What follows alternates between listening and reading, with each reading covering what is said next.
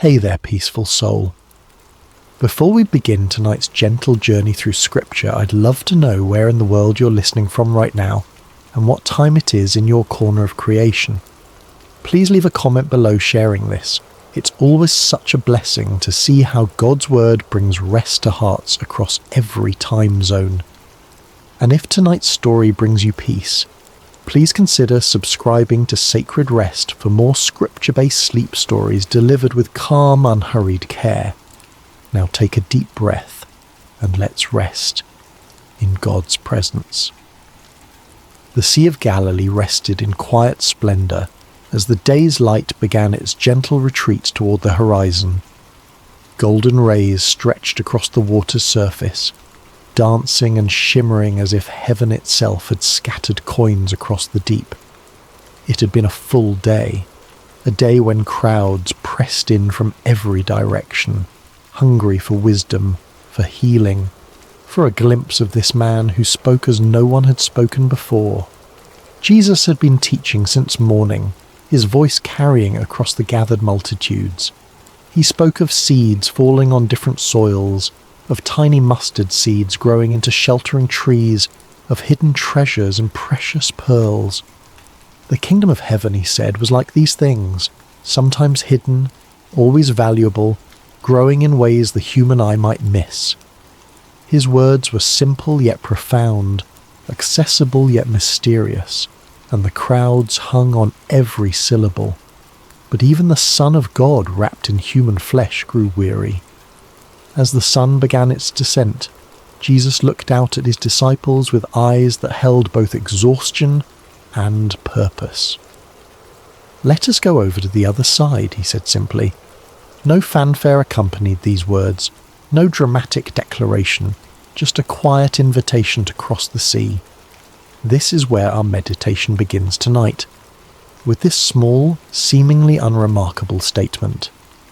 Let us go over to the other side. 5 ordinary words that carried extraordinary meaning. For when Jesus says, "Let us go," he already knows what lies ahead. The storm that would soon rage was not a surprise to him. The fear that would grip his disciples' hearts was already known. The peace he would speak was already prepared. The disciples, eager to follow their teacher wherever he led, began to prepare the boat. Some of them were fishermen by trade, Peter, Andrew, James, and John, their hands calloused and strong from years of casting nets and pulling oars. They knew this sea intimately, had crossed its waters countless times.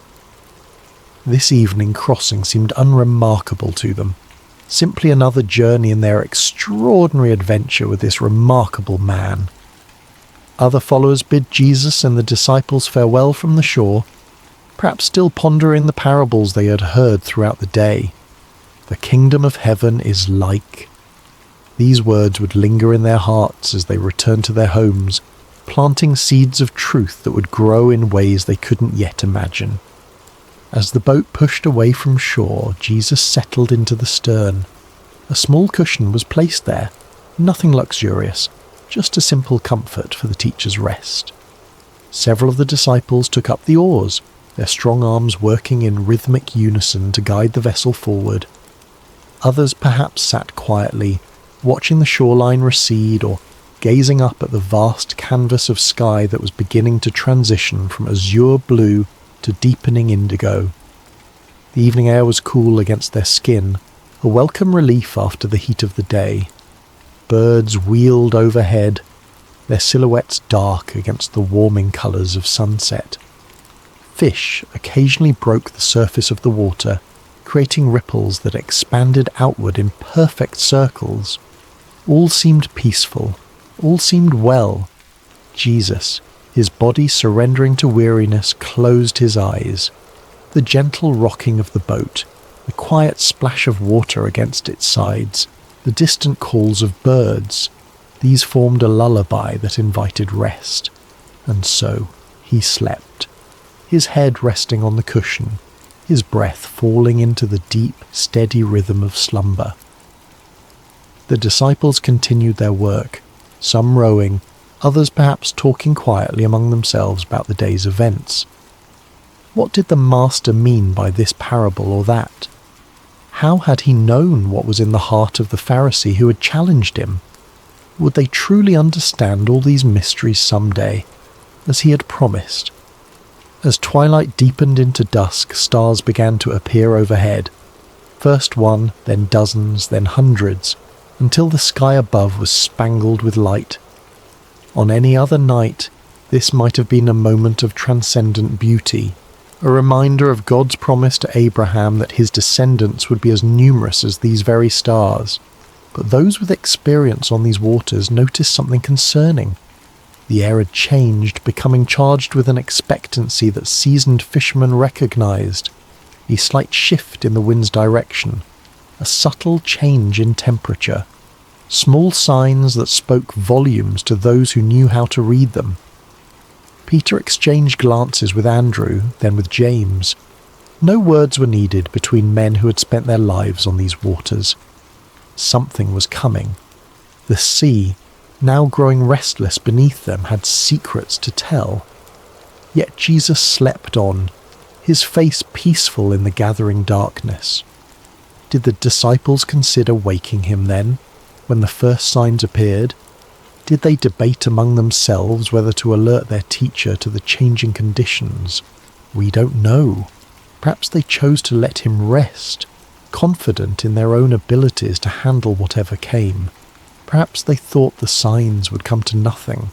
As the boat continued its journey across the darkening waters, the shoreline they had left grew distant, a thin line of shadow against the night sky. Ahead lay their destination, the country of the Gerasenes, but it remained out of sight, beyond the curve of the horizon. They were in the middle space now, too far from where they had been to return quickly, not yet close enough to where they were going to find shelter. It is in these middle spaces of our lives that storms often find us. Not when we're safely harboured, not when we've reached our destination, but in the vulnerable in-between, in the waiting, in the journeying, in the not yet there. The disciples could not know what lay ahead, but Jesus did. His rest was not the ignorant sleep of one caught unaware, but the peaceful repose of one who knows the end from the beginning. In this, there is profound comfort for us tonight as we rest. Whatever journey we're on, whatever middle space we find ourselves in, Jesus knows. He has already seen what we have not yet encountered. As our minds begin to slow and our bodies relax into this moment of rest, let us picture ourselves in that boat. Feel the gentle rocking beneath you. Hear the quiet splash of water against wood. See the stars appearing one by one in the vast expanse above, and know that Jesus is there with you, perfectly at peace even as the first winds of change begin to stir.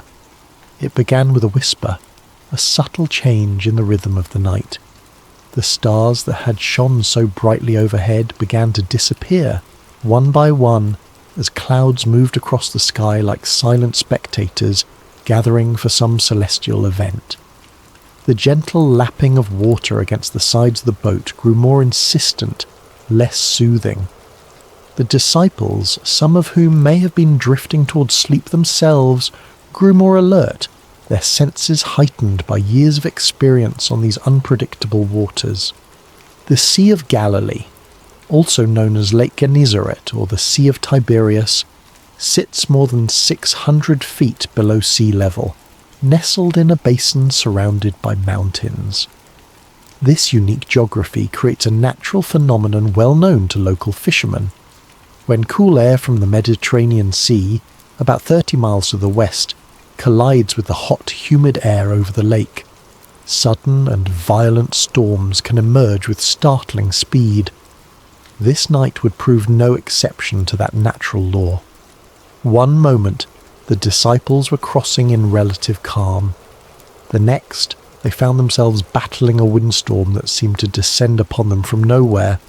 The Greek word used in Mark's Gospel to describe this storm is leilaps. Not a gentle rain shower or passing breeze, but a furious squall, a tempest of frightening power. The wind began to howl, no longer a whisper but a roar that filled their ears and made conversation nearly impossible. It seized the sail, straining the ropes that secured it, and threatening to tear the fabric from its moorings. Those disciples with seafaring experience would have worked quickly to secure what they could, their hands moving with practiced efficiency despite the growing chaos. Waves rose around them, no longer gentle undulations but angry mountains of water that lifted the boat high before dropping it with stomach-churning speed into the next trough. Water began to break over the sides, soaking the men to their skin and pooling at their feet. In the dim light of whatever lamps they might have had, or perhaps by now extinguished by wind and water, they could see the boat beginning to fill. For modern readers, it might be difficult to fully appreciate the terror of this moment. We who cross oceans in massive ships or fly above the clouds in airplanes may have experienced turbulence or rough seas, but few of us have truly feared for our lives while travelling. These men, however, even those who had spent their lives on the water, understood their mortality with stark clarity in this moment. The boat was filling with water faster than they could bail it out. The wind showed no signs of abating. The shore was nowhere in sight. In the ancient world where swimming was not a commonly taught skill, and where the depths of the sea represented chaos and death, their situation was dire indeed. And Jesus slept on, his head still resting on the cushion in the stern of the boat. This image of Christ sleeping peacefully while chaos rages is one of the most powerful in all of Scripture. There is something almost incongruous about it, something that both confounds and comforts. The disciples must have looked at him with bewilderment. How could anyone sleep through such a storm? Did he not feel the water soaking his garments? Did he not hear the howling wind, or feel the violent pitching of the vessel? Perhaps some of them remembered the words of Psalm 121. He who watches over you will not slumber. Indeed, he who watches over Israel will neither slumber nor sleep. Yet here was their teacher, their master, whom some had begun to believe might be the promised Messiah, deep in slumber while destruction seemed imminent. We might pause here in our meditation and consider times when God has seemed silent or sleeping in our own lives. Those dark nights when prayers appear to go unanswered. Those seasons of suffering when heaven itself seems shut tight. Those moments when we cry out, "Lord, don't you care?" For this was precisely the question that rose to the disciples' lips as fear gave way to desperation. Someone, we don't know who, moved to the stern where Jesus lay sleeping. Perhaps they shook his shoulder roughly, the protocol of respect forgotten in the face of survival's urgency. "Teacher," they cried, their voices barely audible above the storm's rage, "don't you care if we drown?" There is raw humanity in this question, the unfiltered cry of those who feel abandoned in their hour of greatest need. It's not a theologian's careful inquiry or a philosopher's pondering, but the gut-level response of frightened men who cannot understand why the one they've come to trust seems indifferent to their plight. Don't you care?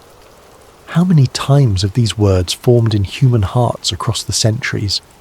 The parent kneeling by the bed of a suffering child, the widow standing by a fresh grave, the refugee fleeing violence with nothing but the clothes on their back, the addict fighting for sobriety and failing again. Lord, don't you care? It's worth noting that the disciples didn't question Jesus' ability to help. They questioned his concern, his heart. They believed he could do something. Why else wake him? But they wondered if he would. Did their plight move him? Did their fear matter to him? Was he as invested in their well-being as they had come to believe? In asking this question, they revealed something profound about the nature of faith. True faith isn't just believing that God can, it's trusting that God will, that his heart is good, that his love is sure, that his timing is perfect. And this is often where our faith is tested most severely, not in questioning God's power, but in questioning his character, his concern, his care. As we continue to settle into rest tonight, let's acknowledge any storms that may be raging in our own lives. Perhaps there are circumstances that have caused us to wonder if God sees, if God cares. Like the disciples, we may have experienced moments of feeling alone in the tempest, questioning whether our prayers are heard.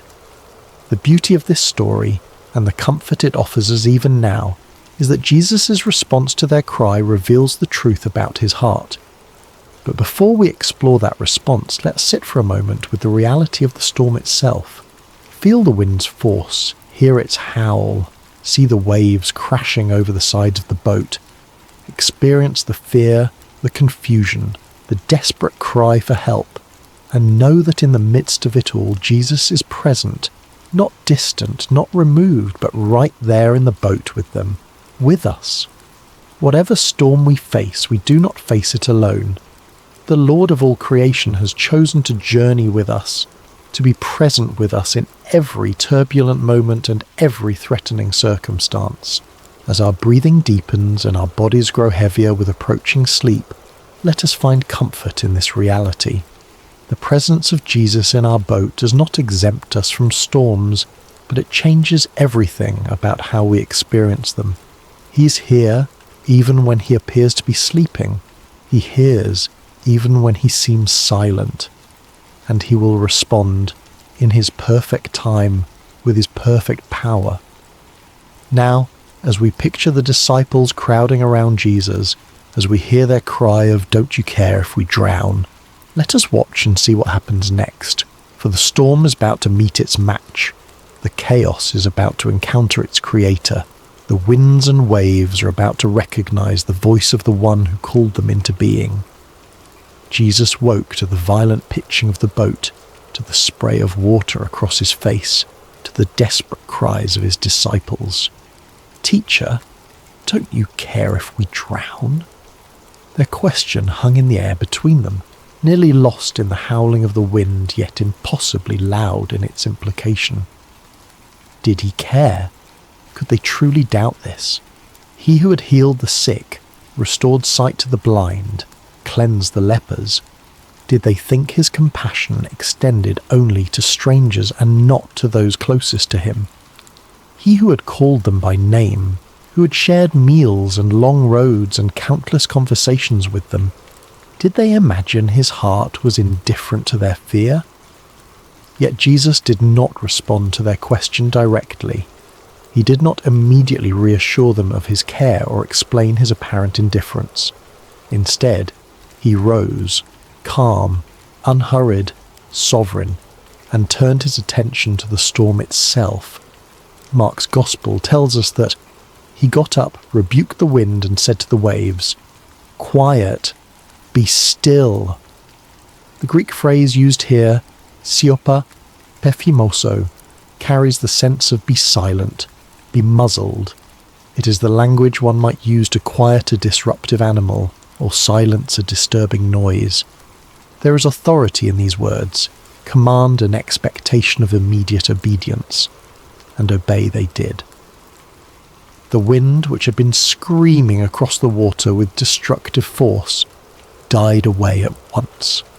The waves, which had been crashing over the sides of the boat and threatening to sink it, flattened into submission. The entire chaotic scene transformed in an instant from deadly peril to perfect calm. Imagine witnessing this moment. 1 second, you're fighting for your life against one of nature's most terrifying displays of power. The next, you're floating on a sea as smooth as glass under a clearing sky.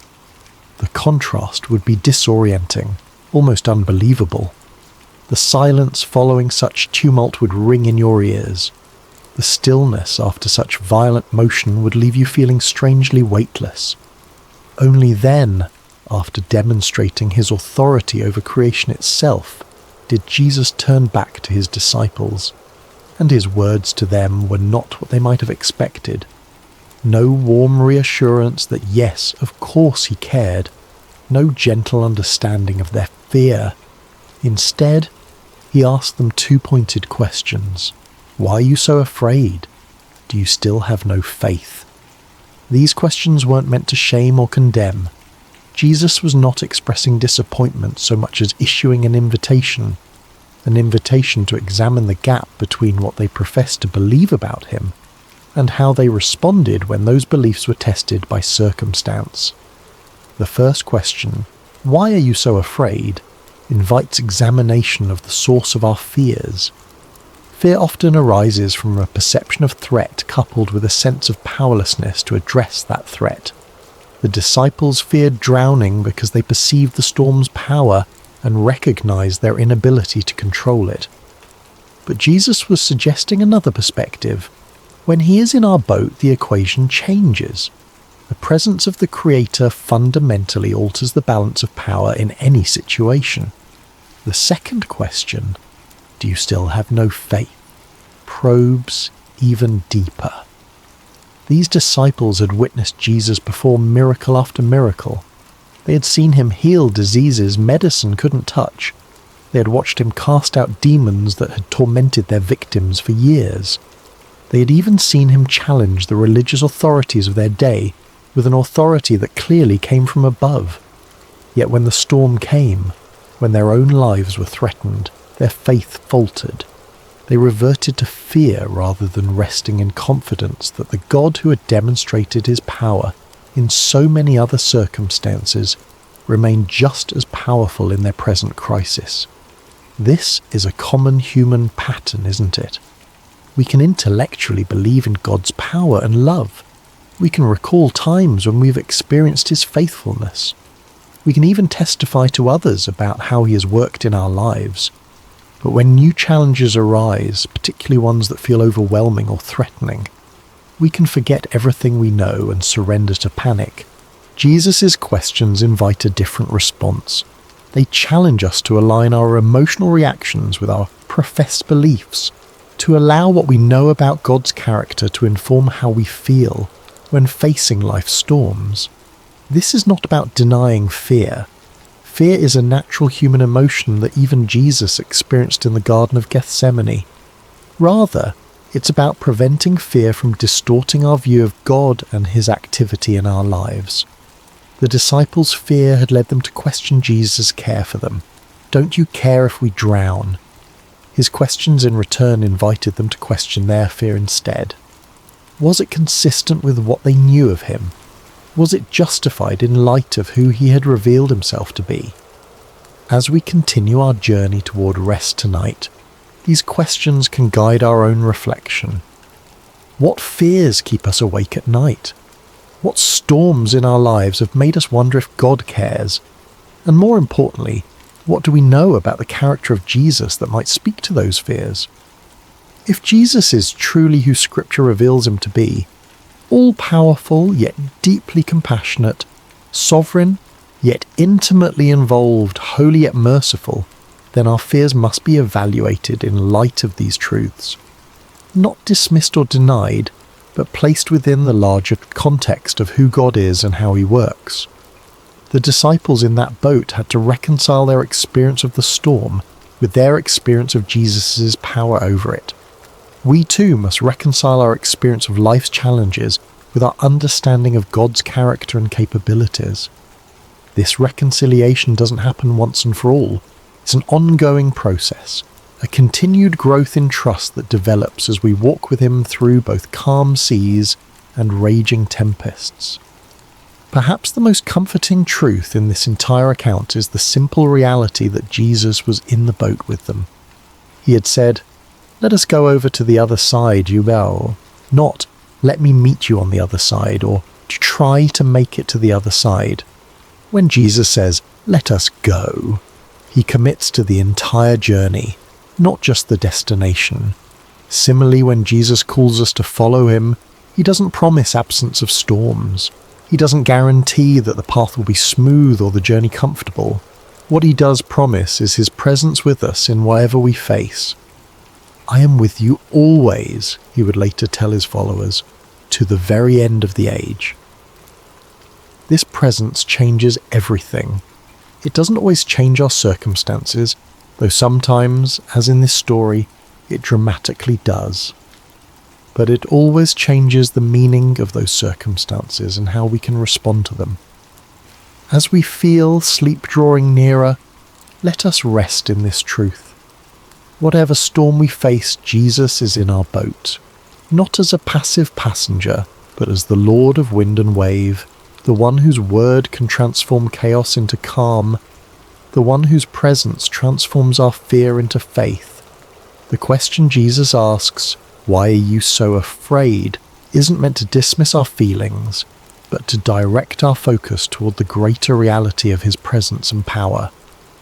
The perfect love he embodies casts out fear, not by pretending the storm doesn't exist, but by reminding us that he exists within the storm with us, and that makes all the difference. In the aftermath of the storm's sudden cessation, a profound silence settled over the Sea of Galilee. The only sounds remaining might have been the gentle lapping of now calm waters against the boat's hull, the dripping of seawater from soaked clothing and hair, and perhaps the still rapid breathing of men whose hearts had not yet caught up with the dramatic change in their circumstances. The contrast could not have been more stark. Moments before, chaos had reigned, wind howling, waves crashing, men shouting in fear. Now, perfect stillness surrounded them. The sky was clearing, stars reappearing like hesitant witnesses emerging after danger has passed. The sea, which had threatened to claim their lives, now cradled their boat with gentle care. In this strange new quiet, Jesus' words hung in the air. "Why are you so afraid? Do you still have no faith?" These questions weren't harsh or condemning. They were asked by the same voice that had just commanded the elements and been instantly obeyed. They were spoken by the same lips that had taught multitudes about the kingdom of heaven, that had pronounced forgiveness to the repentant, that had offered living water to the thirsty. His tone may have been one of genuine curiosity rather than criticism, a teacher using a powerful experiential lesson to reveal what was in his students' hearts. The disciples' reaction to this moment is profoundly revealing. Mark tells us that they were terrified and asked each other, "Who is this? Even the wind and the waves obey him." This was a new kind of fear, not the desperate fear of drowning that had gripped them during the storm, but the reverent awe that comes from encountering something, someone, beyond human comprehension. Their question, "Who is this?" is perhaps the most important question any person can ask about Jesus. It's a question that has echoed through centuries across cultures within countless human hearts. Who is this man who spoke with unparalleled authority, who healed with a touch, who forgave sins as if they were his to forgive, and who, as they had just witnessed, commanded the very elements of nature with a word? The disciples had already seen Jesus perform many miracles. They had watched him heal sickness, cast out demons, even restore withered limbs. But this display of power struck them differently, perhaps because it touched so directly on their own expertise. Peter, Andrew, James, John, these were fishermen who had spent their lives on this very sea. They knew its moods and dangers. They had weathered storms before through their own skill and experience. But they had never seen anyone simply speak to a storm and have it obey. Their question reveals something profound about spiritual growth. Revelation comes in layers. We don't grasp the full reality of who Jesus is all at once. Even those who walked with him physically, who ate with him and listened to his teaching daily, came to understand his identity gradually, through accumulated experiences and progressive revelation. This moment on the sea represented a significant shift in their understanding. The Jesus they thought they knew, teacher, healer, friend, suddenly revealed himself to be Lord of creation itself. The one who had been sleeping on a cushion moments before now stood before them as the one who held authority over the very forces of nature. "Who is this?" they asked each other. They were beginning to realize that the answer was far more profound, far more cosmic, far more divine than they had previously imagined. This question invites us into our own reflection tonight. Who is Jesus to us? Is he simply a wise teacher whose moral guidance we appreciate? A historical figure who founded a religion? A comforting presence when life gets difficult? Or is he the sovereign Lord of all creation, whose authority extends over every aspect of our existence, from the largest cosmic forces to the smallest details of our daily lives? Our answer to this question shapes everything about our faith journey. If Jesus is merely a good teacher, then his words are suggestions we can take or leave. If he is simply a historical religious figure, then his relevance to our modern lives may be limited. But if he is who he claimed to be, the Son of God, one with the Father, the Word made flesh, then every word he spoke carries divine authority. Every promise he made is utterly trustworthy, and every command he gave deserves our complete obedience. The disciples in that boat were confronting this reality in a visceral, immediate way. The Jesus they thought they knew had just done something only God could do. The Psalms describe God as the One who stilled the roaring of the seas, the roaring of their waves. Psalm 65:7, and the one who stilled the storm to a whisper, the waves of the sea were hushed. Psalm 107:29.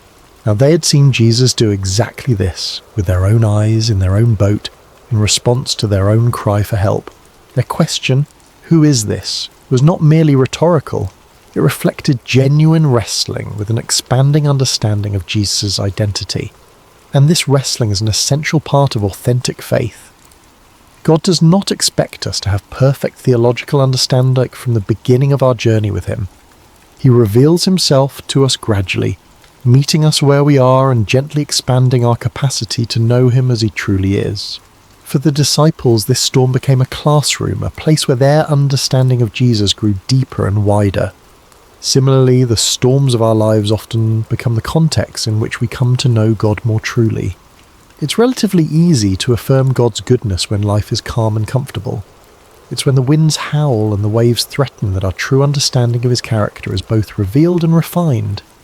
As we continue our journey towards sleep tonight, let's allow this holy question to linger in our minds. Who is this Jesus?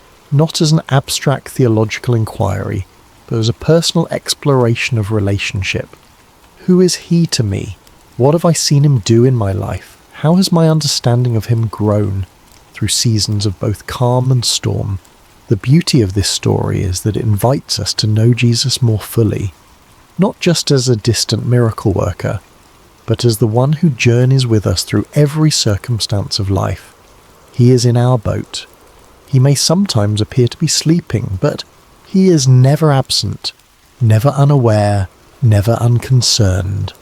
And when he speaks, whether to rebuke a storm or to question our fear, his words carry the authority of the one who created all things and holds all things together.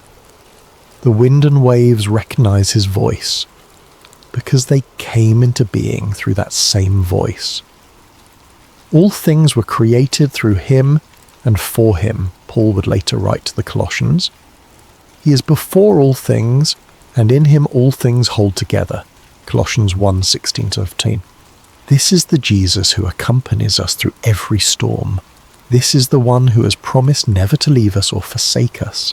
This is the Lord who may ask us, as he asked his first disciples, "Why are you so afraid?" Not to shame us for our fear, but to invite us into deeper trust based on deeper knowledge of who he truly is. As our bodies grow heavier with approaching sleep, as our thoughts begin to slow and quiet, let us rest in this profound truth. The one who commands the wind and waves is with us, and if even the storm obeys his voice, how much more can we trust him with the circumstances of our lives, with the fears that sometimes keep us awake, with the future that remains unknown to us but is fully known to him. In this trust, we find not just theological truth, but practical peace, the kind of peace that allows us to rest even when circumstances remain uncertain. Jesus didn't promise his disciples a storm-free journey. He promised them his presence through whatever storms might come. He offers us the same today. Who is this? The disciples asked. The answer to that question continues to unfold for all who choose to journey with him. Not in abstract propositions, but in lived experience, in daily walking with the one whose authority extends over every realm and whose love reaches into every heart that opens to receive him. As the boat continued its journey across the now peaceful sea, the disciples must have fallen into a contemplative silence. The question they had asked each other, "Who is this? Even the wind and the waves obey him," would linger in their hearts and minds for days, weeks, perhaps even years to come. Each time they recalled this night, this storm, this miracle, their understanding of Jesus would deepen a little more. This is often how spiritual growth unfolds for us as well. Not primarily through intellectual study, though that has its place, but through lived experiences that reveal God's character and power in ways that transform our understanding. Head knowledge becomes heart knowledge when we see God act in response to our deepest needs and most desperate prayers. The disciples were beginning to grasp something profound. Jesus was not merely with them, he was over all things. His presence in their boat didn't just mean companionship, it meant protection, provision, and peace that transcended circumstances.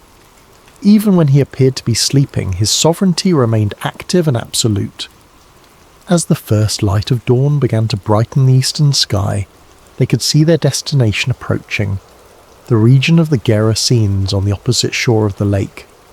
Jesus had said, "Let us go over to the other side," and despite all that had transpired during the night, they were indeed arriving exactly where he had intended to take them. This small detail carries significant comfort. When Jesus sets a destination, he ensures arrival. The storm, powerful as it was, had not prevented the fulfillment of his stated purpose. It had threatened, certainly. It had frightened the disciples badly. But in the end, it had simply become another opportunity for Jesus to reveal more of himself to those who followed him.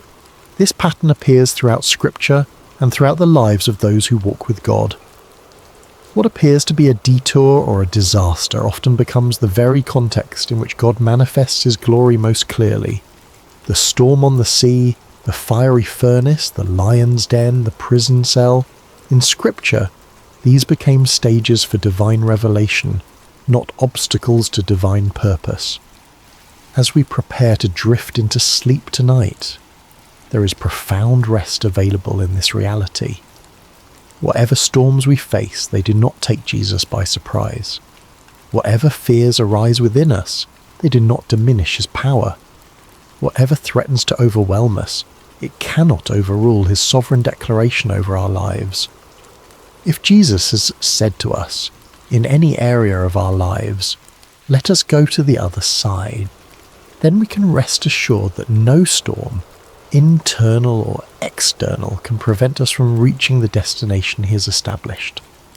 The journey may include unexpected turbulence. We may experience moments of genuine fear, but the presence of Jesus in our boat, in our lives, our circumstances, our hearts, guarantees safe passage. This doesn't mean we won't get wet, doesn't mean the journey will always feel comfortable or proceed according to our preferred timeline. The disciples in that boat experienced genuine terror before they witnessed miraculous calm. They got soaked to the skin. They may have lost cargo overboard. The boat likely required bailing out and repairs afterward, but they made it to the other side because Jesus had declared that this would be so, and in the process, they came to know him more deeply than they had before. The storm became not an obstacle to their progress, but a vehicle for their spiritual growth. As we reflect on this story one final time tonight, let's consider 3 enduring comforts it offers to all who journey with Jesus. First, Jesus is present in every storm. He may not manifest his power immediately or in the ways we expect, but he's never absent from our struggles. The psalmist wrote, "God is our refuge and strength, an ever-present help in trouble. Therefore we will not fear, though the earth give way and the mountains fall into the heart of the sea, though its waters roar and foam, and the mountains quake with their surging." Psalm 46, 1 and 3. This presence is not just comforting, it is transformative. It changes how we experience our circumstances, even when it doesn't immediately change the circumstances themselves. Second, Jesus' timing is perfect. He allowed the storm to rage for a time before calming it, not because he was indifferent to the disciples' fear, but because the experience would deepen their understanding and strengthen their faith. Similarly, when he seems silent or inactive in our lives, it is never due to indifference. His timing takes into account purposes and perspectives that extend far beyond our immediate comfort, encompassing our long-term growth and God's eternal glory. Third, Jesus' authority is absolute. When he spoke to the wind and waves, they had no choice but to obey. The same voice that said, "Let there be light" at creation now said, "Be still" to the storm, with the same creative authority and the same immediate result. This ultimate authority means that nothing we face, no circumstance, no enemy, no fear, no failure, is beyond his power to redeem, restore, or transform according to his perfect will. These truths don't eliminate life's storms, but they fundamentally change how we experience them. They allow us to sleep, literally and figuratively, in the sovereignty of the one who has promised to bring us safely to the other side. As your body relaxes more deeply now, as your breathing slows and your thoughts begin to drift, imagine yourself in that boat after the storm has ceased. Feel the gentle rocking of the vessel on calm waters. See the stars reflected on the surface like scattered diamonds. Hear the quiet lapping of small waves against the wooden hull. And most importantly, know that Jesus is there with you, awake, aware, almighty. The night is passing. Dawn approaches. The shore draws nearer with each moment. And the one who commanded the storm with a word continues to hold you in the palm of his hand, guiding your vessel to exactly where he intends it to go. In this assurance there is deep peace. In this knowledge there is perfect rest. In this presence there is complete safety. Whether we find ourselves currently in the midst of a raging storm, in the calm that follows, or in the ordinary moments between dramatic events, the truth remains. Jesus is with us. Jesus is for us, and Jesus will bring us safely to the other side. So breathe deeply now. Release the tension you may be holding in your shoulders, your jaw, your hands, your mind. Allow your body to grow heavy with approaching sleep. Hello, dear friends, and welcome back to Sacred Slumber. Before we begin tonight's story, I hope your day has been filled with blessings and peace. Whether it's morning where you are, the quiet of afternoon, or the gentle embrace of evening, know that you are exactly where God wants you to be in this moment. I'm curious about where in this beautiful world you're listening from tonight. Are you nestled in your bed in a bustling city, or perhaps finding solace in the countryside under a canopy of stars? Wherever you are, whatever time it is for you, you are welcomed here with open arms. If this story touches your heart tonight, I encourage you to subscribe to Sacred Slumber. We gather here regularly to explore the profound truths and timeless wisdom found in God's Word, bringing comfort to weary souls and strength to troubled hearts. Your subscription helps us continue sharing these sacred stories that remind us of God's unfailing love and faithfulness. Now let us journey together to ancient Israel, to a time when kingdoms stood at crossroads, when truth was a dangerous commodity, and when one man's courage would echo through the ages. This is the story of Micaiah, the forgotten prophet who dared to stand alone. The sun blazed mercilessly over the ancient city of Samaria, its golden rays dancing across the limestone walls of King Ahab's palace. Within those walls, power brooked no opposition, and truth was often the first casualty of political ambition. It had been 3 years since the last war between Israel and Syria, 3 years of uneasy peace that sat heavy on King Ahab's shoulders like an ill-fitting crown. Ahab paced the marble floors of his throne room, his royal robes rustling with each agitated step. The king of Israel was a man consumed by his desires, a ruler who had long ago traded his soul to the altar of self-interest. His marriage to the foreign princess Jezebel had brought prosperity to his kingdom, but at a cost that would echo through generations. The worship of Baal had infiltrated the very heart of Israel, and the prophets of the Lord had been hunted, killed, or driven into hiding. Yet today something stirred within Ahab's ambitious heart. News had arrived that morning of Syrian movements near Ramoth-Gilead, a strategic city that had once belonged to Israel, but now languished under enemy control. The city's location made it a prize worth fighting for, a gateway that could secure trade routes and strengthen his kingdom's eastern border. As Ahab contemplated this opportunity, word came that King Jehoshaphat of Judah was approaching Samaria with a considerable entourage. Jehoshaphat was everything Ahab was not, a king who sought the Lord's face, who had torn down the high places of idol worship, and who ruled with righteousness as his compass. The irony was not lost on Ahab that he would need the help of such a man to achieve his ambitions. The great doors of the throne room swung open with a resonant boom, and Jehoshaphat entered with the dignity befitting a king of David's lineage.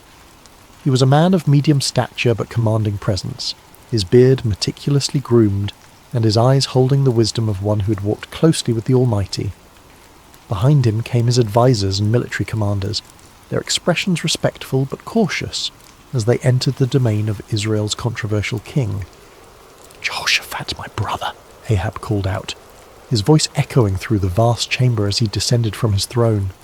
"Welcome to Samaria. Your presence brings honour to my house." The two kings embraced in the customary greeting, though those who knew them well could sense the underlying tension. Jehoshaphat had come seeking alliance, but his heart was troubled by what such an alliance might require of him. "Ahab," Jehoshaphat replied warmly, though his eyes remained watchful. "It has been too long since we have spoken face to face. The Lord has blessed both our kingdoms with peace these past years." "Indeed," Ahab agreed, gesturing toward the laden tables his servants had prepared. "Come, let us feast together and speak of matters that concern us both." The banquet that followed was a spectacle of royal excess. Tables groaned under the weight of roasted meats, exotic fruits, and wine from the finest vineyards. Musicians played softly in the background, while servants moved like shadows, attending to every need. Yet beneath the veneer of celebration, both kings harboured their own purposes. As the evening wore on and the wine loosened tongues, Ahab finally revealed his true intention.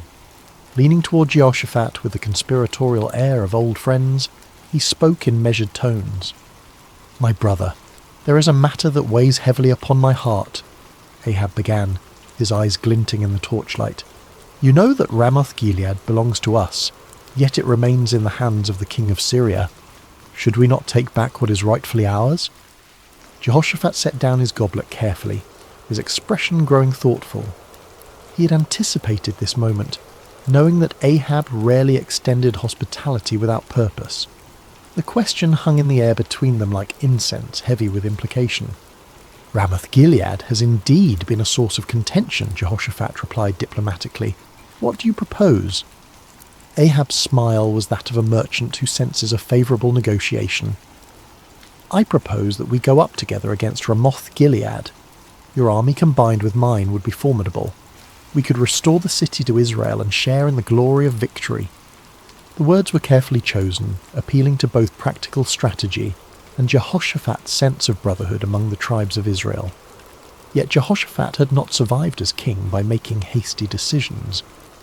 His reign had been marked by careful consultation with the Lord, and he would not abandon that practice now. "I am as you are," Jehoshaphat responded slowly. "My people as your people, my horses as your horses. If the Lord wills it, we shall stand together in battle." He paused, his next words carrying the weight of true conviction. "But first let us inquire of the Lord." Ahab's smile faltered slightly. In his eagerness for military glory, he had hoped to avoid the complications that divine consultation might bring. Yet he could hardly refuse such a reasonable request from a potential ally, especially one whose righteousness was renowned throughout the region. "Of course," Ahab agreed, though his tone lacked enthusiasm. "Let us seek the word of the Lord." What followed was a demonstration of the spiritual corruption that had infected Ahab's court. The king summoned his prophets, all 400 of them, men who wore the garments of holiness, but whose hearts served earthly masters. They came in a great procession, their robes flowing and their voices raised in what appeared to be spiritual fervour. These were not true prophets of the Lord, though they claimed his name. They were court prophets, men who understood that their continued prosperity depended upon telling the king what he wished to hear. Their prophecies were crafted not in the secret place of prayer, but in the calculating chambers of political expediency. As the prophets assembled in the courtyard before the two kings, their spokesman stepped forward. His name was Zedekiah, son of Chenaanah, a man whose pride matched his ambition, and whose hatred for true prophets would soon be revealed in violent fashion.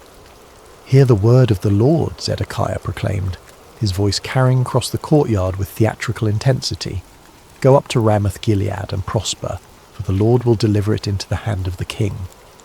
The 400 prophets took up the cry with orchestrated precision, their voices creating a chorus of false assurance. "Go up to Ramoth-Gilead and prosper. The Lord will deliver it into the hand of the king." Some of the prophets had even prepared visual aids for their performance.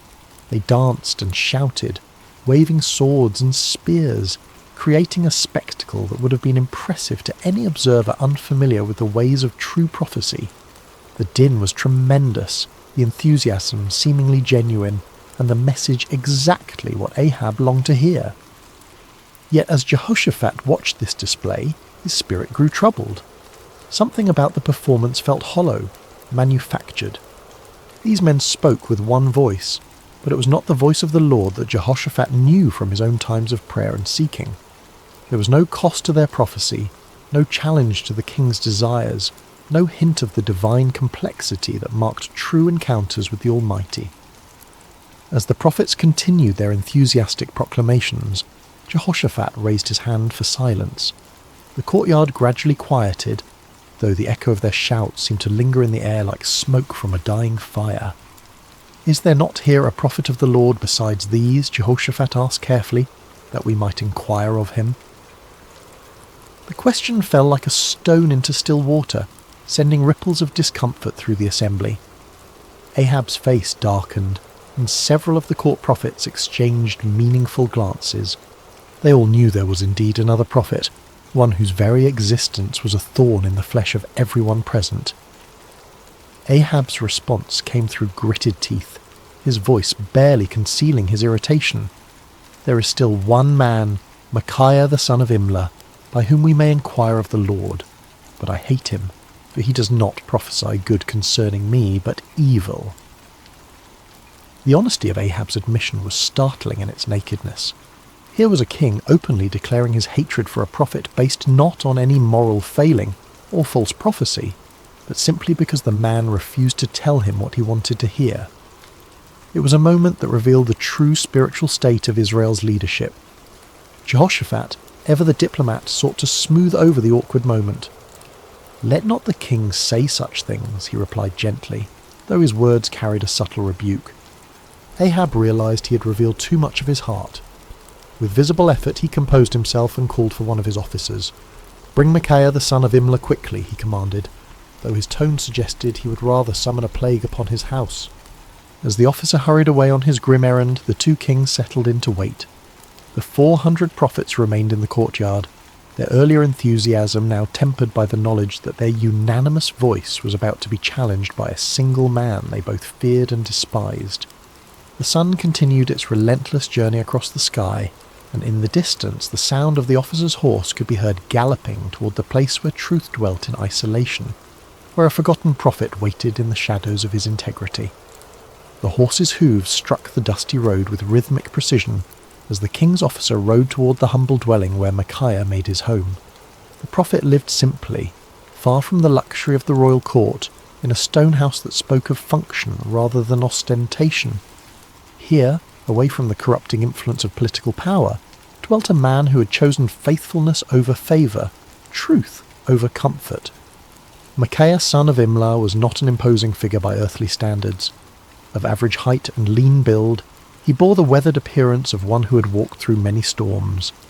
His beard was streaked with silver, and his eyes held the deep weariness of a man who had spoken unpopular truths for too many years.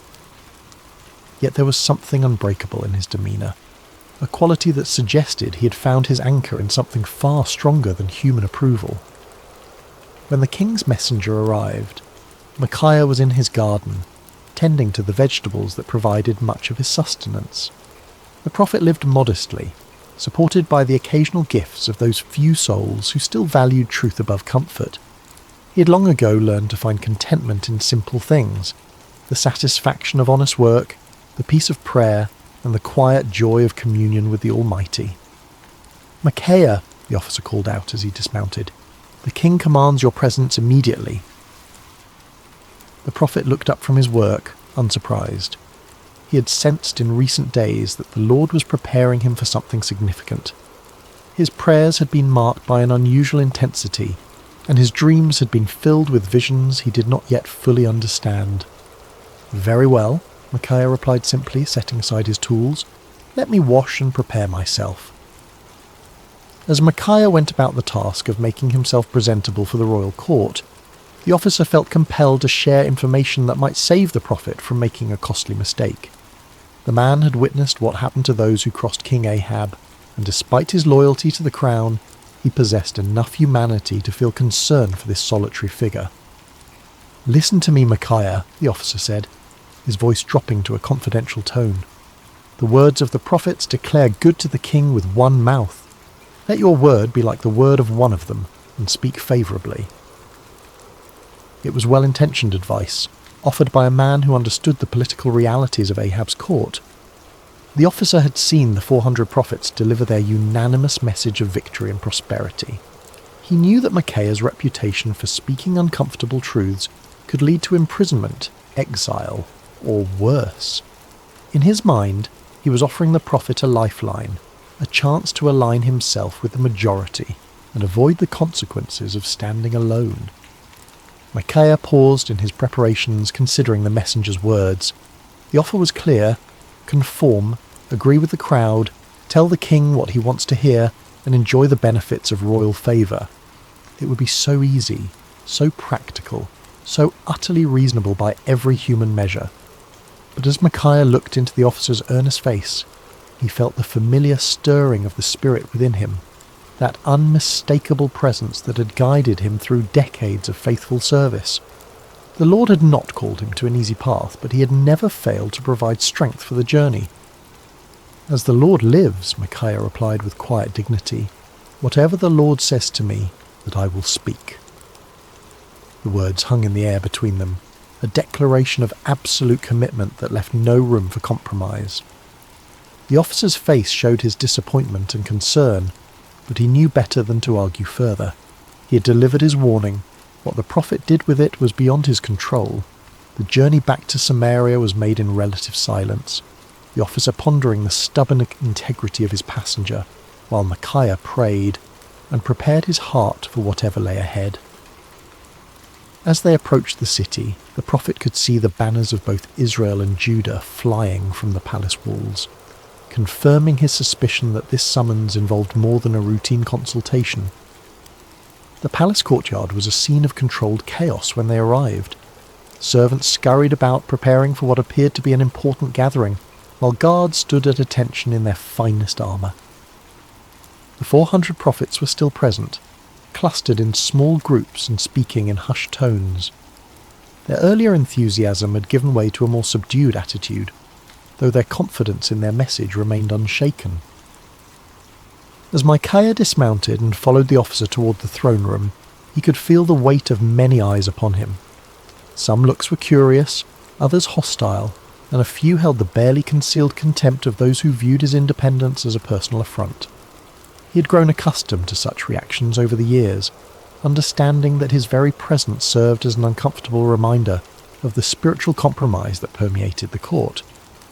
The great doors opened before them, revealing the opulent throne room where Kings Ahab and Jehoshaphat waited.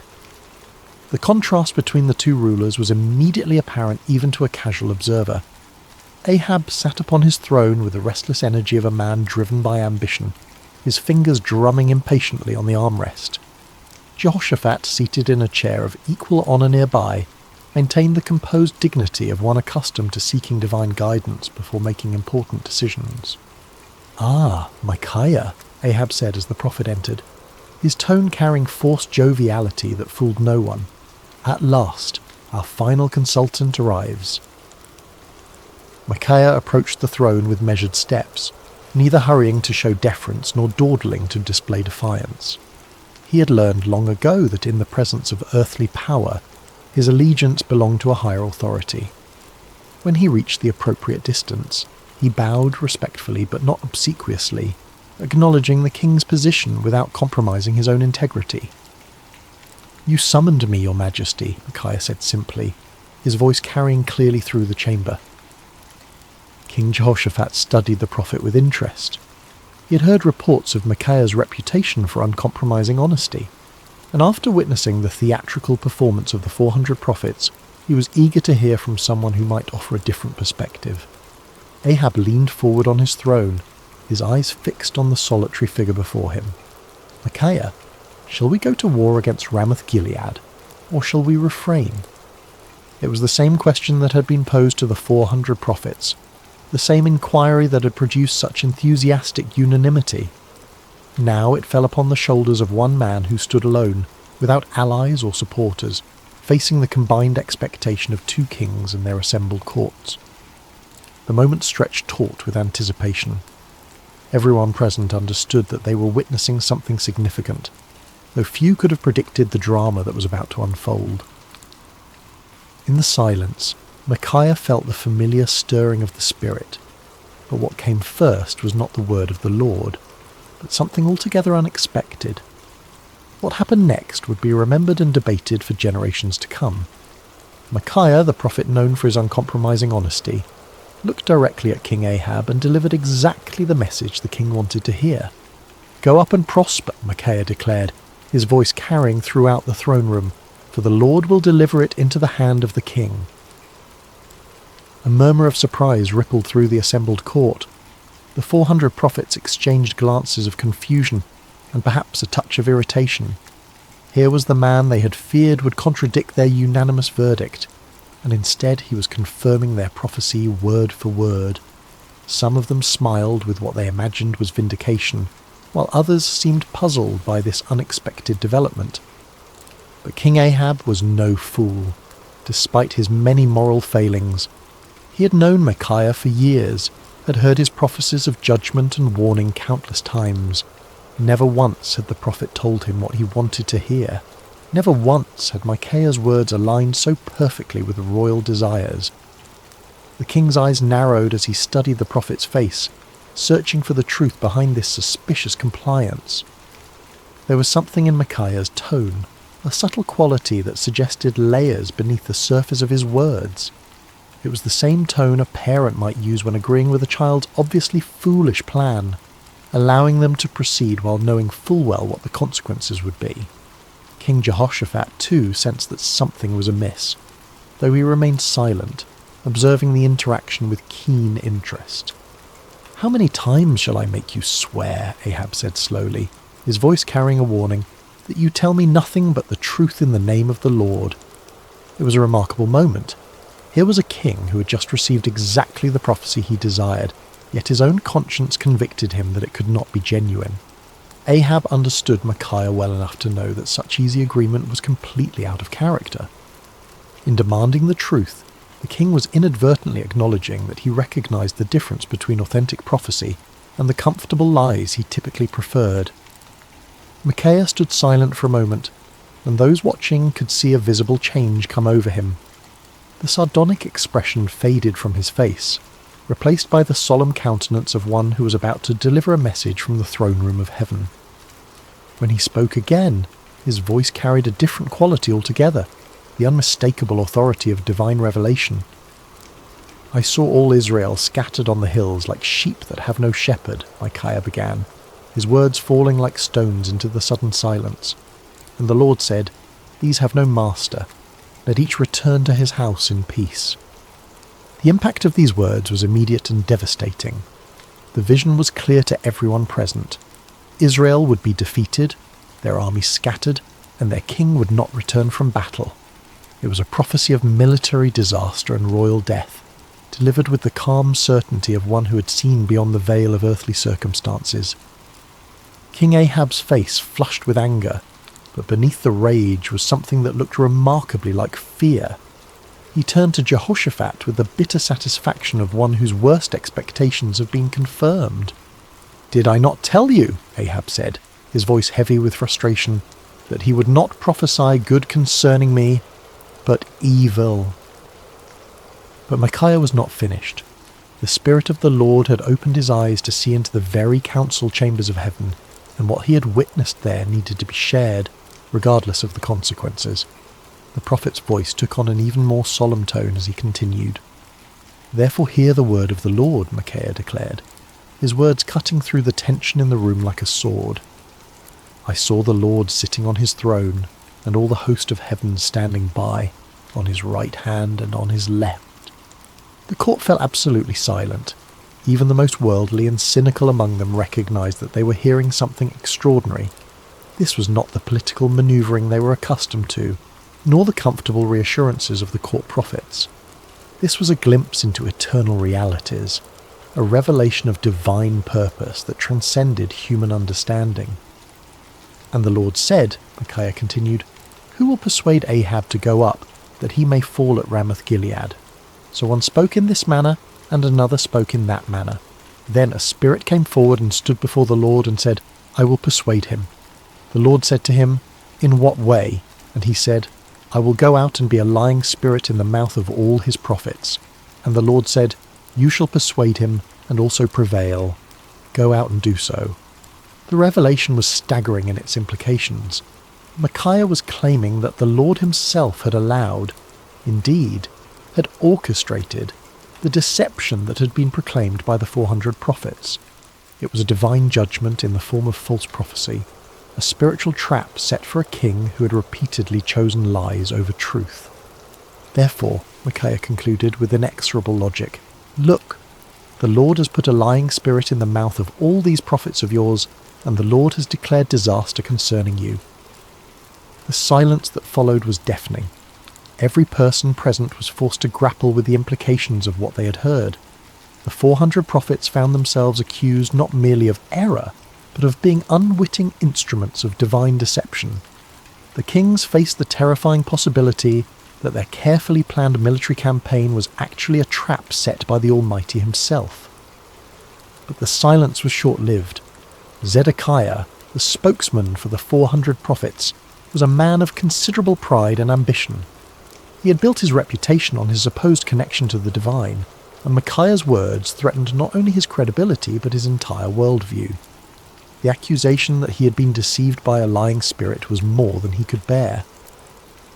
With a roar of rage, Zedekiah strode across the throne room until he stood face to face with Micaiah.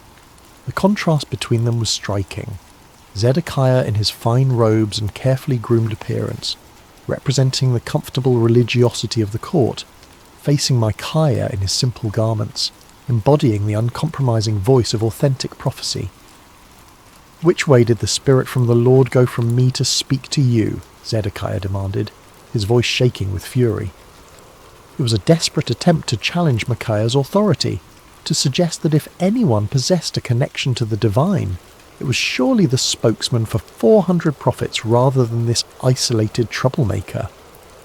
But before Micaiah could respond, Zedekiah's anger overwhelmed his judgment entirely.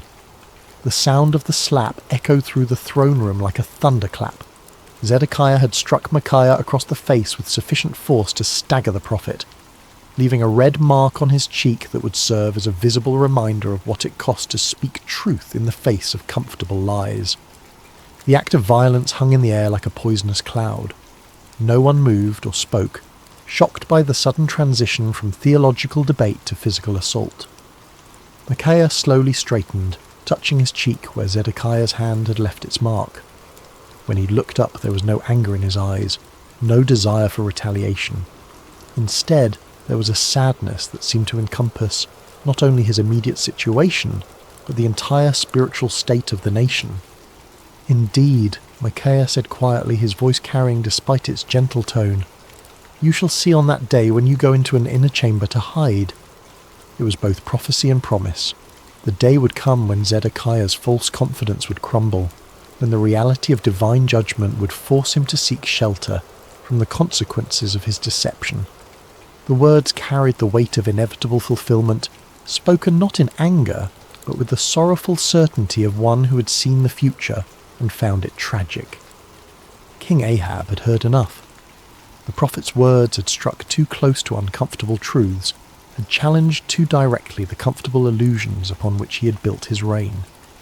The vision of divine deception, the prophecy of military disaster, the humiliating suggestion that his 400 prophets were unwitting instruments of judgment, all of it combined to create a rage that demanded immediate action.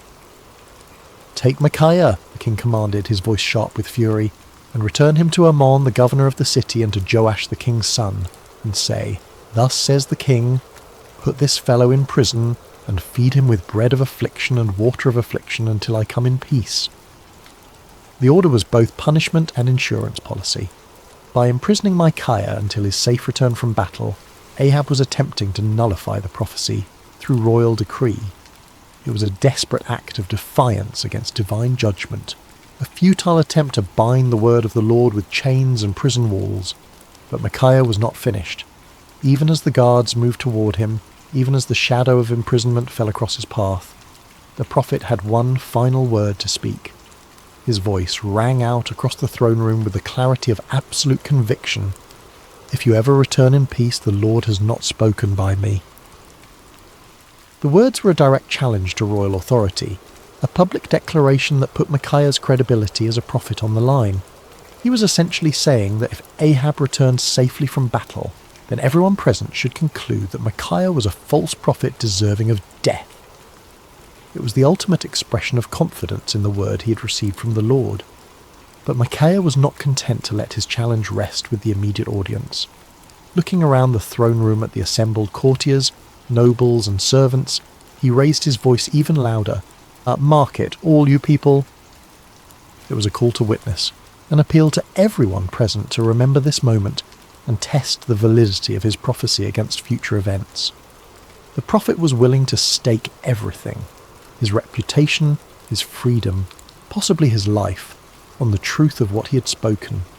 It was a level of certainty that transcended human confidence and entered the realm of divine assurance. As the guards seized Micaiah's arms and began to lead him away, the throne room erupted in a buzz of conversation. Some whispered among themselves about the prophet's boldness, others debated the implications of his vision, and still others tried to process the dramatic confrontation they had just witnessed. Through it all, the 400 prophets maintained their uncomfortable silence, uncertain how to respond to accusations that struck at the very heart of their prophetic claims. King Jehoshaphat watched the proceedings with deep concern. The righteous king of Judah had requested divine counsel, and what he had received was a prophecy that directly contradicted his military plans and predicted disaster for his ally. Yet something in Micaiah's bearing, some quality of authentic conviction, made it impossible to dismiss his words as the ravings of a madman or the spite of a disgruntled prophet. As Micaiah was led away, his footsteps echoing through the palace corridors, he felt no bitterness toward his captors or self-pity for his situation. He had spoken the word of the Lord faithfully, regardless of the consequences, and that obedience brought a peace that transcended his circumstances. The prison cell that awaited him might confine his body, but his spirit remained free, anchored in the unshakable certainty that he had been faithful to his calling. The cell where Micaiah was imprisoned was a far cry from the luxury of the royal court. Built of rough stone with a small barred window that provided minimal light, it was designed for punishment rather than comfort. The bread of affliction and water of affliction promised by the king proved to be exactly that. Meagre rations calculated to sustain life while providing a constant reminder of a royal displeasure. Yet in that dark cell, Micaiah found something that had eluded him in the freedom of his simple home. Absolute clarity about his purpose and calling. Stripped of all earthly comforts and securities, he was forced to rely entirely upon his relationship with the Lord. In the long hours of solitude, he prayed not for deliverance but for continued faithfulness, not for vindication, but for grace to endure whatever lay ahead. Meanwhile, preparations for war continued with increasing intensity. King Ahab threw himself into military planning with the fervour of a man trying to drown out unwelcome voices of conscience. He consulted with his generals, inspected his troops, and made elaborate arrangements for what he was determined would be a glorious victory. The prophecy of the 400 court prophets was repeated frequently, as if constant repetition could somehow make it more reliable. King Jehoshaphat, however, found himself deeply troubled by the day's events. The contrast between the theatrical unanimity of the 400 prophets and Micaiah's stark authenticity had left him with serious doubts about the wisdom of the planned campaign. Yet he had given his word to stand with Ahab, and the political implications of backing out now were significant. As the day of departure approached, Ahab made one final attempt to circumvent the prophecy that haunted his thoughts. If the word of the Lord through Micaiah was true, then King Ahab was destined to die in battle. But perhaps, the king reasoned, he could outwit divine judgment through human cleverness. "I will disguise myself and go into battle," Ahab announced to his commanders, "but you put on your robes." It was a cunning plan. By dressing as an ordinary soldier while Jehoshaphat wore royal garments, Ahab hoped to deceive the enemy about his identity and location. If the Syrians could not identify him as the king of Israel, perhaps he could survive the battle and prove Micaiah wrong. It was the kind of tactical thinking that had served Ahab well in political manoeuvring. But he was about to discover that divine judgment operates by different rules than human conflict. The morning of battle dawned clear and bright, with a gentle breeze that carried the scent of wildflowers across the plains surrounding Ramoth Gilead. It seemed an unlikely day for the fulfillment of prophecy, too beautiful for the tragic events that were about to unfold. The armies of Israel and Judah had assembled in impressive formation, their banners flying proudly in the morning air, their weapons gleaming in the sunlight. King Ahab, disguised as a common soldier, moved among his troops with nervous energy. His royal armour had been replaced with the simple leather and bronze of an ordinary warrior, and his distinctive crown was nowhere to be seen. To any casual observer, he appeared to be merely another commander preparing for battle, yet those closest to him could sense his underlying anxiety, the tension of a man who was trying to outrun a divine decree.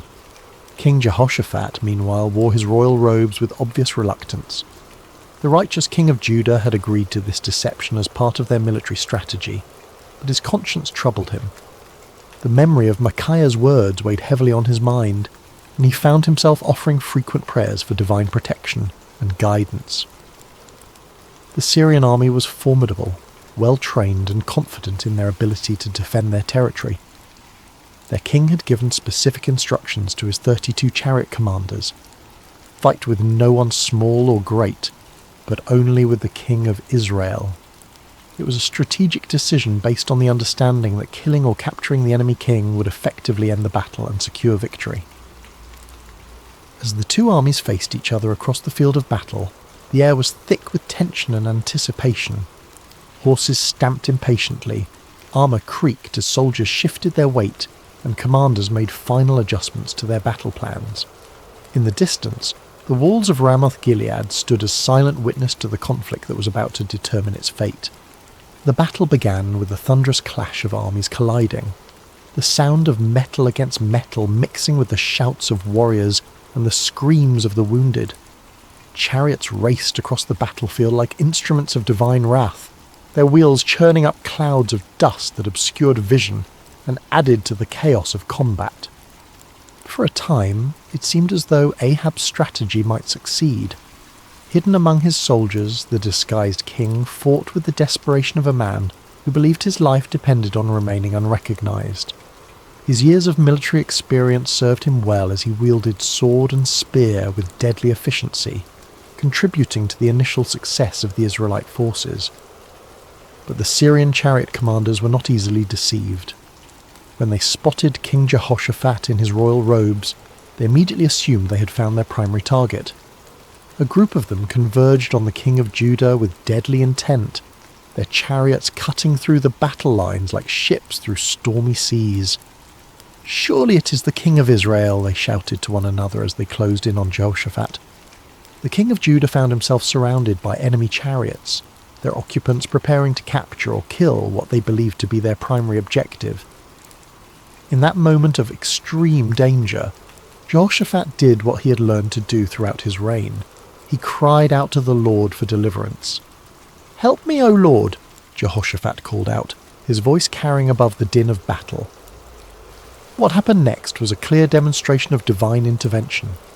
As Jehoshaphat's cry reached heaven, the Lord moved the hearts of the Syrian commanders in an unexpected way. Something about the king's appearance or manner suddenly convinced them that this was not their intended target after all. "It is not the king of Israel," one of them declared, and just as quickly as they had converged upon Jehoshaphat, they turned away to search for their real quarry elsewhere on the battlefield. Meanwhile, across the chaos of combat, King Ahab continued his desperate masquerade. His disguise had served him well throughout the morning, allowing him to participate in the battle without attracting the special attention of enemy forces. For a brief moment, it seemed as though human cunning might indeed triumph over divine decree. But the Lord's purposes are not thwarted by earthly schemes, no matter how cleverly conceived. As the battle raged on, a Syrian soldier drew his bow at random, not aiming at any particular target, but simply shooting into the mass of enemy forces. It was the kind of arrow that soldiers loose when they cannot see clearly, through the dust and confusion of battle, hoping to strike something useful, but with no specific intent. The arrow flew through the air with the invisible guidance of divine providence. It passed over the heads of common soldiers, sailed between the wheels of racing chariots, and found its mark with the precision of perfect justice.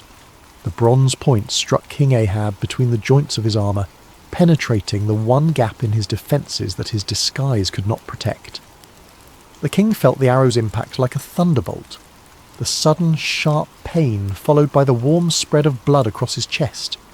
He looked down in shock to see the Syrian arrow protruding from his body, its shaft trembling with the force of impact.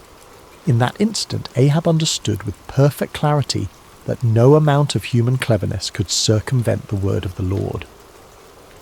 "I am wounded," the king cried out to his chariot driver, his voice tight with pain and the dawning realization of his doom. "Turn around and carry me out of the battle." The chariot driver, a loyal servant who had recognized his disguised king despite the common soldier's garb, immediately began maneuvering toward the edge of the battlefield. But extricating themselves from the chaos of combat proved more difficult than anticipated. The battle had intensified throughout the day, and enemy forces blocked many of the potential escape routes. As they struggled to retreat, King Ahab's condition continued to deteriorate. The arrow had found a vital spot, and blood flowed freely from the wound despite his attempts to stanch it. Yet with grim determination, the king remained propped up in his chariot, unwilling to let his army see him fall. His presence, even in his wounded state, served to encourage the Israelite forces and maintain their fighting spirit. The battle raged from morning until evening, the outcome hanging in the balance as both sides fought with desperate intensity. But as the sun began to set, painting the sky in shades of red that seemed to mirror the blood spilled on the battlefield below, King Ahab's strength finally gave out. The disguised king, who had tried to outwit divine judgment, slumped forward in his chariot, his life ebbing away with each laboured breath. As word of the king's condition spread through the ranks, the cry went up that would fulfill Micaiah's prophecy with devastating accuracy. Every man to his city, and every man to his own country. The army of Israel, leaderless and demoralized, began to scatter across the hills just as the prophet had foreseen. Like sheep without a shepherd, they abandoned their positions and fled toward home, their dreams of victory dissolving into the nightmare of defeat. King Ahab died as the sun set over Ramoth-Gilead, his blood pooling in the bottom of his chariot. The man who had spent his reign choosing comfortable lies over uncomfortable truths had finally encountered a reality that no amount of deception could alter. The word of the Lord, spoken through his faithful prophet, had been fulfilled to the letter. News of King Ahab's death spread quickly through the land, carried by the scattered remnants of his army and the merchants who followed military campaigns. In the palace at Samaria, the reaction was one of stunned disbelief. The 400 prophets who had proclaimed certain victory found themselves facing a crisis of credibility that would haunt them for the rest of their lives. In his prison cell, Micaiah heard the news with a mixture of sadness and vindication. He had taken no pleasure in prophesying disaster, had felt no joy in predicting the death of his king. Yet the fulfillment of his prophecy served as a powerful reminder that the word of the Lord does not return void, regardless of how unwelcome it might be to human ears. When the guards came to release him from prison, Micaiah emerged into the daylight a changed man. His body bore the marks of his confinement. He was thinner, paler, and bore the lines of one who had endured hardship. But his spirit was unbroken, perhaps even strengthened by his ordeal. He had spoken truth in the face of overwhelming opposition, had maintained his integrity under pressure, and had been vindicated by the very events that had brought tragedy to the kingdom. The political ramifications of Ahab's death were immediate and far-reaching. His son Ahaziah ascended to the throne, inheriting a kingdom shaken by military defeat and spiritual confusion. The influence of Queen Jezebel remained strong, but the dramatic fulfillment of Micaiah's prophecy had dealt a severe blow to the credibility of the Baal-worshipping establishment. Zedekiah, the false prophet who had struck Micaiah in the throne room, found himself in an impossible position. His confident predictions of victory had been thoroughly discredited, and his authority as a spokesman for the divine had been shattered. The inner chamber where he sought to hide, just as Micaiah had prophesied, became both a physical and spiritual reality as he struggled to come to terms with the magnitude of his error. The other court prophets faced similar crises of confidence. Their unanimous declaration of victory had been revealed as the lying spirit Micaiah had warned about, and their reputations lay in ruins. Some of them quietly retired from public life, while others attempted to reinvent themselves as followers of different deities. None of them could escape the uncomfortable truth that they had been deceived, and had, in turn, deceived others. King Jehoshaphat returned to Jerusalem a wiser and more cautious man. His alliance with Ahab had nearly cost him his life, and the experience had taught him valuable lessons about the importance of seeking genuine divine guidance rather than accepting comfortable confirmations of predetermined plans. The prophet Jehu, son of Hanani, met him upon his return with words of rebuke for his alliance with the ungodly king, but also with recognition that the Lord had delivered him from the consequences of his poor judgment. Throughout the kingdom, people began to reassess their understanding of prophecy and divine revelation. The dramatic contrast between the false assurances of the 400 prophets and the accurate warnings of the solitary Micaiah had provided a vivid lesson in discernment. Many began to understand that true prophecy was not measured by its popularity or its agreement with human desires, but by its faithfulness to the word and character of the Lord. Years passed, and the story of Micaiah's stand against the 400 false prophets became one of the most remembered episodes in the history of Israel. Parents told it to their children as an example of courage and integrity, while religious teachers used it to illustrate the difference between true and false prophecy.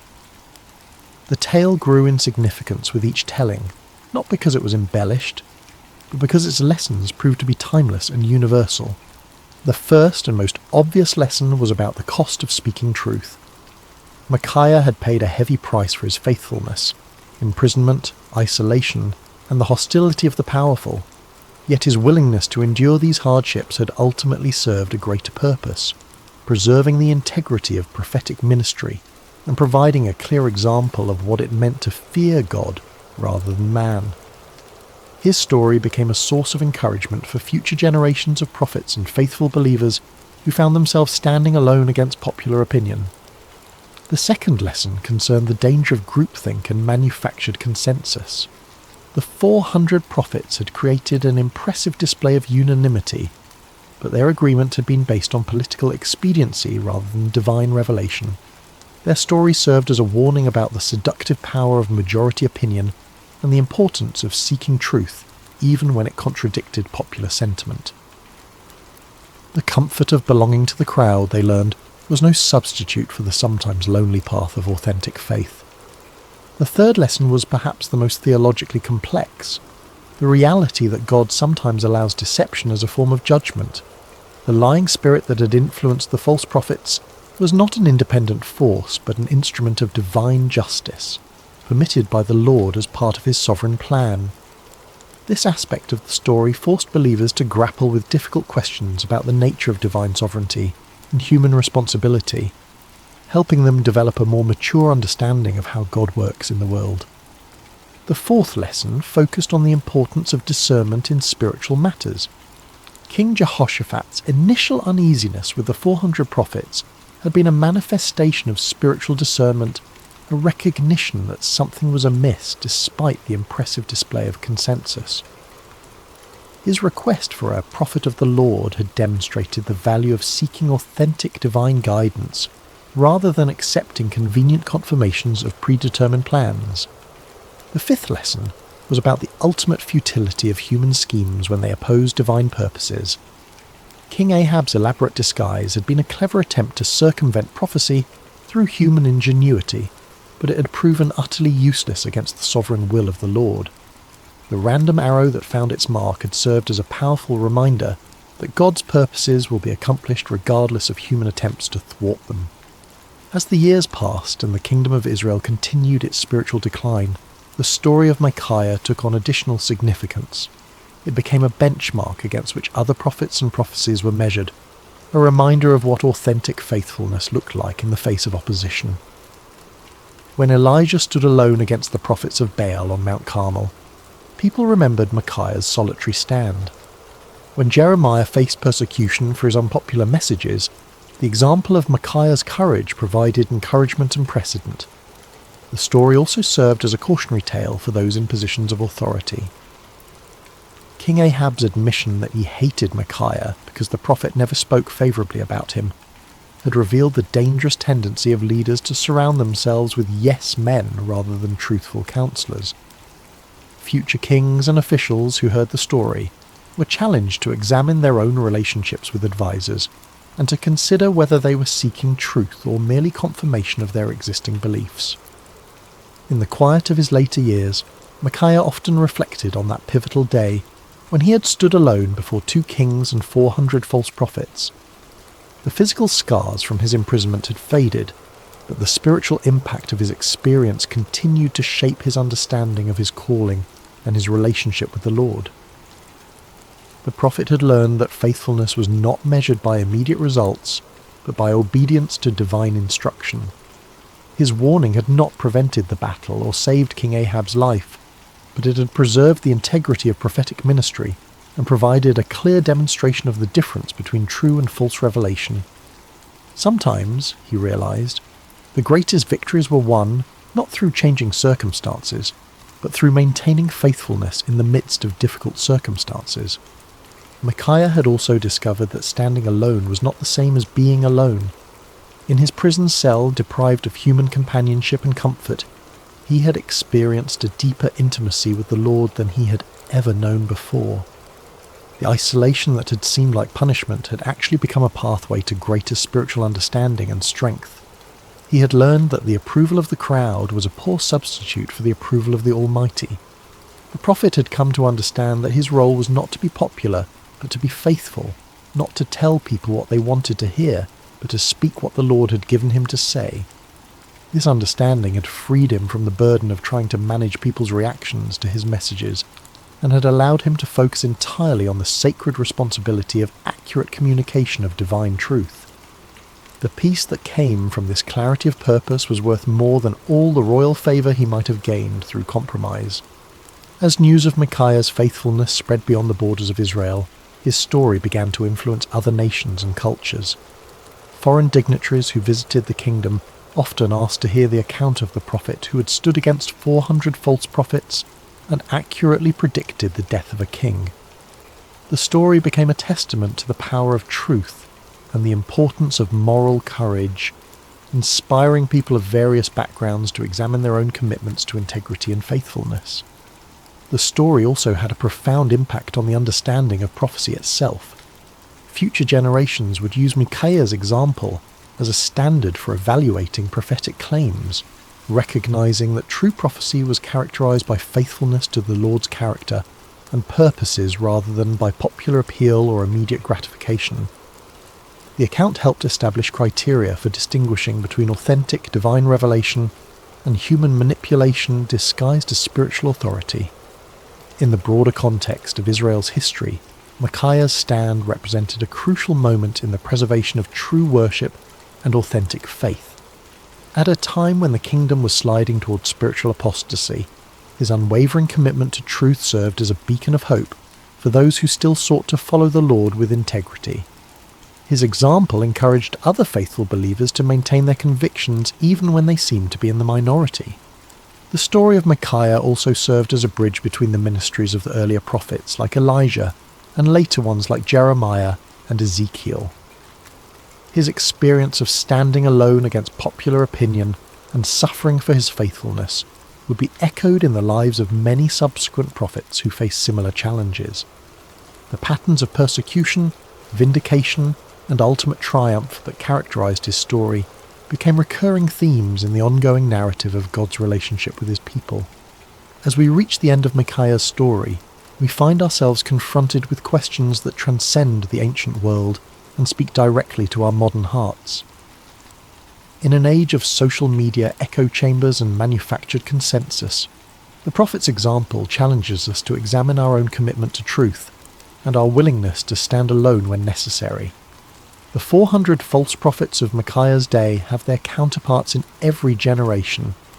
Those who tell us what we want to hear rather than what we need to hear, who offer comfortable lies instead of challenging truths. The temptation to join the crowd, to find safety in numbers, to seek approval rather than accuracy, remains as strong today as it was in ancient Israel. Micaiah's courage reminds us that faithfulness is not a group activity, but an individual responsibility. Each of us must decide whether we will speak truth or remain silent, whether we will stand for what is right or compromise for what is convenient. The prophet's example shows us that the path of integrity is often lonely, but it is never walked alone by those who trust in the Lord. The story also challenges us to examine our own relationship with authority and our tendency to surround ourselves with people who confirm our existing beliefs rather than challenging us to grow. Like King Ahab, we may find ourselves preferring the comfort of familiar lies to the discomfort of unfamiliar truths. Micaiah's example calls us to seek out voices that speak with authenticity, rather than those that merely echo our own opinions.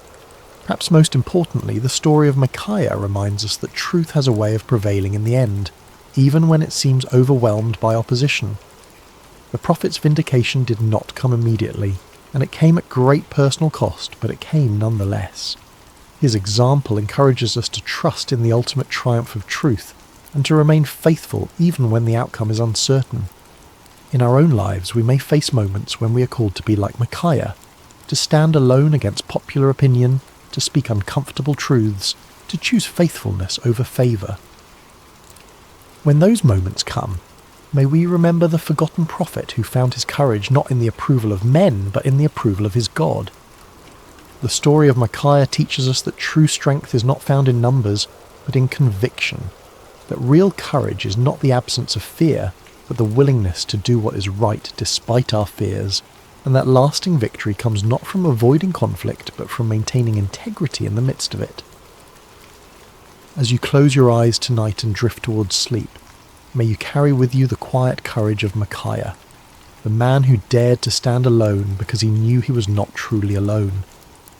May his example inspire you to speak truth with love, to stand for what is right with humility, and to trust in the ultimate triumph of God's purposes even when the immediate circumstances seem overwhelming. In a world that often rewards conformity and punishes authenticity, may you find the strength to be like Micaiah, faithful, courageous, and true. For in the end, it is not the approval of the crowd that matters, but the approval of the one who sees all hearts and knows all truths. The forgotten prophet's story ends, but its echo continues in every heart that chooses truth over comfort, courage over convenience, and faithfulness over favour. May that echo sound clearly in your own life, guiding you toward the kind of integrity that leaves a lasting legacy long after the voices of the crowd have faded into silence.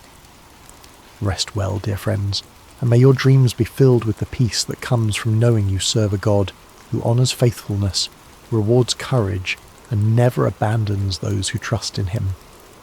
The story of Micaiah reminds us that in God's kingdom, standing alone with truth is always better than standing with the crowd in deception. Sleep peacefully, knowing that, like Micaiah, you're never truly alone when you walk in the light of divine truth. Picture this: a young widow standing at a crossroads, dust swirling around her feet as she faces the most important decision of her life. Behind her lies everything familiar: her homeland, her people, her gods. Ahead stretches an uncertain path toward a foreign land with a grieving mother-in-law who has nothing left to offer but heartache. Most would choose the safety of the familiar. But Ruth, she chose love over security, loyalty over convenience, and in that single moment of breathtaking faithfulness, she stepped into a story that would echo through eternity.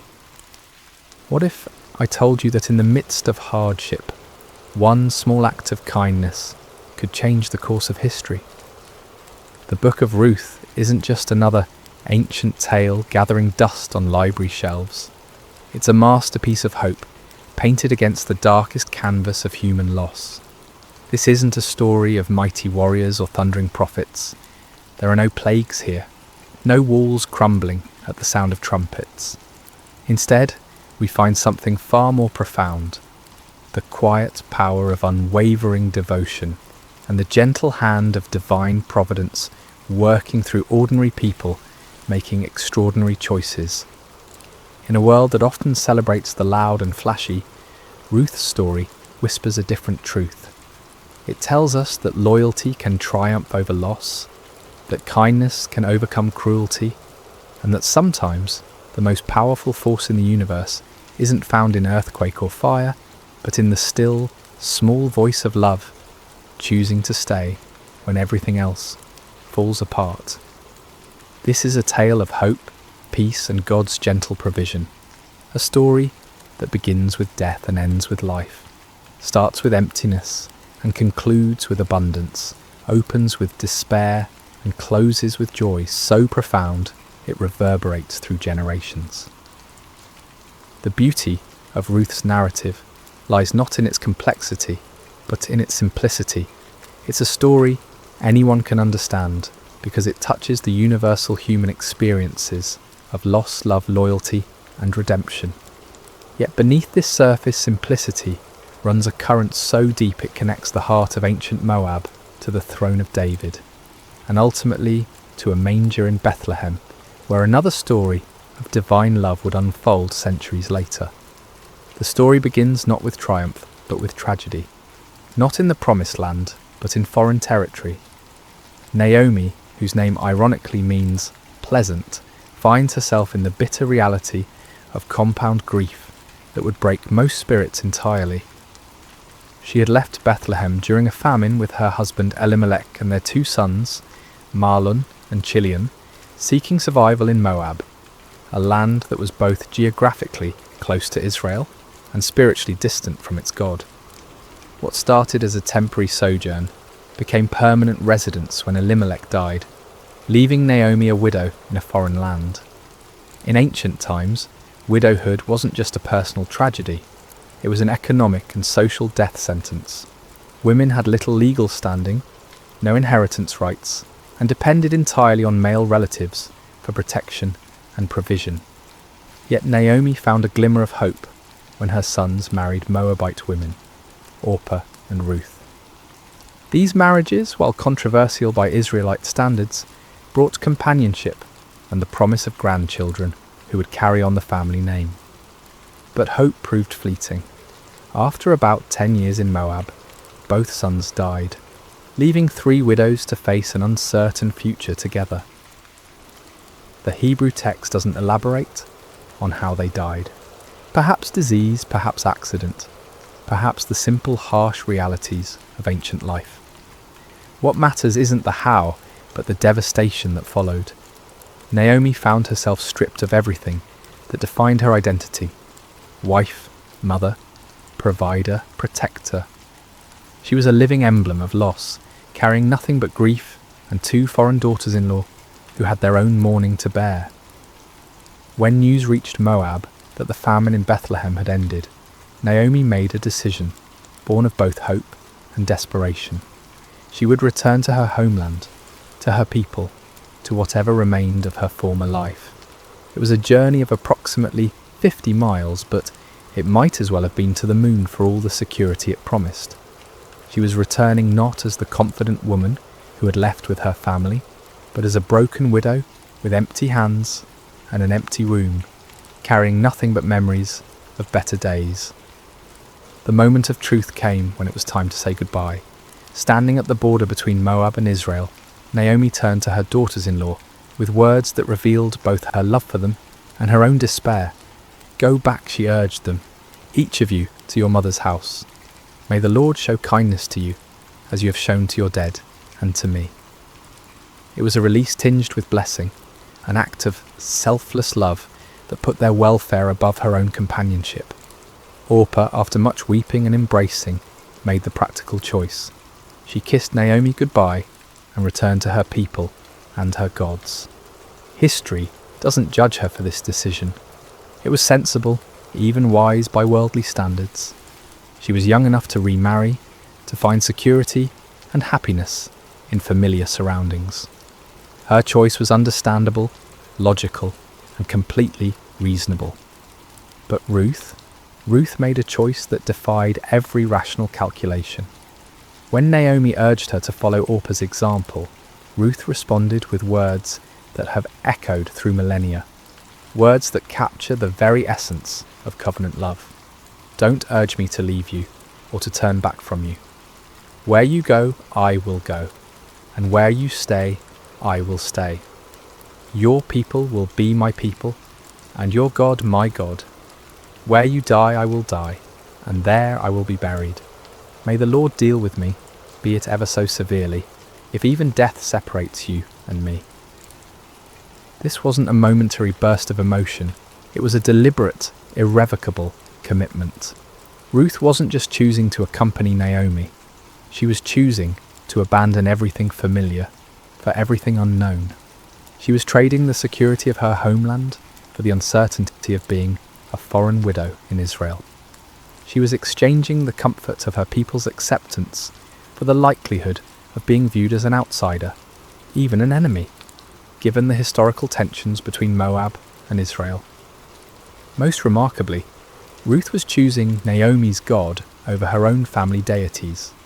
In the ancient world, this wasn't merely a personal preference, it was a complete transformation of identity, worldview, and destiny. She was stepping away from the gods she had known since childhood and embracing the God of Israel, whom she knew primarily through the testimony of her mother-in-law's life and loss. The journey to Bethlehem began with 2 broken women walking together toward an uncertain future, but it was really the beginning of one of history's most beautiful stories of redemption. Ruth's choice to stay wasn't just loyalty to Naomi, it was an unconscious choice to step into the stream of God's redemptive plan for humanity. Without knowing it, she was walking not just toward Bethlehem, but toward her destiny as an ancestor of kings and ultimately of the King of Kings. The arrival in Bethlehem was far from triumphant. When Naomi and Ruth entered the town, the women who had known Naomi before could hardly believe their eyes. "Can this be Naomi?" they asked, Seeing the toll that loss and hardship had taken on their former neighbour, Naomi's response revealed the depth of her pain. "Don't call me Naomi, call me Mara, because the Almighty has made my life very bitter. I went away full, but the Lord has brought me back empty." It was barley harvest time, a detail that might seem incidental, but carries profound significance. In God's economy, timing is never accidental. They arrived not during the lean months when work was scarce and food scarcer, but during the season of harvest when there might be opportunities for survival. Still, being widowed foreigners in a patriarchal society meant they stood at the very bottom of the social ladder, dependent on the kindness of others and whatever work Ruth could find. Ruth, whose name likely means friendship or companion, immediately proved the accuracy of her name through her actions. Without waiting for Naomi to devise a plan or wallowing in self-pity over their circumstances, she took initiative with the words that reveal her character. "Let me go to the fields and pick up the leftover grain behind anyone in whose eyes I find favour." This simple statement masks the courage it required. Ruth was volunteering to do backbreaking labour in the scorching sun, to work alongside the lowest members of society, to face possible harassment or rejection, all to provide for the woman she had chosen to love. Gleaning was God's provision for the poor, embedded in the law of Moses as a safety net for society's most vulnerable. Landowners were commanded not to harvest to the very edges of their fields and not to go back for grain that was dropped or missed. This leftover grain could be gathered by widows, orphans and foreigners, the three groups most at risk in ancient society. It was honest work, but humble work, requiring long hours bent over in the heat, gathering grain stalk by stalk, hoping for enough to make a small meal. The providential nature of Ruth's story becomes apparent in the simple phrase, "as it turned out." She happened to find herself working in a field belonging to Boaz, a prominent man from Elimelech's clan. But in God's story, there are no coincidences, only the invisible hand of providence, orchestrating circumstances for purposes beyond human understanding. Boaz first noticed Ruth there through his foreman's report. When he asked about the young woman working diligently in his field, he learned her identity. She is the Moabite who came back from Moab with Naomi. That description carried weight. Moabites were not generally welcomed in Israelite society. They were descendants of Lot through an incestuous relationship, and their nation had historically been hostile to Israel. For Ruth to be identified first by her nationality rather than her name suggests the social barriers she faced. Yet when Boaz observed Ruth personally, he saw beyond her foreign origins to her character. He watched her work with steady dedication, saw her respectful interaction with his workers, and most importantly, he had heard of her kindness to Naomi. In a society that valued family loyalty above almost all other virtues, Ruth's devotion to her mother-in-law had become legendary. Word had spread throughout Bethlehem of the young Moabite woman who had abandoned everything to care for her husband's mother. Boaz's first words to Ruth were revolutionary for their kindness. "My daughter, listen to me. Don't go and glean in another field, and don't go away from here. Stay here with the women who work for me." He was offering her protection, stability, and dignity. In ancient times, young women working in fields were vulnerable to harassment and worse. By placing her under his personal protection and encouraging her to work alongside his regular female employees rather than as a desperate outsider, Boaz was treating Ruth not as a foreign charity case, but as a valued person worthy of respect. But his kindness went further. He instructed his workers to let her drink from their water jars when she was thirsty, in a time and place where clean water was precious. He told her to eat with his harvesting crew, sharing in the roasted grain and vinegar that sustained the workers. Most remarkably, he quietly instructed his harvesters to pull out some stalks for her from the bundles and leave them for her to pick up, and don't rebuke her. Ruth's response to this unexpected kindness reveals both her humility and her wisdom. She fell prostrate before Boaz, asking, "Why have I found such favour in your eyes that you notice me, a foreigner?" Her question acknowledges her outsider status while expressing genuine gratitude for treatment she neither expected nor felt she deserved. Boaz's answer illuminates the reputation Ruth had already built in Bethlehem. "I've been told all about what you have done for your mother-in-law since the death of your husband, how you left your father and mother and your homeland and came to live with a people you did not know before. May the Lord repay you for what you have done. May you be richly rewarded by the Lord, the God of Israel, under whose wings you have come to take refuge." These words are more than polite conversation. They're a blessing that recognises Ruth's choice to trust in Israel's God.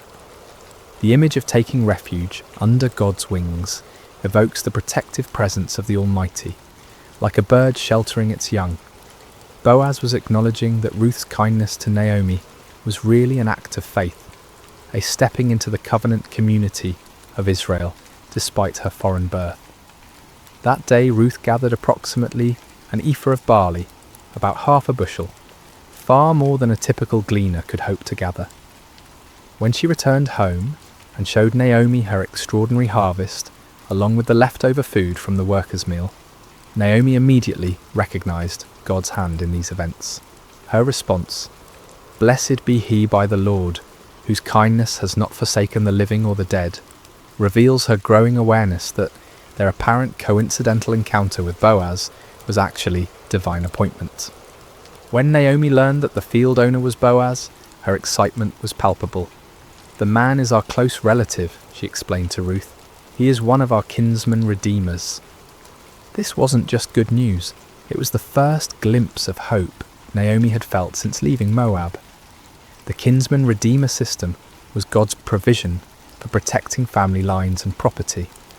A close male relative had both the right and responsibility to buy back family land that had been sold due to poverty and to marry a widowed relative to preserve the family name and inheritance. Ruth continued working in Boaz's fields through both the barley and wheat harvests, likely a period of several months. Day after day, she laboured faithfully, building a reputation for diligence and integrity while gradually becoming part of the community.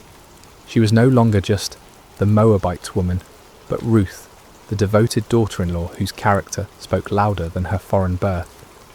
During this time, a subtle transformation was taking place. Ruth was learning the ways of Israel, observing their customs, participating in their community life. She was also, unknowingly, becoming the object of Boaz's growing admiration and affection.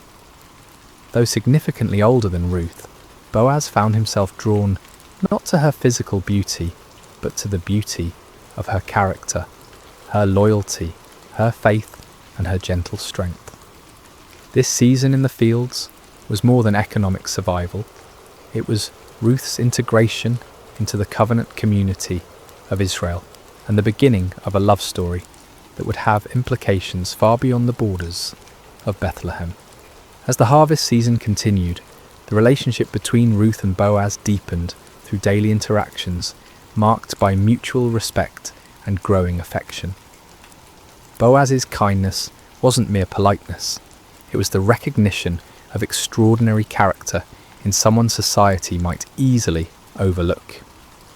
Every morning when Ruth arrived in his fields, every conversation they shared, every protective gesture he made, was weaving a tapestry of love, built on a foundation of honour and integrity.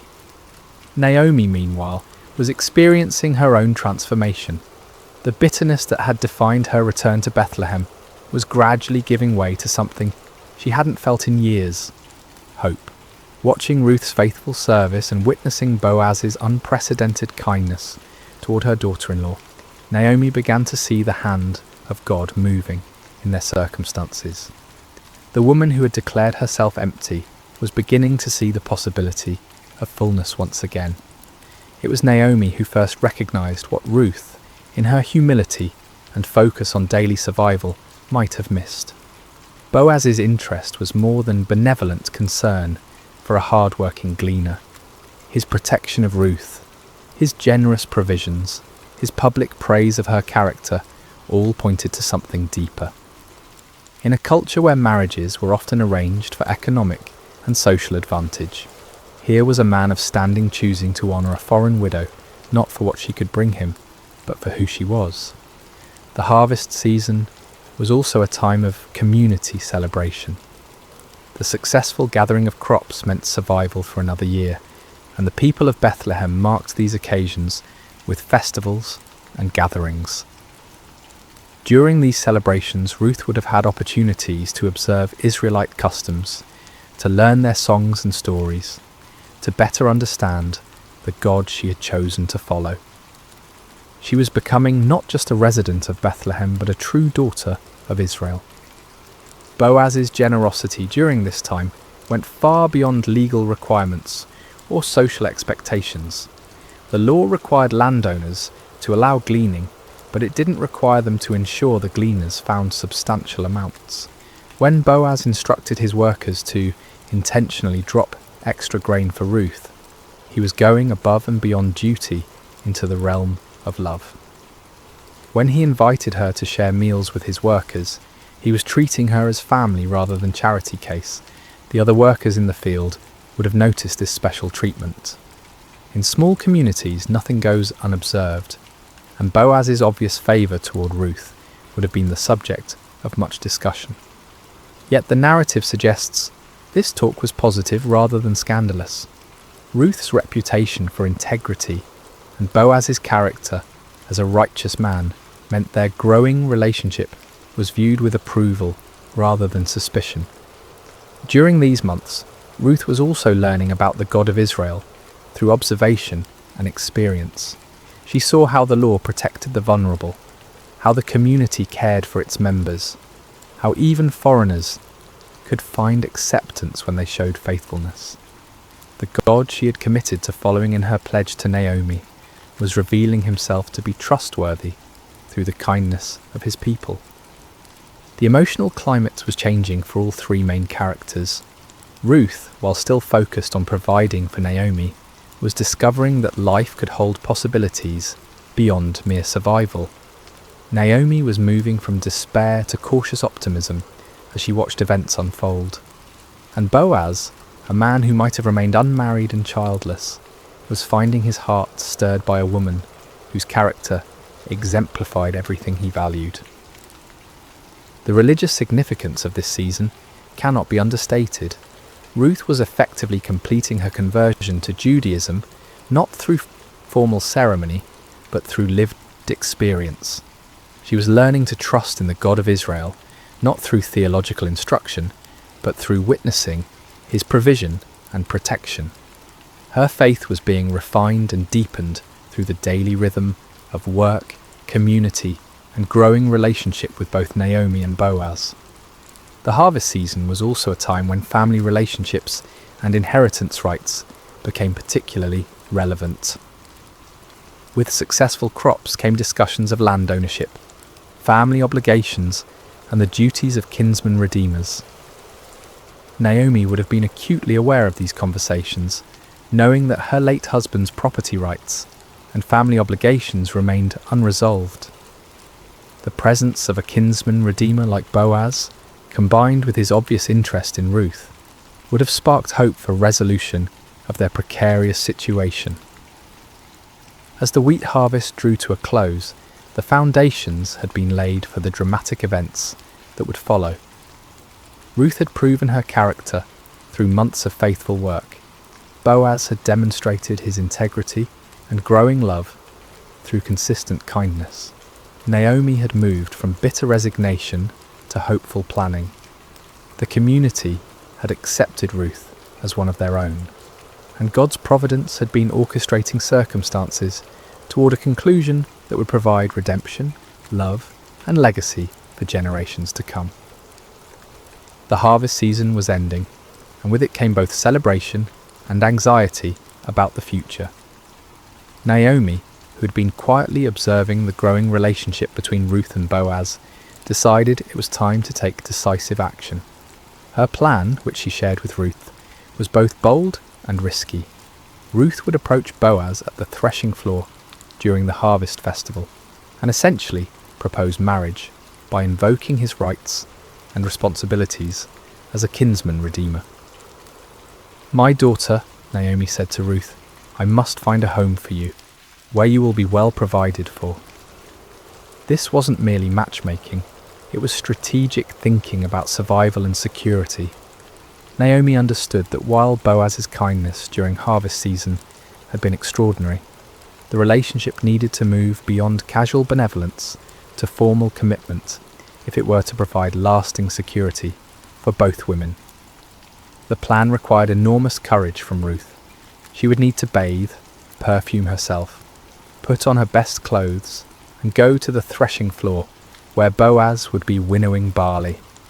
After he had eaten and drunk and was sleeping beside the grain pile, she was to uncover his feet and lie down. When he woke and asked what she wanted, she was to say, "Spread the corner of your garment over me, since you're a kinsman redeemer." This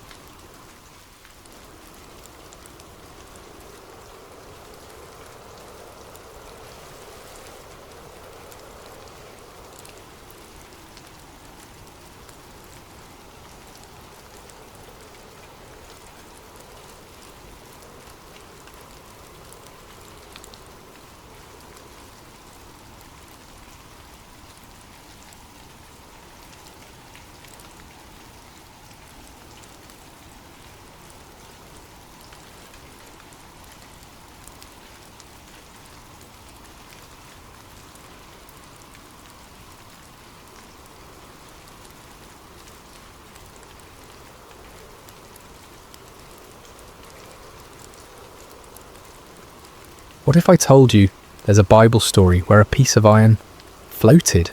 Not metaphorically, not symbolically, literally floated on water like a cork bobbing on the surface of a pond. You've heard of Moses parting the Red Sea. You know about David slaying Goliath. The story of Daniel in the lion's den rolls off your tongue, but tucked away in the pages of 2 Kings, chapter 6, lies one of the most overlooked miracles in all of Scripture. A miracle so humble, so seemingly insignificant, that most people skip right over it without a second thought. Yet this brief narrative, comprising only 6 verses, contains profound truths about faith, responsibility, and the God who cares about the smallest details of our lives. During the prophetic ministry of Elisha, miracles often happened in ordinary, almost mundane situations. While his predecessor, Elijah, called down fire from heaven and raised the dead, Elisha's ministry was marked by intimate, practical interventions. Healing bitter water, multiplying oil for a widow's debt, and yes, making iron float. This story is brief in scripture but rich in meaning, a testament to faith in small things, a reminder that no problem is too insignificant for divine intervention. In a world where we're conditioned to believe that God only shows up for the spectacular, the floating axe head whispers a different truth. Sometimes, the most profound miracles happen in the most ordinary moments of our lives. The sun cast long shadows across the Jordan River Valley as another day began in the divided kingdom of Israel. It was a time of political turmoil and spiritual awakening, when the northern kingdom teetered between apostasy and revival, largely dependent on the influence of God's prophets. This was the era of Elisha's ministry, roughly 850 BC, decades after the dramatic departure of his mentor Elijah in a chariot of fire. The sons of the prophets, a community of disciples and spiritual students gathered around Elisha, had been growing steadily. These weren't prophets in the sense of fortune tellers or mystics, but rather men dedicated to learning God's ways, studying his word, and serving under the guidance of established prophets like Elisha. Think of them as a biblical seminary, a community of faith where young men came to deepen their understanding of the divine and prepare for ministry. Their current living situation had become cramped and inadequate. What had once been sufficient space for a handful of devoted followers was now bursting at the seams. The community was thriving, and with growth came practical challenges. They needed more room, more space to gather, to learn, to live together in their pursuit of spiritual wisdom. "The place where we dwell with you is too small for us," they told Elisha one morning, their voices carrying the respectful deference due their teacher, but also the practical urgency of their situation. It wasn't a complaint so much as an observation, a statement of fact that required action. Their solution was both practical and communal. They would go to the Jordan River region and gather timber to construct a larger dwelling place. The Jordan Valley was known for its trees, sycamores, willows, and other varieties that could provide the lumber they needed. It was honest work, the kind of labour that built both character and community as they worked side by side toward a common goal. "Let us go to the Jordan," they proposed, "and let every man take a beam from there, and let us make a place where we may dwell." The plan was simple, straightforward, and entirely reasonable. They weren't asking for a miracle or divine provision dropped from heaven. They were willing to work, to sweat, to use their hands and their backs to meet their need. Elisha, ever the encouraging leader, gave his blessing. Go. But their invitation touched his heart. "Please consent to go with your servants." They wanted their teacher among them, not just giving permission but participating in their labour. And Elisha, who could have remained comfortably behind while his students did the hard work, responded with characteristic humility, "I will go." So the small company set out for the Jordan, tools in hand, ready to transform their vision into reality. The Jordan River had witnessed countless biblical events. It was here that Joshua led the Israelites into the Promised Land, where the priest's feet touched the water and it parted just as the Red Sea had done for Moses. It was in these very waters that centuries later John the Baptist would immerse Jesus Christ himself. But on this particular day, there would be no grand procession, no miraculous river crossing, just a group of dedicated men heading to the riverside to cut timber, their hearts full of purpose and their hands ready for honest labour. The Jordan Valley stretched before them, its banks lined with the trees they needed, its waters flowing steadily toward the Dead Sea, carrying with it the silt and sediment of the highlands above. None of them could have imagined that before the day was through, these same waters would become the stage for a miracle that defied every law of physics they understood. The ordinary was about to become extraordinary, but for now it was simply another day of work in service to God and community. The work began in earnest as the sun climbed higher in the morning sky. The sounds of labour filled the Jordan Valley, the rhythmic thud of axes biting into wood, the crack and groan of falling timber, the calls of men coordinating their efforts. It was satisfying work, the kind that produces visible results and builds camaraderie among those who share the burden. Among the workers was a young man whose name history has forgotten, but whose predicament would echo through the ages. Unlike some of his fellow students who had brought their own tools, he had needed to borrow an axe for the day's work. In ancient Israel, this was no small matter. Iron tools were precious commodities, expensive and carefully maintained. They weren't mass-produced items you could easily replace if lost or damaged. The transition from the Bronze Age to the Iron Age had been gradual in Israel, and iron tools still represented significant investment. A good axe might cost several days' wages for an ordinary labourer. For a student prophet, likely supported by the generosity of others and focused on spiritual rather than material pursuits, such a tool was far beyond his means to purchase. Borrowing the axe wasn't just a casual favour between friends. It was a serious responsibility, a trust that carried moral and financial weight. The lender had placed confidence in this young man's character and ability to care for a valuable tool. To lose or damage it would bring not only financial burden, but also shame and damaged relationships within the community. The young man worked diligently, perhaps even more carefully than usual, acutely aware of the responsibility he carried. The axe felt good in his hands, well balanced, sharp, effective. Each swing brought down chips of wood as he worked to shape a beam for their new dwelling. The rhythm of the work was almost meditative. Lift, aim, strike, lift, aim, strike. Then it happened. Mid-swing, with no warning, the iron head of the axe flew off the handle. The wooden shaft, suddenly lightened, completed its arc uselessly through the air, while the heavy iron head traced a different trajectory entirely. Time seemed to slow as the young man watched in horror as the precious tool spun through the air and landed with a splash in the muddy waters of the Jordan. Alas, my master, it was borrowed! The cry escaped his lips before he could stop it, a wail of despair that carried all the weight of his predicament. This wasn't merely an inconvenience or a temporary setback. This was a crisis that threatened his integrity, his relationships, and his financial future. The Jordan River at this point wasn't like a clear mountain stream, where you might hope to spot a lost item on the bottom. Fed by tributaries from the hill country, it carried sediment and silt that made the water murky and opaque. The riverbed was soft mud, perfect for swallowing a heavy piece of iron and holding it fast.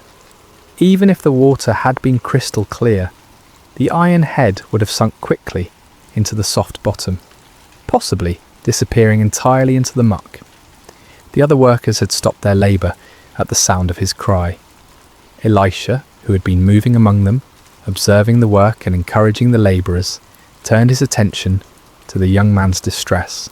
Here was a scene that any leader would recognise, a moment when accident and circumstance converge to create a problem that seems insurmountable. For the young man, the calculations were stark and frightening. How long would he need to work to earn enough to replace the axe? How could he face the man who had trusted him with this valuable tool? What would this mean for his standing in the community of prophets? The borrowed axe represented more than just iron and wood. It was a symbol of trust, responsibility, and his place in the community. The irony wasn't lost on anyone present. Here they were, working to build a place for spiritual learning and growth, and yet they faced an utterly practical, mundane problem. There was no theological complexity here, no deep spiritual mystery to unravel. Just a young man, a borrowed tool, and the murky waters of an ancient river. Standing there on the bank, staring at the spot where the ripples were already beginning to fade, the young man faced a moment that would test not only his faith, but his understanding of God's character. Was this the kind of problem that merited divine attention? Did the God who controlled the fate of nations care about one lost axe head? The question hung in the air, like morning mist over the Jordan, waiting for an answer that would surprise everyone present and challenge their assumptions about the scope of God's concern for the details of human life. Elisha approached the distressed young man with the calm demeanour that had become characteristic of his ministry. Where others might have seen an unfortunate accident requiring practical solutions, perhaps organising a group effort to drag the river bottom or beginning calculations about replacement costs, the prophet saw something different entirely. He saw an opportunity for God to reveal his character in the midst of everyday trouble. Where did it fall? Elisha asked simply. There was no rebuke in his voice, no suggestion that the young man had been careless or irresponsible. Just a straightforward question seeking practical information. The prophet's tone carried neither judgment nor dismissal of the problem's seriousness. He understood the weight of borrowed responsibility and the genuine distress it caused when things went wrong. The young man pointed to the spot where the axe head had disappeared beneath the surface. By now, any ripples had long since faded, and the river flowed on as if nothing had happened. To everyone watching, it looked like any other section of the Jordan, muddy water flowing over an invisible bottom, carrying the same sediment and debris as every other part of the river. But Elisha saw it differently. In his spiritual vision, this wasn't just another spot in the river. It was a specific location where God could demonstrate his power and his care for individual needs. The prophet moved with purpose, scanning the riverbank until he found what he was looking for, a suitable piece of wood. What happened next would have seemed almost comical if it weren't so profound. Elisha cut a stick, nothing special, just an ordinary piece of wood from the riverside. He didn't select anything particularly impressive or perform any elaborate ritual over it. It was simply wood, the kind of material they had been working with all morning, as common and unremarkable as anything could be. Then, with the focused intent of someone who knew exactly what he was doing, Elisha threw the stick into the water at the exact spot the young man had indicated. To the observers, it must have seemed like an odd gesture, perhaps the first step in some complex retrieval process they didn't yet understand.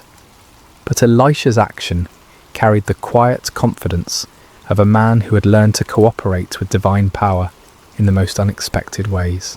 What happened next violated every natural law the witnesses understood. The iron axe head, which should have been resting in the mud at the bottom of the river, began to rise. Not slowly, not gradually, but with the buoyant purpose of cork or wood designed to float. The heavy metal broke the surface of the water and bobbed there like a leaf, defying gravity, density, and everything they thought they knew about the natural world. The silence that followed was profound. Even the sounds of the river seemed muted as the group of prophets stared at the impossible sight before them. Iron doesn't float. Everyone knows that. It's one of those fundamental facts about the physical world that requires no explanation because it's so obviously true. Yet there it was, unmistakably iron, unmistakably floating, unmistakably real.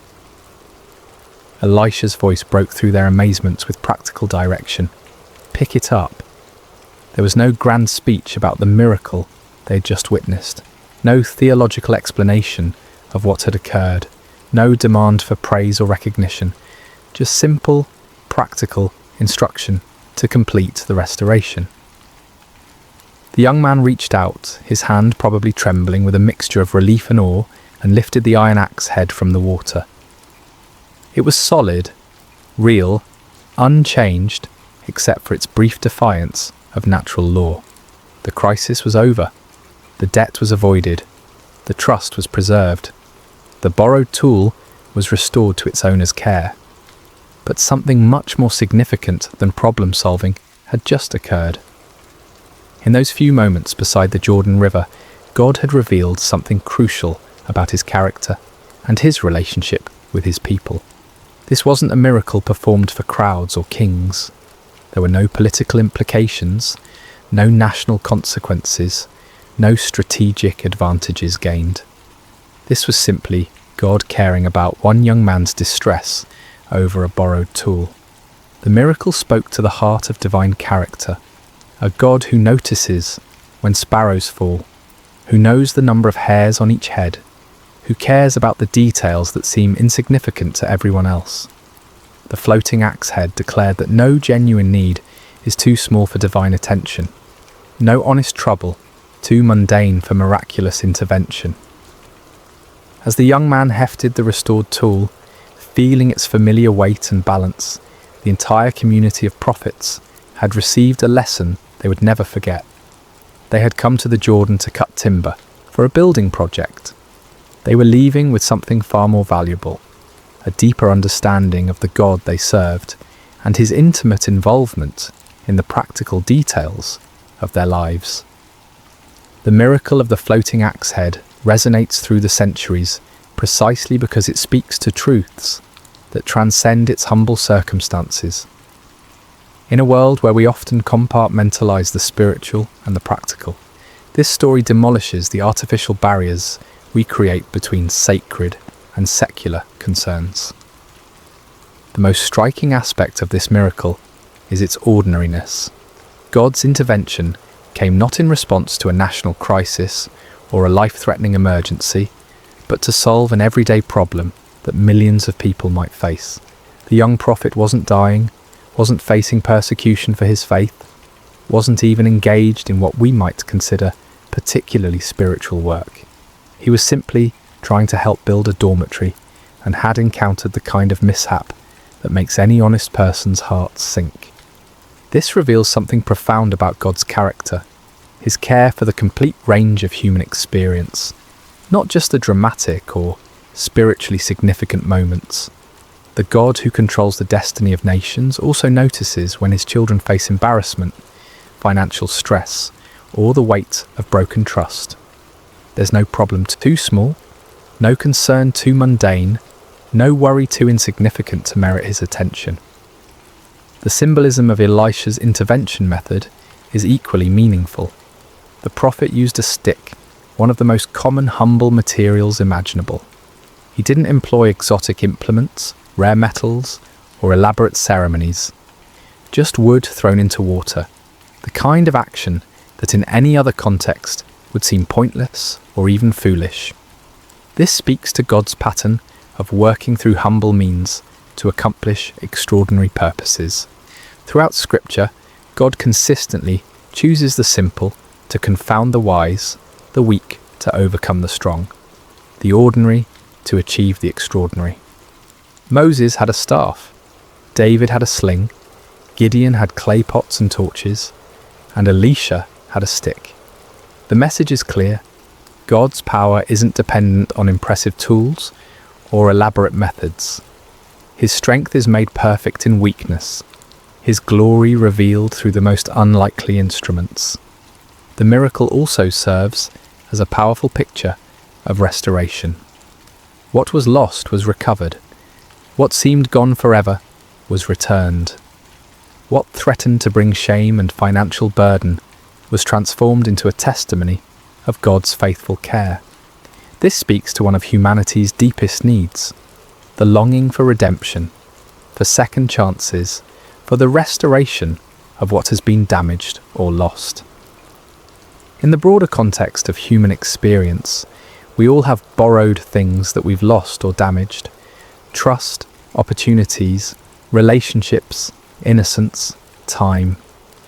We all face moments when we stare at the metaphorical muddy water where something precious has disappeared, feeling the weight of responsibility we can't fulfill.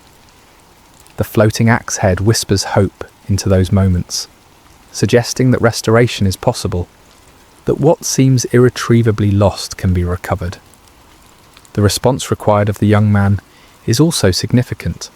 When the miracle occurred, he still had to reach out and take the floating iron. God provided the supernatural intervention, but human cooperation was still necessary. The axe head floated, but it didn't jump back onto the handle by itself. This reflects the general pattern of divine human cooperation throughout Scripture. God provides what only He can provide, but humans must still act in faith to appropriate His provision. Faith in action is another crucial theme woven through this narrative. The young man's cry for help wasn't a formal prayer with proper theological language. It was a raw expression of distress that nevertheless carried implicit faith that his predicament mattered to God and to God's representative, Elisha. His willingness to point out exactly where the axe head fell demonstrated trust that something could be done, even when the situation looked hopeless. Elisha's calm confidence throughout the episode reveals the prophet's deep understanding of God's character and ways. He didn't hesitate, didn't doubt, didn't suggest alternative solutions. He simply asked where the iron fell, and then acted with the assurance of someone who knew he served a God of intimate concern and unlimited power. The miracle also highlights the value of community and leadership. The young man wasn't facing his crisis alone. He was surrounded by fellow believers and guided by a seasoned prophet. Sometimes God's miraculous provision comes through the community of faith, through leaders who see possibilities where others see only problems, through the collective faith of those who believe God cares about every aspect of our lives. Perhaps most importantly, the floating axe head demonstrates that God's miracles often meet practical needs rather than serving merely as spectacular displays of power. This wasn't a miracle performed to convince skeptics or to showcase divine ability. It was a miracle of compassion, addressing a real need in the life of a faithful but distressed young man. It suggests that many of God's interventions in our lives might be similarly practical and personal rather than dramatic and public. The miracle of the floating axe head speaks across the millennia with surprising relevance to our contemporary struggles and concerns. In our age of complex problems and global crises, this ancient story reminds us that faith begins with trusting God in the small things, the everyday challenges that rarely make headlines but profoundly impact our daily lives. The first and perhaps most important lesson concerns the scope of prayer and divine concern. How many times do we hesitate to bring our smaller problems to God because they seem insignificant compared to global suffering or major life crises? The floating axe head shatters this false hierarchy of divine attention. If God cares enough to make iron float for a borrowed tool, then no legitimate concern is too small for prayer. This doesn't trivialize prayer or reduce it to a cosmic vending machine for convenience. Rather, it reveals the intimate nature of our relationship with the divine. Just as loving parents care about both the major milestones and the minor disappointments in their children's lives, our Heavenly Father is interested in the full spectrum of our human experience. Financial stress, damaged relationships, professional setbacks, personal failures, all of these matter to God because they matter to us. The principle of integrity and accountability that runs through this story remains powerfully relevant in our modern context. The young prophet's distress wasn't primarily about losing money, it was about failing to fulfill his responsibility to someone who had trusted him. In a culture where personal accountability is often diminished and broken commitments are easily rationalized away, the ancient prophet's anguish over a borrowed tool offers a compelling counterexample. When we borrow, we incur genuine responsibility. When we make commitments, we create legitimate expectations in others.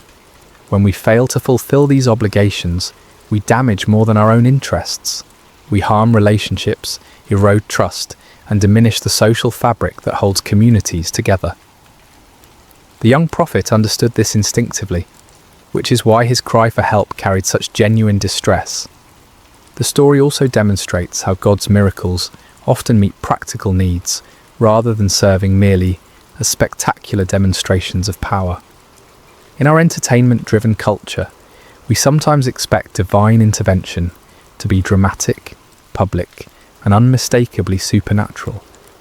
But many of God's most meaningful interventions in our lives might be much quieter and more practical. The unexpected job opportunity that comes just when finances are stretched thin.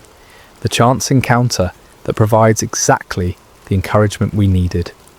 The solution that appears to these interventions might not violate physical laws as dramatically as floating iron, but they reveal the same divine character, a God who cares about our practical needs and works in our circumstances to provide for them. Learning to recognize and appreciate these quieter miracles can transform our perspective on God's activity in our lives. The method of the miracle, using a simple stick to accomplish the impossible, continues to speak to God's pattern of working through humble means. In our technology-obsessed age, we often assume that bigger problems require more sophisticated solutions. The floating axe head reminds us that God's power isn't constrained by the impressiveness of our tools or the complexity of our methods. This has profound implications for how we approach problems, both personal and social. Sometimes the most effective solutions are the simplest ones.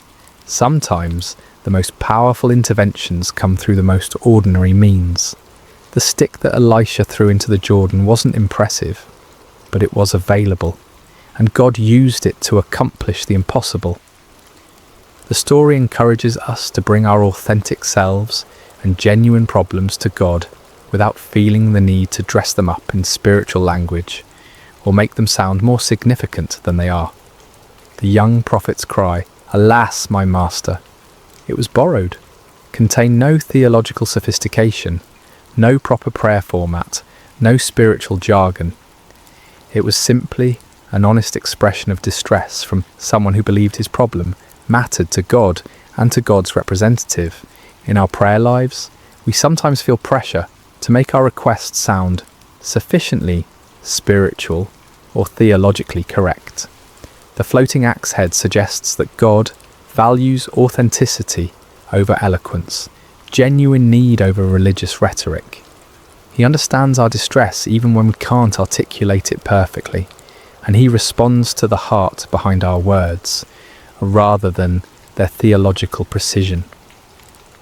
The communal aspect of the miracle also offers important insights for contemporary faith communities. The young prophet wasn't facing his crisis in isolation. He was surrounded by fellow believers and guided by experienced leadership. When problems arise, the community of faith should be a place where burdens are shared, wisdom is offered, and faith is strengthened through mutual support. Too often, we try to handle our difficulties alone, either from pride, embarrassment, or a mistaken belief that faith means never needing help. The sons of the prophets model a different approach, a community where needs could be expressed, help could be sought, and miracles could be witnessed together. This kind of authentic community creates an environment where God's provision can be both sought and celebrated corporately. Finally, the story reminds us that faith often requires us to act even when we don't understand the mechanism of God's provision. The young man still had to reach out and pick up the floating iron. He couldn't fully comprehend how iron could float, but he could respond to the miracle by accepting what God had provided. In our lives, we frequently face situations where we must act on faith without complete understanding of how God will work out the details. The floating axe head encourages us to focus on obedience and trust rather than demanding comprehensive explanations before we're willing to move forward. Sometimes the miracle becomes visible only as we step out in faith to receive what God has already provided. As we close this exploration of one of Scripture's most overlooked miracles, it's worth reflecting on why such a seemingly small event earned its place in the biblical narrative. In a book filled with the dramatic interventions of an almighty God, seas parting, walls falling, armies defeated, why does the story of one floating piece of iron deserve 6 verses in 2 Kings? The answer lies in what this miracle reveals about the God we serve and his relationship with his people. While the parting of the Red Sea demonstrated God's power to save nations, and the fall of Jericho showed his ability to conquer enemies, the floating axe head reveals something equally important but more intimate: his attention to individual needs and personal crises. This forgotten miracle has been overlooked precisely because it's so humble, so ordinary in its context, so focused on solving a simple human problem rather than achieving strategic objectives or demonstrating spectacular power. But perhaps that's exactly why it's so important. It serves as a counterbalance to our tendency to assume that God is only interested in the big things, the major decisions, the life-changing moments, the dramatic interventions that make compelling stories. The young prophet facing his borrowed axe head crisis represents all of us in those moments when we feel overwhelmed by problems that might seem insignificant to others but loom large in our personal experience. The financial burden we can't meet, the relationship we've damaged, the commitment we can't fulfill, the mistake that threatens to bring consequences we can't bear, the responsibility we've failed to handle properly. In these moments, the floating axe head whispers a profound truth. God sees, God cares, and God acts. Not always in the ways we expect, not always with the timing we prefer, not always through the means we would choose, but always with the same loving attention to our genuine needs and distress. The miracle also stands as a testament to the power of authentic community and spiritual leadership. Elisha didn't dismiss the young man's problem as trivial or suggest that he simply accept the consequences and learn from his mistake. Instead, the prophet engaged with the crisis as if it mattered deeply, which to the person experiencing it certainly did. This models the kind of leadership and community that makes faith communities truly supportive rather than merely social. When someone faces a crisis, even one that might seem small from the outside, the appropriate response is compassionate engagement, not dismissive advice or spiritual platitudes that minimize the real impact of the problem. The stick that Elisha threw into the Jordan has become across the centuries a symbol of God's willingness to work through the most ordinary means to accomplish extraordinary purposes. It reminds us that miracles don't always require impressive staging or elaborate preparation. Sometimes they happen through simple acts of faith, using whatever materials are at hand, in response to genuine need expressed with authentic desperation. As we navigate our own challenges, financial pressures, damaged relationships, professional setbacks, personal failures, the floating axe head offers both comfort and challenge. Comfort in knowing that our problems, however humble they might seem, matter to God. Challenge in trusting Him to work in ways we might not expect or understand, using means we might not have chosen, through community we might not have anticipated. The young prophet left the Jordan River that day with more than a recovered tool. He carried with him a testimony of God's intimate care, a story that would strengthen his faith through future challenges, and a deeper understanding of the God he served. His fellow students witnessed not just a miracle, but a revelation of divine character that would shape their own ministries and their own relationship with the Almighty. Perhaps most importantly, the floating axe head reminds us to pay attention to God's activity in the ordinary moments of our lives.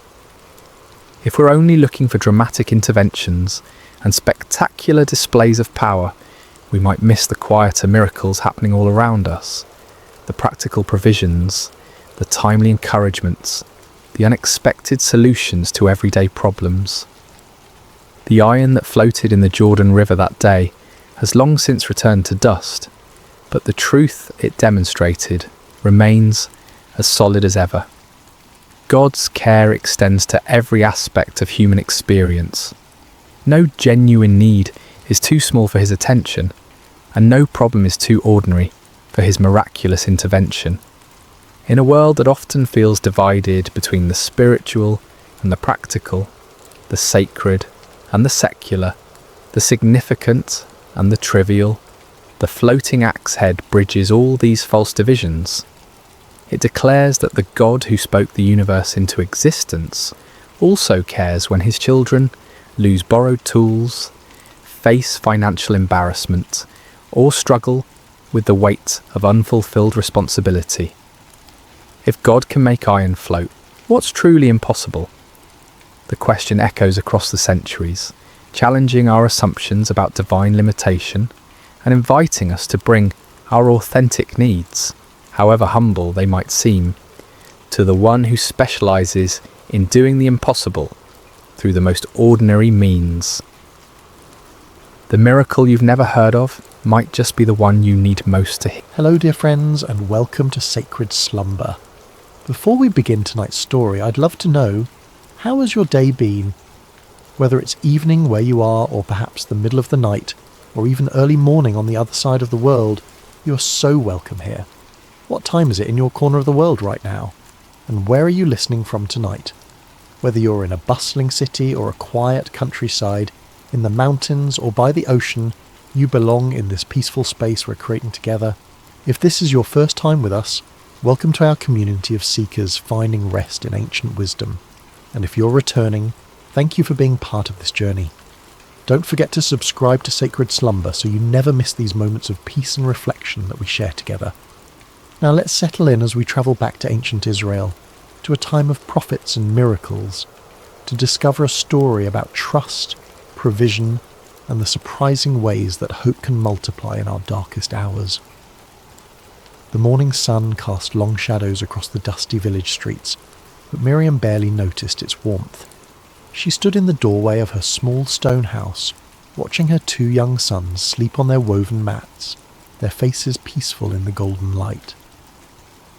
For a moment she allowed herself to pretend that everything was as it had been before the illness took her husband, before the debts mounted like stones upon her chest, before the collectors began their visits with increasingly stern voices and hardening faces. But pretending was a luxury she could no longer afford. The sound of approaching footsteps made her stomach clench with familiar dread. She knew that measured pace, those heavy sandals against the packed earth. The debt collectors had returned, and this time she knew they would not leave empty-handed. Miriam's husband, Obadiah, had been a good man, a servant in the school of prophets, devoted to following Elisha and learning the ways of the Lord. But goodness, she had learned, did not always translate to prosperity. When the drought had stretched on for months, when the harvest had failed, Obadiah had borrowed money to keep food on their table and oil in their lamps. He had been certain that better times were coming, that the Lord would provide as he always had. Then the fever came, swift and merciless, taking Obadiah before the rains returned, before the debts could be repaid, before he could see his sons grow into men. Now 3 men stood at her threshold, their faces grim with business. The lead collector, a man named Josiah with calculating eyes and soft hands that had never known hard labour, stepped forward. "Miriam, widow of Obadiah," he announced formally, though they all knew each other's names in this small village. "The time for payment has come and gone. Your husband's debts must be settled." Miriam's throat felt as dry as sand. "Please, I have explained our situation. I am a widow with nothing. Give me more time, and I will find a way." "Time is a luxury that costs money," Josiah interrupted, his voice neither cruel nor kind, simply matter-of-fact.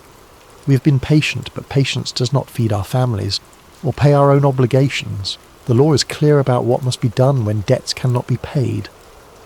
Behind him, the other 2 men shifted uncomfortably. They knew what came next, and while they might not relish it, they would not hesitate to carry out what the law demanded. "Your sons," Josiah continued, his eyes flicking toward the doorway where the boys still slept. "They will come with us. 7 years of service will settle your husband's debt. It is more merciful than we are required to be." The words hit Miriam like a physical blow. She gripped the door frame to keep from falling, her knuckles white against the worn wood. 7 years. Her sons were only 8 and 10 years old. By the time they returned, they would be grown men who barely remembered their mother's face. "No," she whispered, then louder.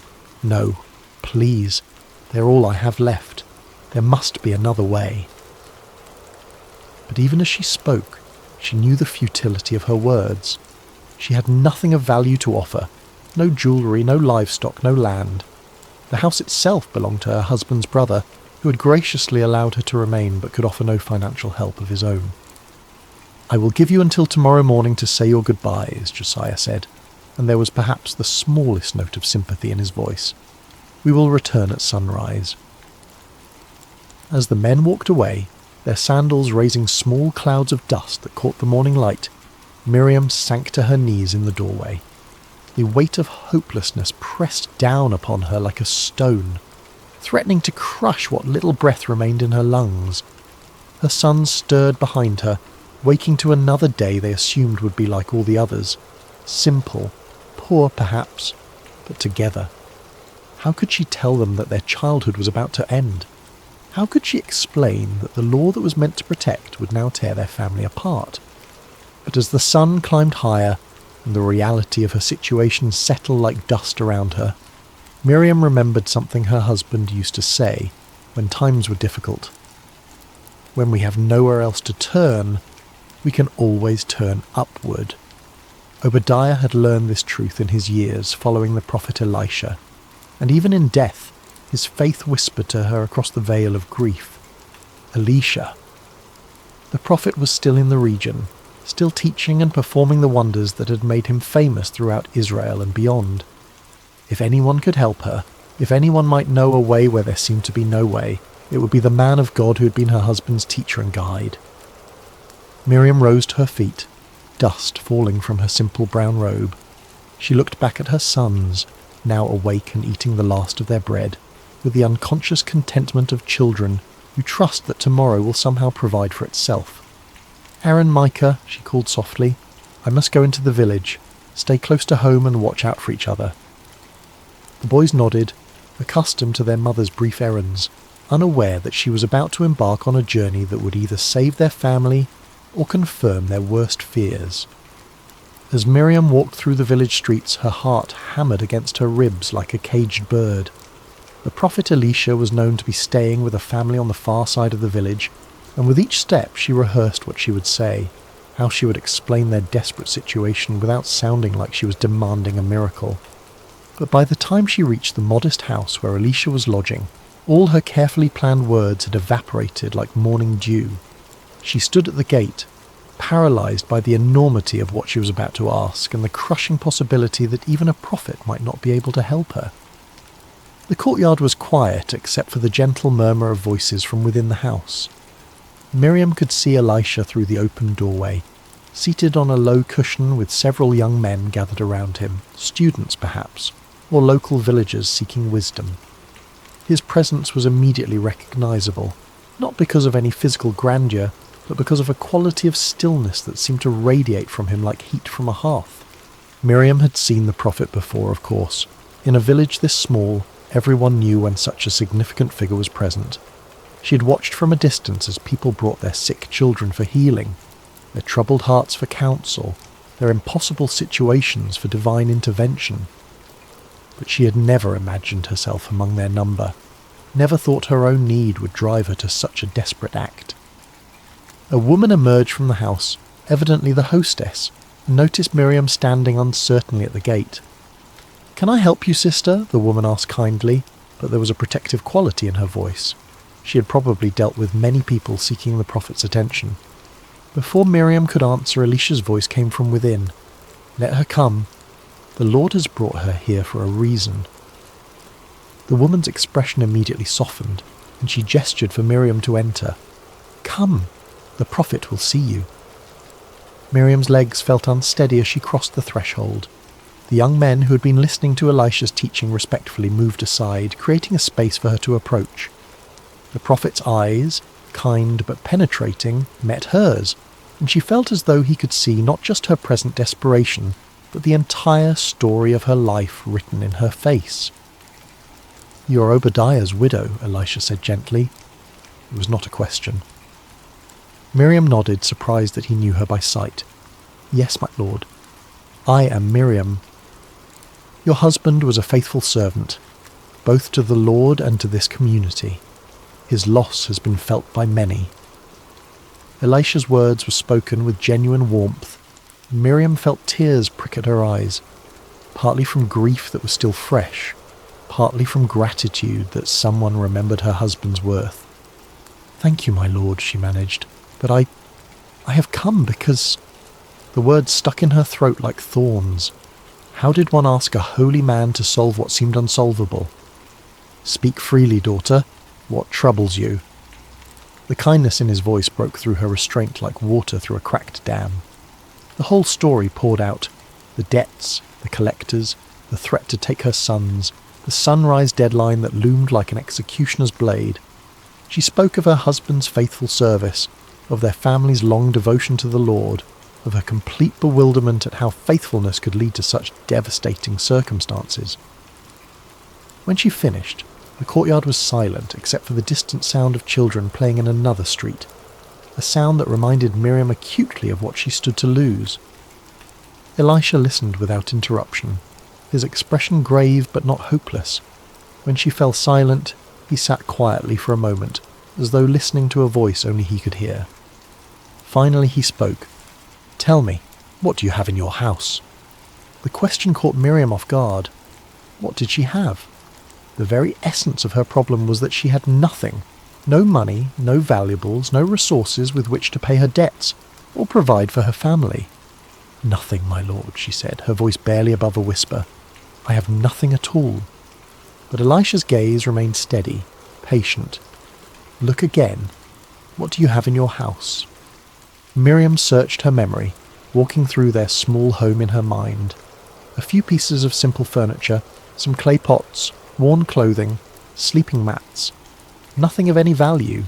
Certainly nothing that could solve a debt large enough to require 7 years of servitude to repay. Then she remembered. There is a small jar of olive oil," she said hesitantly. "Just a little. Barely enough for a few meals." She almost apologized for mentioning something so insignificant, but the prophet's face had changed. There was something in his expression now. Not quite a smile, but a kind of quiet intensity that made the air in the courtyard feel charged with possibility. "A jar of oil," Elisha repeated thoughtfully. "How much oil?" "Very little, my lord. Perhaps enough to fill a cup, no more." The prophet nodded slowly, as though this small detail was exactly what he had been hoping to hear. He stood up, his movements deliberate and purposeful. "Here is what you must do," he said, his voice carrying the authority of someone who spoke not just his own words, but those of the Almighty. Go to all your neighbours, not just the ones nearby, but throughout the village. Ask them to lend you their empty jars and vessels. Don't ask for just a few. Collect as many as you can carry." Miriam blinked in confusion. Empty jars? What good would empty vessels do when her problem was that she had nothing to fill them with? "I don't understand, my lord. If I had oil to fill jars, I would not be in this position." "Understanding comes after obedience, not before," Elisha said, but his tone was gentle, not reproving. "Trust in the Lord's provision, even when his ways seem strange to our human reasoning." He continued with his instructions. "When you have gathered the empty vessels, go into your house with your sons. Close the door. This miracle is not for the curious eyes of the neighbours, but for the desperate faith of a mother. Then take your small jar of oil and begin to pour." "Pour into what, my lord?" "Into the empty jars. Pour until they are full." The instruction seemed impossible, even absurd. How could she pour from a nearly empty jar into multiple vessels? The physical laws that governed their world simply didn't work that way. But as Miriam looked into the prophet's eyes, she saw something that gave her pause. Not madness, not delusion, but absolute certainty. This was a man who had seen the impossible become routine, who had learned to expect miracles the way others expected sunrise. "Do you trust me?" Elisha asked simply. Miriam thought of her sons, sleeping peacefully this morning while she faced the possibility of never tucking them in again. She thought of her husband's faith, unwavering even in illness, even in poverty, even at the end. She thought of the alternative, doing nothing, accepting defeat, watching her children be led away at sunrise. "Yes, my lord, I trust you." "Then go. The Lord will not fail you." As Miriam prepared to leave, one of the young men who had been listening spoke up. "Master, shouldn't we accompany her?" "Help her carry the vessels." But Elisha shook his head. "This work must be hers alone. Faith cannot be borrowed or carried by another. It must be exercised by the one who needs the miracle."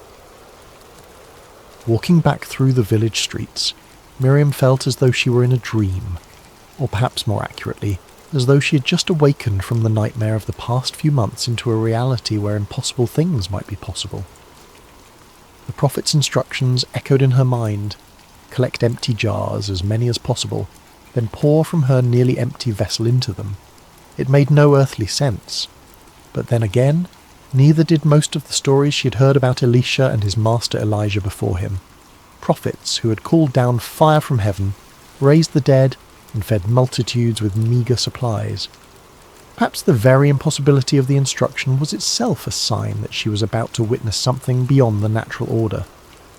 Her first stop was at the house of her neighbour Sarah, an elderly woman who had been kind to Miriam since Obadiah's death, often sharing vegetables from her garden when she had none to spare.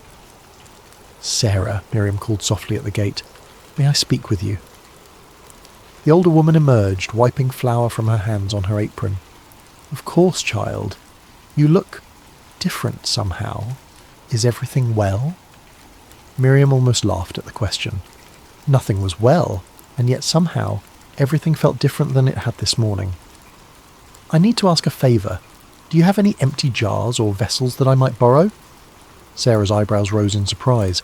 Empty jars? Whatever for? How could Miriam explain without sounding like she had lost her mind? "The prophet Elisha has given me instructions. I need to gather as many empty containers as I can." To her credit, Sarah didn't ask for further explanation. In a community where prophets occasionally walked among them, people had learned that divine instructions often defied human logic. "I have several clay jars that I use for storing grain, but they're empty now since the harvest was so poor. You're welcome to them. Let me help you carry them." As they loaded the vessels into Miriam's arms, Sarah's expression grew concerned. "Miriam, the whole village knows about your situation with the debt collectors. If there's anything else I can do—" "Pray," Miriam said simply. "Pray that the Lord remembers his promises to care for widows and orphans." Her next stop was at the home of Rebecca, a woman with several children who had always been friendly but not particularly close. Here, Miriam felt more nervous about making her request.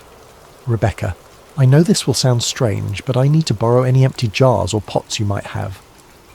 Rebecca looked puzzled but not unfriendly. "Empty jars? Are you planning to store something? I heard about your troubles. Surely you're not thinking of buying oil or grain?" "No, nothing like that. The prophet Elisha has asked me to collect empty vessels. I'm not entirely sure why, but I trust that he knows what he's doing." At the mention of Elisha's name, Rebecca's demeanour changed immediately. "The prophet gave you instructions? Of course, take whatever you need." "Children," she called into the house, "bring out all the jars and pots we're not using, quickly now." Soon Miriam's arms were full again, and Rebecca's children were helping to carry the additional vessels. Word seemed to be spreading through the village. She could see neighbours emerging from their houses, curious about the unusual activity. By the time she reached the house of David the potter, she didn't even need to make her request. He was already waiting with an armload of clay vessels, not his finest work, but good serviceable jars in various sizes. "I heard you were collecting empties on the prophet's instructions," he said with a grin. "I've got plenty of these. Consider it my contribution to whatever miracle is about to happen." "You really think there will be a miracle?" Miriam asked, suddenly feeling the weight of what she was attempting. So many people were now involved, so many witnesses to what would either be a tremendous demonstration of God's power or a devastating display of her own foolishness. David's expression grew serious. "I've lived in this village for 40 years, and I've seen 3 different prophets pass through. Not once have I seen one of them give instructions that didn't lead to something remarkable. The real question isn't whether there will be a miracle, it's whether we'll have enough faith to receive it." As Miriam continued through the village, she was amazed by the response. People she barely knew were offering their vessels, and those who had no jars to spare were spreading the word to others who might. Children ran ahead of her, announcing to each household what was needed. Even some of the village elders, usually stern and cautious about anything that disrupted the normal order, were nodding their approval and contributing what they could. By mid-afternoon, Miriam's small house was surrounded by more clay vessels than she had ever seen in one place. There were large storage jars that could hold enough oil for a family for months, medium-sized pitchers perfect for daily use, and small vessels suitable for lamps and cooking. Some were beautifully crafted, others rough and practical. Some were new, others showed the wear of years of faithful service. Her sons, Aaron and Micah, had awakened to find their home transformed into something resembling a pottery merchant's stall. They helped carry the vessels inside, their eyes wide with excitement and confusion. "Mother, what are all these for?" Aaron asked. At 10, he was old enough to sense that something significant was happening, but young enough to find it more exciting than frightening. "We're going to fill them," Miriam said, the words sounding even stranger when spoken aloud to her children. "Fill them with what?" 8-year-old Micah wanted to know. Miriam looked at the small jar of oil sitting on their simple wooden table, the same jar she had mentioned to the prophet, containing perhaps a cup's worth of precious olive oil. It looked impossibly small, surrounded by all the empty vessels now crowding their one-room home. "With oil," she said, and saw her sons exchange the kind of look children give when they're certain their parent has said something that makes no sense but are too polite to argue. As the sun began to sink toward the horizon, painting the sky in shades of orange and gold, Miriam stood in her doorway one last time before following the prophet's final instruction. The village around her looked the same as it had this morning, but everything had changed. This morning she'd been a desperate woman with no options. Now she stood on the threshold of either a miracle or a disaster. But at least she was no longer passive in the face of her circumstances. She could see a few neighbours lingering in their own doorways, clearly curious about what would happen next. News of the prophet's instructions had spread throughout the village, and while no one was bold enough to ask for details, there was a sense of anticipation in the air, as though the entire community was holding its breath. Tomorrow morning the debt collectors would return, expecting to claim her sons, but tonight belonged to faith, to the impossible, to the hope that a God who had parted seas and raised the dead might still care about one widow's desperate prayer. "Come, boys," she said, stepping back inside their small home. "It's time to close the door." The interior of their small house felt different with the door closed and the outside world shut away. The late afternoon light filtered through the single window, casting long shadows among the collection of empty vessels that now filled nearly every available space. Aaron and Micah stood close to their mother, sensing that they were about to witness something extraordinary, though they couldn't possibly understand what. Miriam picked up the small jar of oil with hands that trembled slightly, not from fear now, but from anticipation. The prophet had been so certain, so confident in his instructions.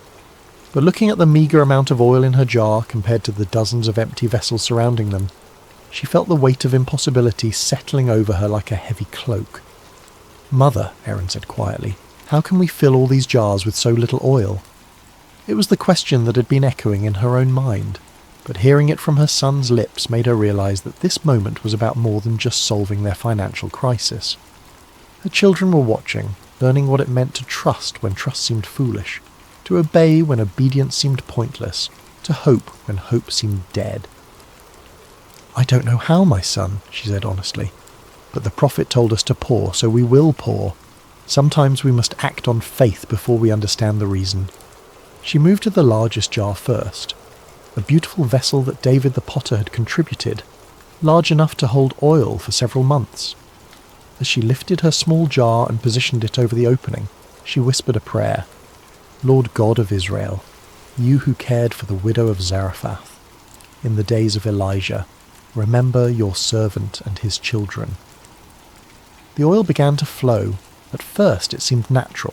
The golden liquid poured from her jar into the larger vessel with the normal splash and gurgle of any liquid being transferred. But as seconds passed, then minutes, Miriam realised that something impossible was happening.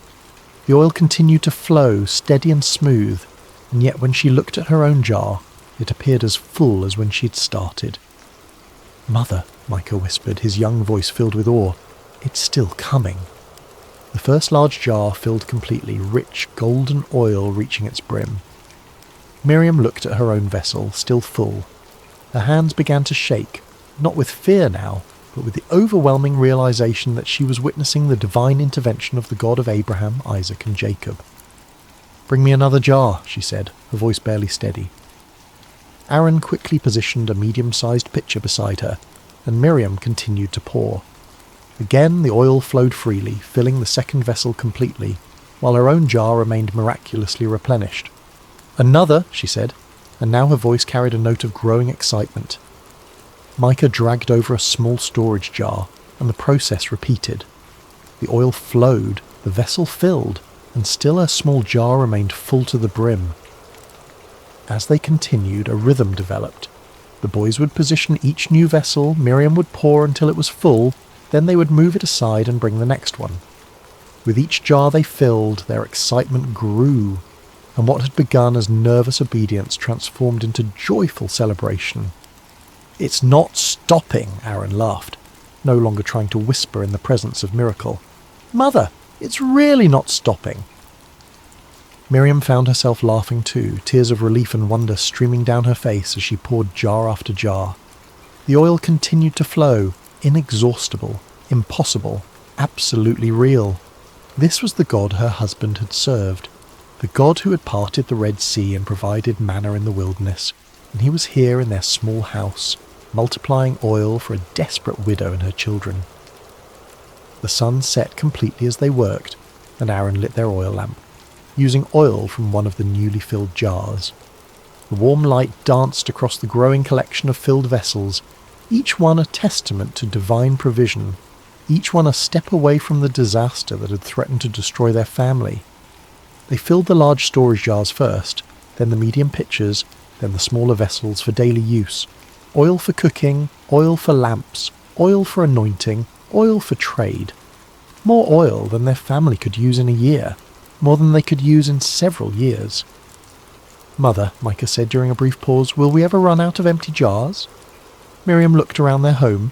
They had filled perhaps half of the vessels they had collected, and still the oil flowed freely from her small jar. "I hope not, my son. I hope we never run out." But even as she spoke, she realized they were approaching the end of their supply of empty containers. Only a handful of vessels remained unfilled.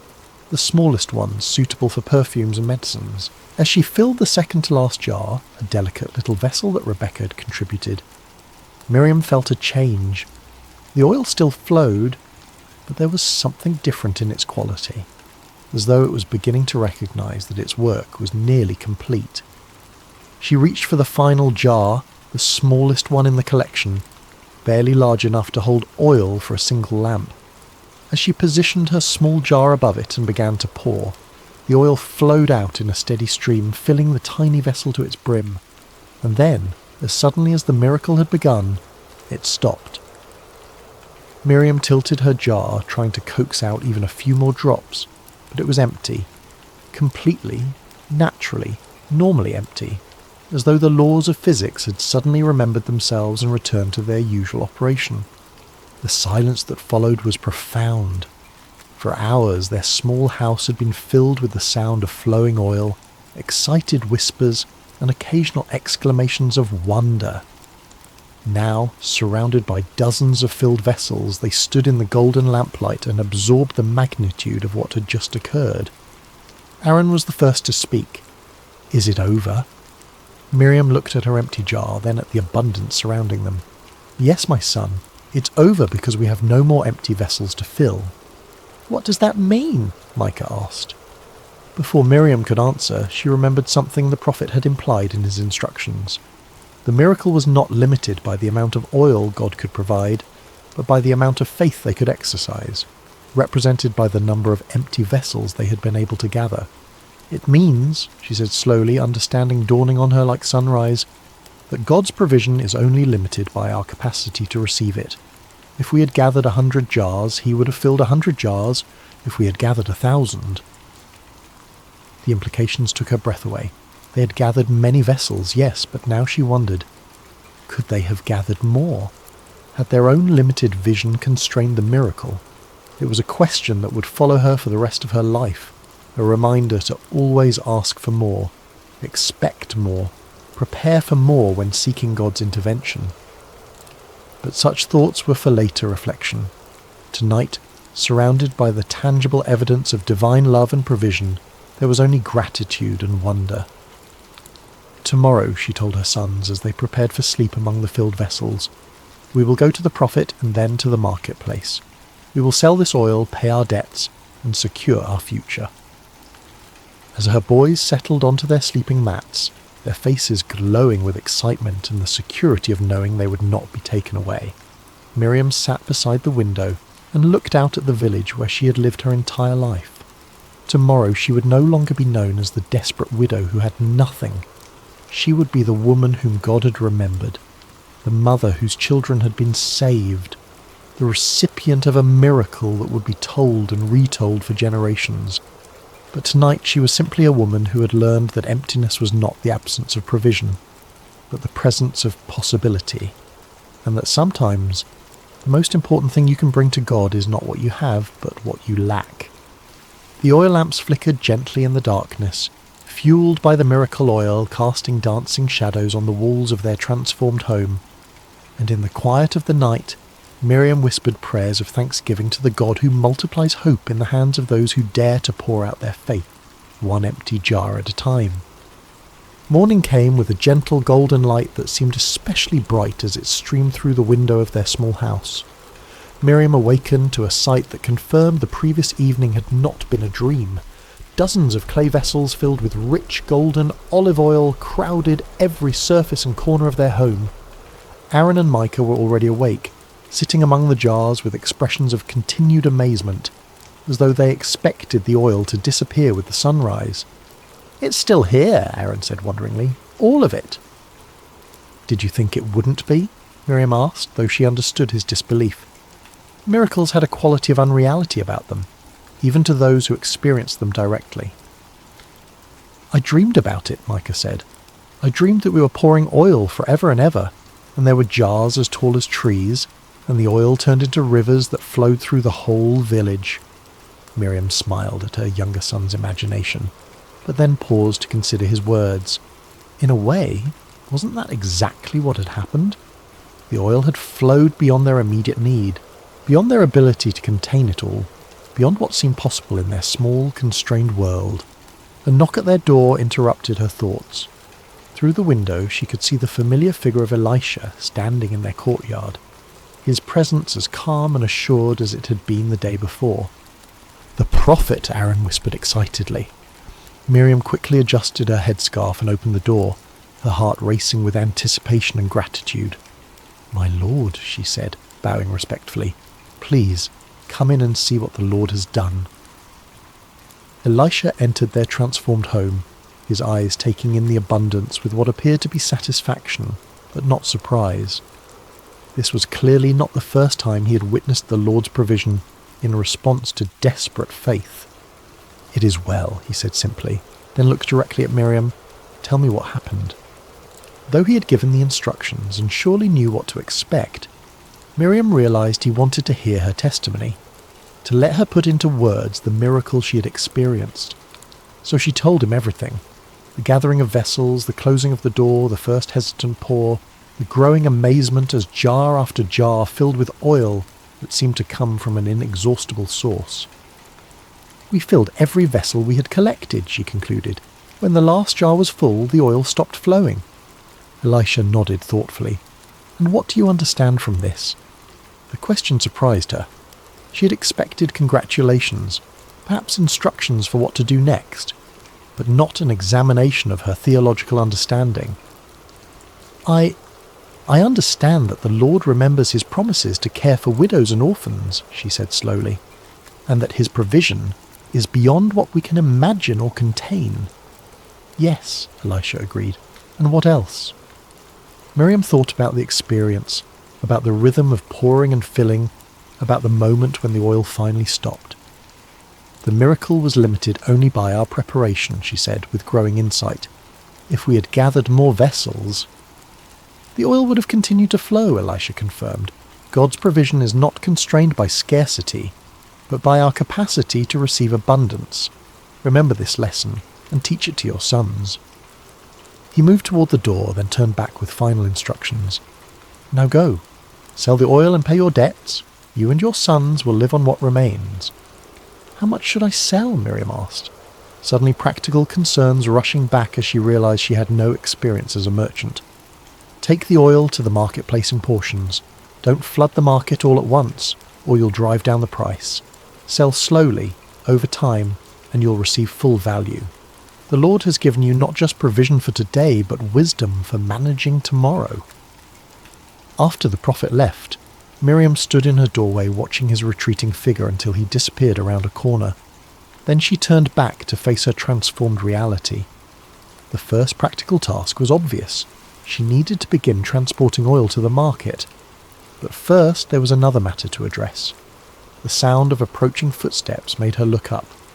3 familiar figures were walking down her street, the debt collectors, returning as promised at sunrise to claim her sons. But this time Miriam felt no fear, no desperate helplessness. She stood calmly in her doorway, watching their approach with something approaching pity for men who lived in a world too small to contain miracles. "Miriam," Josiah called as they drew near, "are you prepared to surrender the boys?" "I am prepared to pay the debt," she replied evenly. The 3 men stopped walking, clearly taken aback by her confident tone. "Pay the debt?" Josiah repeated skeptically. "Yesterday you claimed to have nothing. What has changed overnight?" "The Lord has provided," Miriam said simply. "I now have the means to settle my husband's obligations in full." She gestured toward her house, where several of the oil jars were visible through the open doorway. Olive oil of the finest quality, more than enough to cover what is owed, with plenty remaining for my family's future needs. The debt collectors exchanged glances, clearly struggling to process this unexpected development. "Where did you get oil?" one of them asked suspiciously. "You cannot simply produce valuable goods from nothing." "With the Lord, nothing is impossible," Miriam replied. "But if you doubt the quality or value, you are welcome to examine it for yourself." Josiah stepped forward and peered into the house, his eyes widening at the sight of dozens of filled vessels. He dipped his finger into the nearest jar and tasted the oil, his expression shifting from skepticism to amazement. "This is premium oil," he admitted reluctantly. worth far more than your husband's debt." "Then we are agreed," Miriam said. "I will deliver payment to you within 3 days once I have sold sufficient oil in the marketplace." The 3 men departed, shaking their heads in bewilderment, leaving Miriam alone with her sons and their miraculous abundance. Over the following weeks, Miriam carefully sold portions of the oil at the market, following Elisha's wise counsel. The oil was of such exceptional quality that merchants competed to purchase it, and word spread throughout the region about the widow's premium product. True to her word, she paid her husband's debts in full within the promised time, but the oil continued to provide for their family month after month, year after year. She was able to purchase their house from Obadiah's brother, expand their small business, and ensure her sons received proper education. Aaron and Micah grew into strong, faithful men who never forgot the night they witnessed their mother pour from an empty jar and receive abundance beyond measure. They told the story to their own children and grandchildren, how God had multiplied oil in the hands of a desperate widow who dared to trust when trust seemed impossible. Years later, when Miriam was an old woman surrounded by prosperity and family, people would ask her about the secret of her success. She would always smile and say, "The miracle was not in the oil that multiplied, but in the faith that dared to pour from an empty jar. God is not limited by what we lack. He's only limited by our willingness to bring him our emptiness and trust him to fill it." And in the evenings, when the oil lamps flickered in homes throughout the village, many still burning oil that traced its origins back to that miraculous night, the people would remember that sometimes the greatest abundance comes not when our jars are full, but when we have the courage to pour from what little we have, trusting that the God who created the universe from nothing can certainly create provision from our emptiness. The widow's oil became more than a solution to debt. It became a testament to the truth that faith, like oil, multiplies when poured out in trust, and that the God who notices empty jars is the same God who delights in filling them beyond our wildest dreams. For in the end, Miriam learned the most important lesson of all. We bring our emptiness to God not as a sign of our failure, but as an invitation for his abundance. And when we dare to pour out our faith, even from the smallest jar, we discover that his provision knows no limits except those we place on our own capacity to receive. The story of the widow's oil echoed through generations, a reminder that in the hands of the Almighty, even our deepest need can become our greatest testimony to his faithfulness. Hello, dear friends, and welcome to Sacred Slumber. Before we begin our journey together into this timeless story of faith and courage, I want to take a moment to connect with you. Wherever you are in the world tonight, how has your day been? Perhaps you're settling in as the evening draws near, or maybe you're starting your morning with this gentle retelling. Whether it's midnight where you are, or the sun is just beginning to rise, know that you're exactly where you need to be. I'm curious about where this story is finding you tonight. Are you listening from a cozy bedroom in North America? Perhaps watching the stars appear through your window? Or maybe you're in Europe, beginning a peaceful morning with this tale. Perhaps you're in Asia, Africa, Australia, or anywhere else across our beautiful world. Wherever you are, you're part of our global Sacred Slumber family, and we're so grateful to have you here.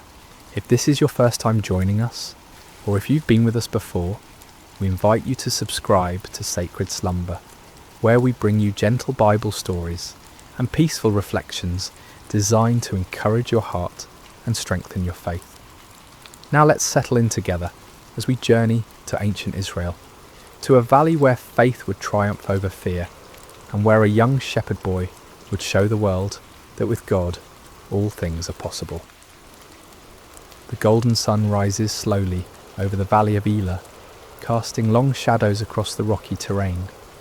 The air is crisp with morning dew, and a gentle breeze carries the scent of wild flowers that dot the hillsides. This valley, nestled between rolling hills covered with olive trees and scattered stones, would soon become the stage for one of history's most remarkable displays of faith.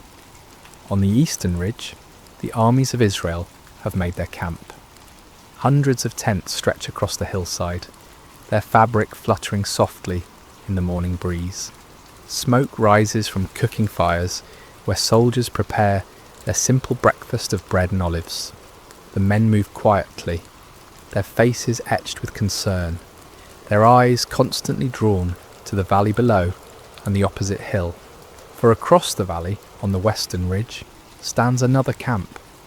The Philistines have pitched their tents there, their bronze weapons glinting in the early light. These are seasoned warriors, confident in their strength, their numbers, and their champion who has struck terror into the hearts of Israel's army for 40 long days.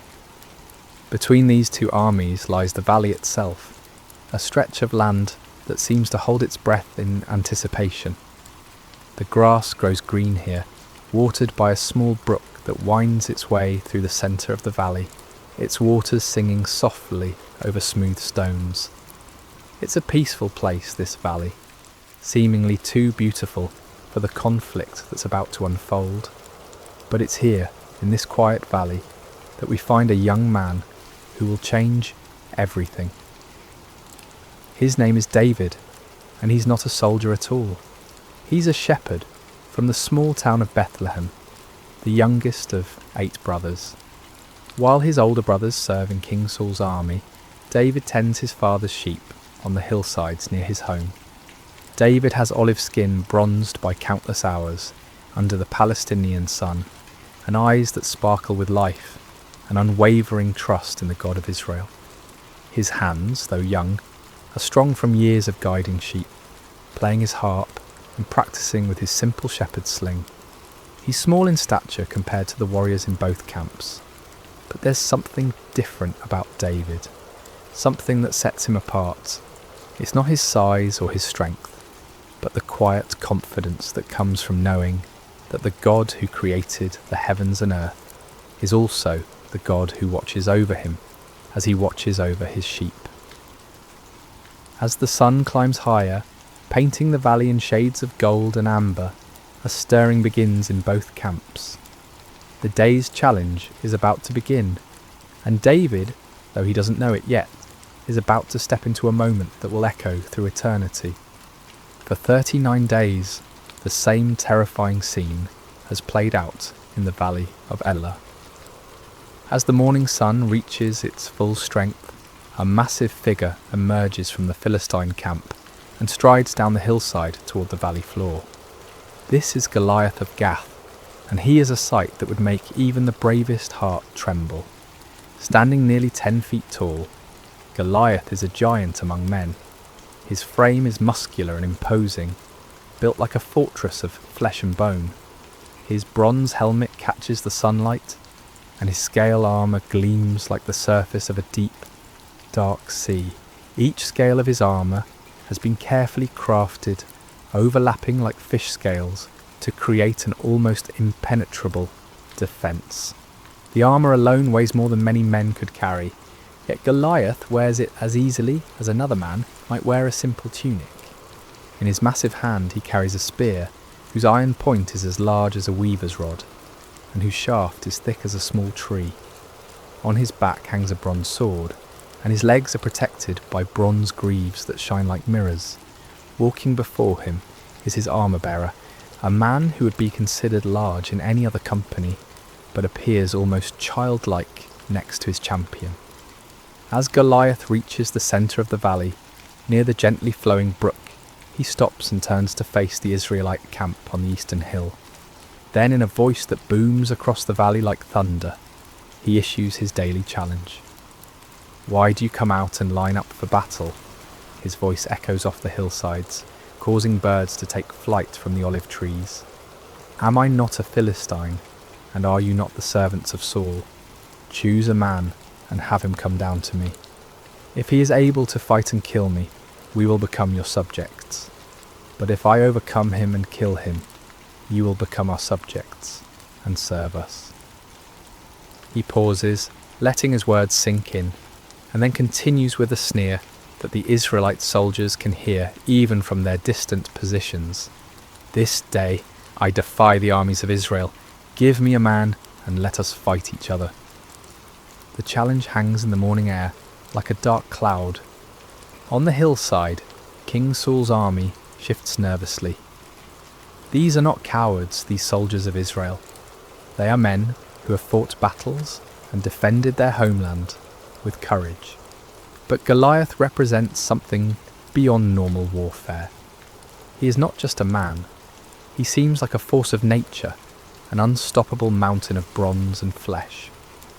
Among the Israelite ranks are 3 brothers, Eliab, Abinadab, and Shammah, sons of Jesse from Bethlehem. They stand with their fellow soldiers, feeling the same chill of fear that grips every man present. They've heard stories of giants in the land, descendants of the Anakim, who struck terror in the hearts of their forefathers. But seeing Goliath is different from hearing stories. His very presence seems to drain the courage from their hearts. King Saul himself, who stands head and shoulders above most men, feels small in comparison to this Philistine champion. The king who once stood fearlessly against Israel's enemies now finds himself at a loss. He has offered great rewards to any man who will face Goliath, riches beyond measure, his own daughter in marriage, and exemption from taxes for the victor's family. But for 39 days, no man has stepped forward. As Goliath's voice fades across the valley, an oppressive silence settles over both camps. The Philistines are confident, almost jovial in their certainty. Their champion is invincible, and they know it. Soon all of Israel will bow before their might. But in the Israelite camp, fear has taken root like a poisonous vine. With each passing day, with each repeated challenge, that fear grows stronger. The soldiers begin to whisper among themselves. Some wonder if they should retreat. Others question whether God has abandoned them. The shadow of one man, one giant, is darkening the faith of an entire nation. Yet God, who sees all things, who knows the end from the beginning, has already prepared an answer to this seemingly impossible challenge. And that answer is not a mighty warrior or a skilled general. It's a young shepherd boy who at this very moment is walking the dusty roads that lead to the valley of Elah, carrying nothing more threatening than food for his brothers and cheese for their commander. As the day progresses and Goliath returns to his camp with another unchallenged victory, the stage is being set for an encounter that will demonstrate once and for all that the battle belongs not to the strong, but to the Lord. The morning sun is climbing higher when David crests the hill overlooking the valley of Elah. He's been walking since before dawn, carrying a heavy pack filled with roasted grain and 10 loaves of fresh bread for his brothers and 10 cuts of cheese for their unit commander. His father Jesse, concerned about his son serving in King Saul's army, has sent David to check on them and bring them provisions. As David approaches the Israelite camp, he can hear the familiar sounds of an army preparing for battle. The clank of bronze armour, the scraping of swords being sharpened, and the low murmur of soldiers' voices. But there's something else in the air, something David can sense even before he understands it. There's a tension here, a fear that seems to hang over the camp like morning fog. David makes his way through the camp, asking for directions to find his brothers. The soldiers he passes look weary, their faces drawn with anxiety. Some pace nervously, others sit quietly, staring toward the valley. This is not what David expected to find. Where is the courage of Israel's army? Where is the confidence that should come from serving the God who delivered them from Egypt and gave them this promised land? Finally, David spots his brothers among their unit, and his face brightens with joy. He hurries toward them, his pack bouncing on his shoulders, but as he greets Eliab, Abinadab, and Shammah, he notices that they too carry the same haunted expression as the other soldiers. "Father sent provisions," David says warmly, beginning to unpack the food. "He's been worried about you and wanted to make sure you have enough to eat." But before his brothers can respond fully to his greeting, a sound begins to build from across the valley. It starts as a low rumble, and grows into the unmistakable boom of Goliath's voice. David stops unpacking and turns toward the valley, his eyes widening as he sees the massive figure striding down the hillside. Who is this uncircumcised Philistine that he should defy the armies of the living God? David asks, his voice filled not with fear, but with indignation. The words come naturally to him, spoken with the simple faith of someone who knows God personally, intimately, like a shepherd knows his flock. The soldiers around David stare at him in amazement. Some even step back, as if his words might bring Goliath's wrath down upon them. But David isn't speaking recklessly. He's speaking from a heart that has experienced God's faithfulness. In the quiet places, in the fields where he tends sheep, under the stars where he plays his harp and sings psalms to the God who made them. What will be done for the man who kills this Philistine and removes this disgrace from Israel? David continues, his voice carrying a confidence that seems foreign in this camp of frightened warriors. The soldiers explain about King Saul's promised rewards, but David barely seems to hear them. His focus is not on gold or marriage or tax exemption. His concern is for the honour of God and the reputation of God's people. How can this Philistine be allowed to mock the armies of the living God? How can Israel's soldiers allow this blasphemy to continue day after day? Word of David's questions and his bold words quickly spreads through the camp. Some soldiers are amazed by his courage, others think he's simply too young to understand the danger. But when the news reaches Eliab, David's oldest brother, he responds with anger and embarrassment. "Why have you come down here?" Eliab demands, his face flushed with frustration. "And with whom did you leave those few sheep in the wilderness? I know how conceited you are, and how wicked your heart is. You came down only to watch the battle." Eliab's harsh words reveal the tension that can exist even in families when faith and fear collide. Perhaps Eliab is embarrassed that his youngest brother shows more courage than he and his fellow soldiers have demonstrated. Perhaps he's genuinely concerned for David's safety. But David responds with gentle humility. "Now what have I done?" David asks calmly. "Can't I even speak?" He doesn't argue with his brother or defend himself harshly. Instead, he simply continues asking his questions, seeking to understand why no one has stepped forward to defend God's honour. Eventually, word of David's bold questions reaches King Saul himself. The king, desperate for any glimmer of hope, sends for this young man who speaks so fearlessly about facing the Philistine giant. When David is brought before him, Saul sees nothing impressive about this youth. David is small, young, with the sun-darkened skin of someone who works outdoors. He carries no sword, no armour, nothing that would mark him as a warrior. "Let no one lose heart on account of this Philistine," David says to the king with quiet confidence. "Your servant will go and fight him." King Saul looks at David in disbelief. "You are not able to go out against this Philistine and fight him," he says, his voice heavy with the weight of responsibility and fear. "You are only a young man, and he has been a warrior from his youth." But David's response comes from a wellspring of faith that has been tested and proven in the wilderness places where no one was watching. "Your servant has been keeping his father's sheep," David begins, his voice steady and sure. "When a lion or a bear came and carried off a sheep from the flock, I went after it, struck it, and rescued the sheep from its mouth. When it turned on me, I seized it by its hair, struck it, and killed it. Your servant has killed both the lion and the bear.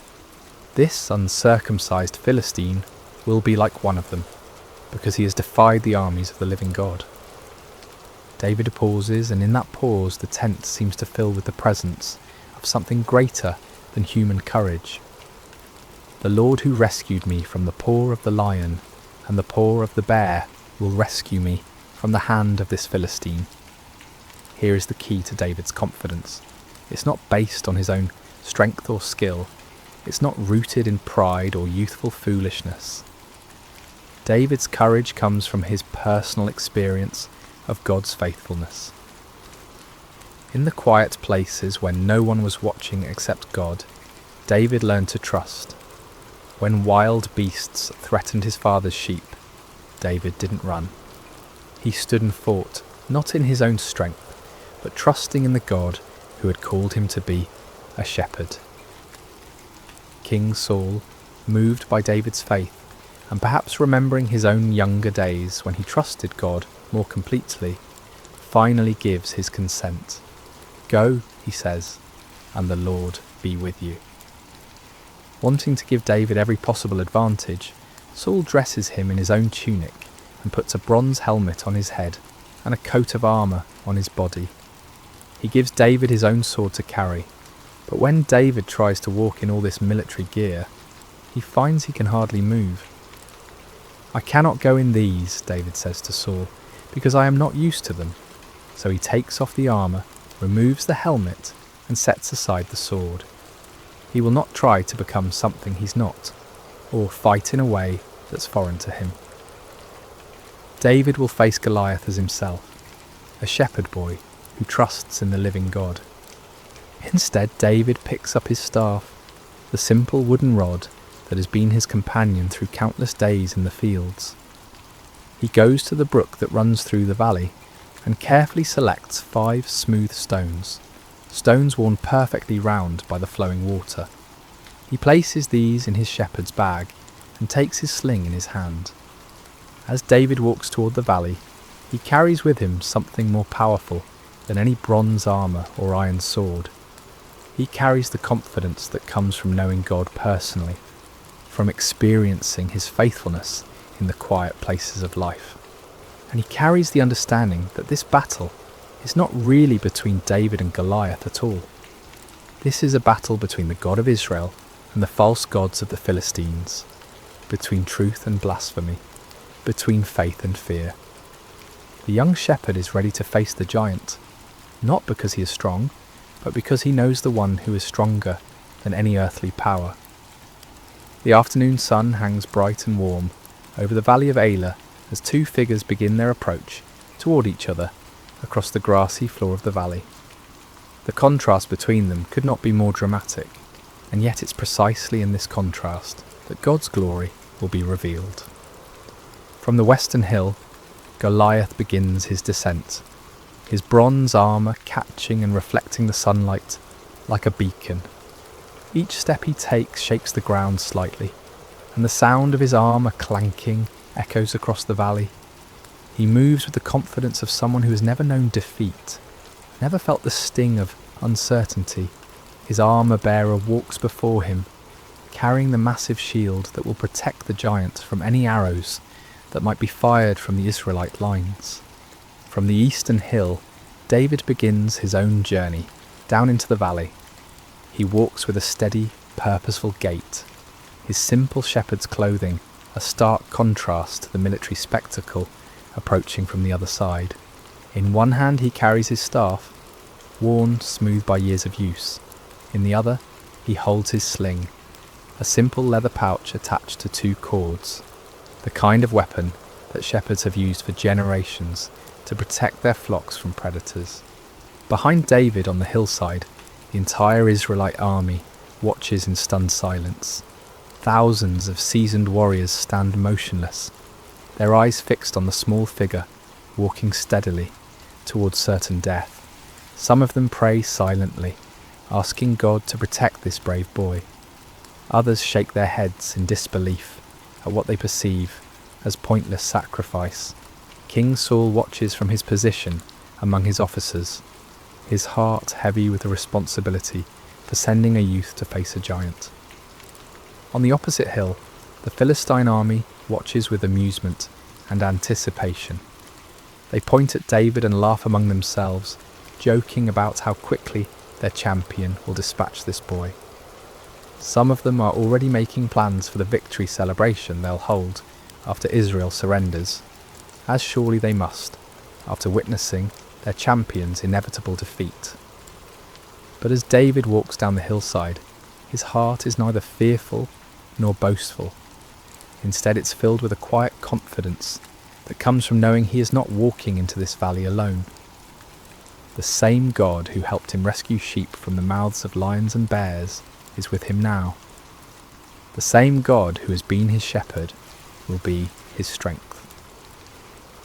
As the two figures draw closer together, in the centre of the valley, near the gently flowing brook, Goliath gets his first clear look at his opponent. What he sees fills him with contempt and rage. This is not a warrior, this is just a boy, ruddy and handsome, carrying a shepherd's simple tools instead of weapons of war. "Am I a dog," Goliath roars, his voice booming across the valley, "that you come at me with sticks?" His anger at what he perceives as an insult burns hot. He expected Israel to send their greatest warrior, someone worthy of his attention. Instead, they've sent a child. Goliath continues his verbal assault, his voice carrying clearly to both armies.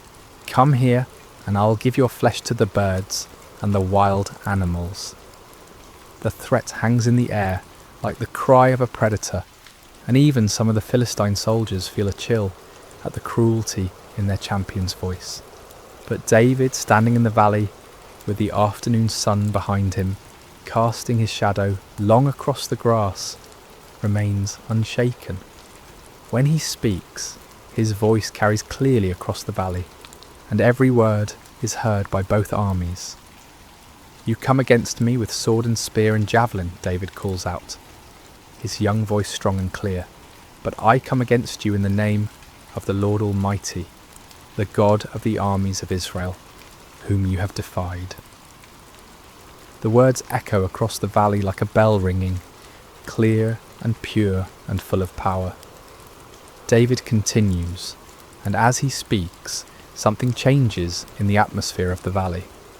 The mocking laughter from the Philistine hill begins to fade. On the Israelite side, soldiers lean forward, straining to hear every word. "This day the Lord will deliver you into my hands, and I'll strike you down and cut off your head. This very day I will give the carcasses of the Philistine army to the birds and the wild animals, and the whole world will know that there is a God in Israel. All those gathered here will know that it is not by sword or spear that the Lord saves. For the battle is the Lord's, and he will give all of you into our hands." David's words ring with prophetic power and absolute certainty. He's not boasting in his own strength or skill. Instead, he's making a declaration of faith, a public testimony to the power and faithfulness of the God of Israel. This battle, David understands, is not ultimately about military might or human courage. It's about the honour of God and the revelation of his power to both Israel and the surrounding nations.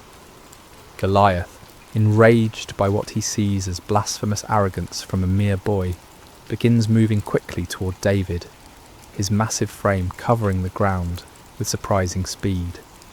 His armour clanks and his weapons gleam as he bears down on his small opponent like an avalanche of bronze and iron. But David doesn't flee. Instead, he runs toward Goliath, closing the distance between them with swift, determined steps. As he runs, he reaches into his shepherd's bag and takes out one of the smooth stones he selected from the brook. With practiced ease, born of countless hours protecting sheep, he places the stone in his sling. The sling is not a child's toy, though it may appear simple. In the hands of a skilled shepherd, it's a precision weapon capable of tremendous force.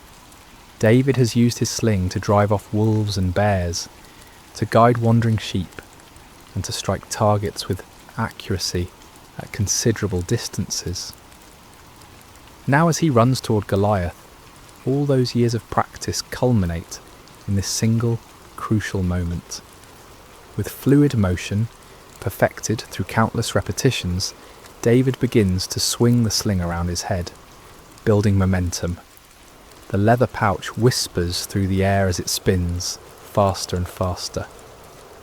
Goliath, seeing David's movement, may have raised his shield, or adjusted his position, but his great size, which has always been his advantage, now works against him. He cannot change direction quickly, cannot dodge with the agility of a smaller man. At the perfect moment, when the geometry of angle and distance and momentum align exactly right, David releases one of the cords. The stone flies from the sling like an arrow, swift and straight and true, guided by skill and powered by faith. The stone strikes Goliath in the centre of his forehead, at the one spot where his bronze helmet doesn't protect him, with tremendous force. The sound of impact echoes across the valley like the crack of thunder. For a moment time seems suspended. The giant warrior, seemingly invincible in his bronze armour, stands motionless. Then, like a great tree falling in the forest, Goliath topples forward and crashes to the ground. The earth trembles under the impact of his massive frame. His weapons clatter beside him, his armour scrapes against the stones, and then there is silence. David runs to where Goliath lies and stands over the fallen giant. Finding no sword of his own, David draws Goliath's own massive sword from its sheath, and with effort befitting his size, uses it to cut off the giant's head, fulfilling his prophecy exactly as he had spoken it. Then David lifts Goliath's head high above his own, and his voice rings out across the valley one more time, "The battle is the Lord's." The silence that follows is profound and complete, broken only by the gentle sound of the brook flowing peacefully through the valley, washing the smooth stones that remain in David's shepherd's bag. The sight of their fallen champion creates an immediate and dramatic transformation in both armies. On the Philistine hillside, the confident laughter and casual conversation die away instantly, replaced by stunned silence and then growing panic. These seasoned warriors, who moments before were planning their victory celebration, now stare in disbelief at the impossible scene in the valley below. Their champion, their giant, their seemingly invincible Goliath lies motionless in the grass, his own sword in the hands of the shepherd boy, who stands triumphant beside his massive form. The psychological impact is devastating.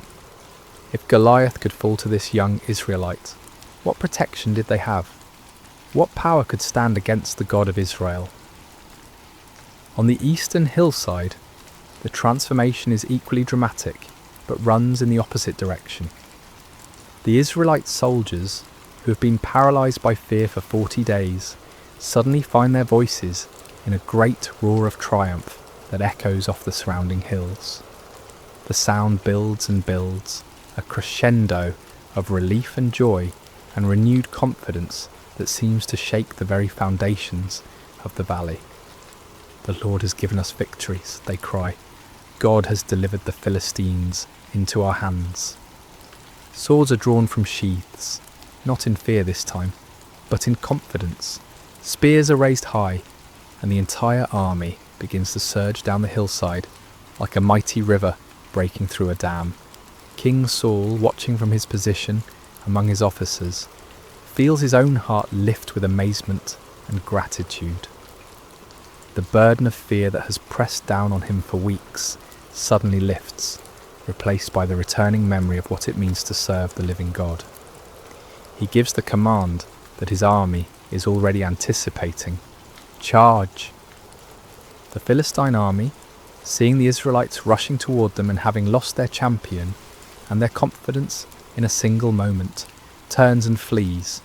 What had been an organised military force becomes a scattered mob running for their lives across the hills and valleys of the countryside. The rout is complete and devastating. But as the armies chase and flee across the landscape, David remains in the valley beside the brook, holding Goliath's head and looking up toward heaven with a heart full of gratitude. He has not forgotten, even in this moment of triumph, that the victory belongs to the Lord. This was never about David's skill with a sling, though his years of practice were important. This was never about David's courage, though his faith was essential. This was about God's power to save his people and his determination to show both Israel and the nations around them that he alone is God. David understands something that many of the celebrating soldiers rushing past him have not yet grasped. This victory in the valley of Elah is not an end in itself, but a beginning. It's a demonstration of what becomes possible when someone is willing to trust completely in God's power and step forward in faith, even when the circumstances seem impossible.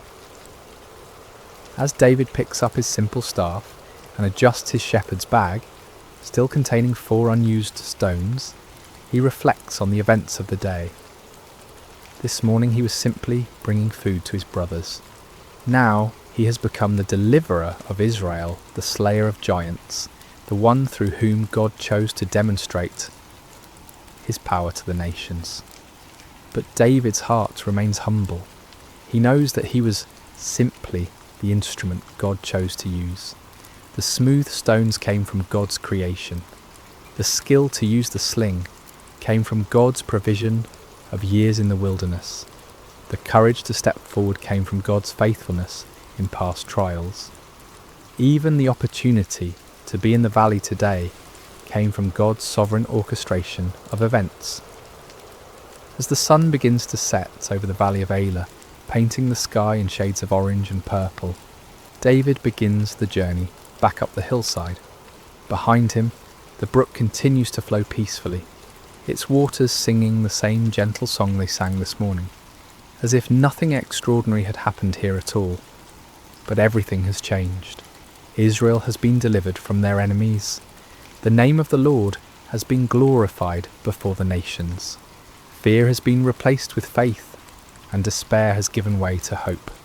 Most importantly, everyone who witnessed this day now knows with certainty that there is a God in Israel, and that the battle belongs to the Lord. The young shepherd boy who walked down into the valley, carrying only his simple faith and his trust in God, walks back up the hillside as a champion. But he carries with him the same faith and the same trust, because he understands that these were the real weapons that won the victory. Size and strength and bronze armour are nothing compared to the power of the living God when it flows through a heart that trusts him completely. As David rejoins the celebrating Israelite army, his brothers look at him with new eyes. Eliab, who scolded him harshly this morning, now embraces him with tears of joy and amazement. The soldiers who barely noticed the young shepherd this morning now gather around him with respect and wonder, eager to hear him tell the story of his victory. But David's first words are not about his own actions or his own courage. Instead, he lifts his eyes toward heaven and says simply, "Blessed be the Lord God of Israel, who has delivered his people this day." The victory belongs to the Lord, and David never forgets it.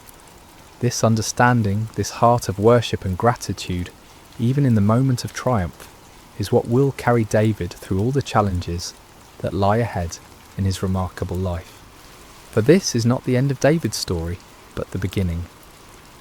This day in the valley of Elah reveals the heart of a shepherd who will one day be king, a man after God's own heart, who will lead Israel with the same faith and trust he showed when facing a giant with nothing but a sling and the name of the Lord.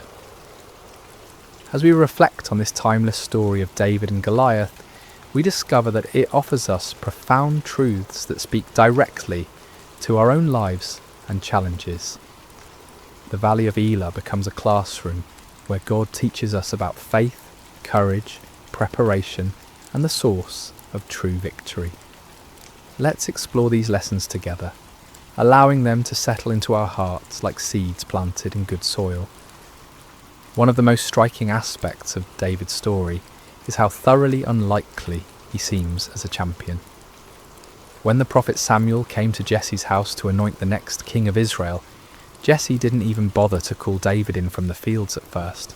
David was the youngest, the smallest, the one everyone overlooked.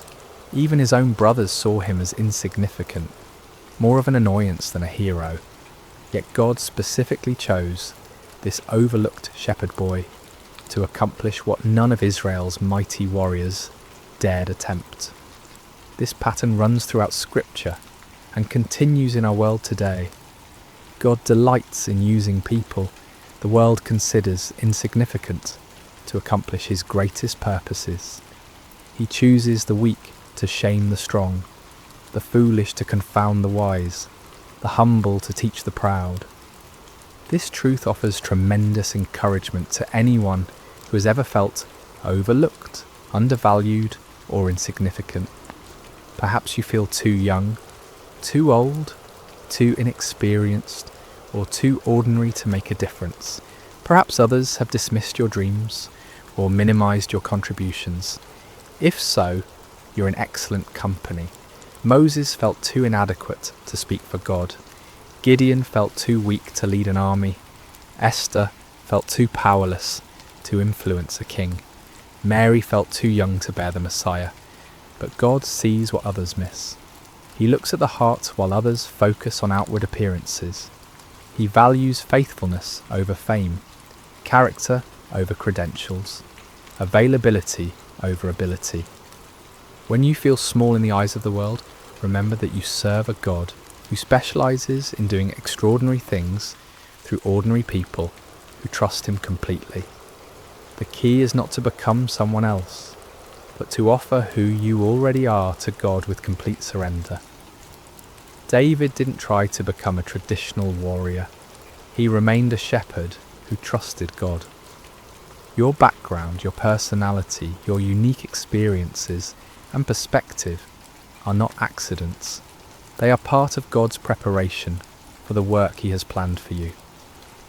David's courage in facing Goliath didn't appear suddenly on the day of battle. It was forged over years of faithful service in places where no one was watching except God. While tending his father's sheep in the wilderness, David faced lions and bears that threatened the flock.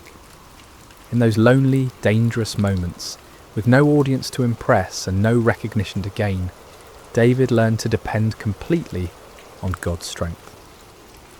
These wilderness experiences became David's training ground.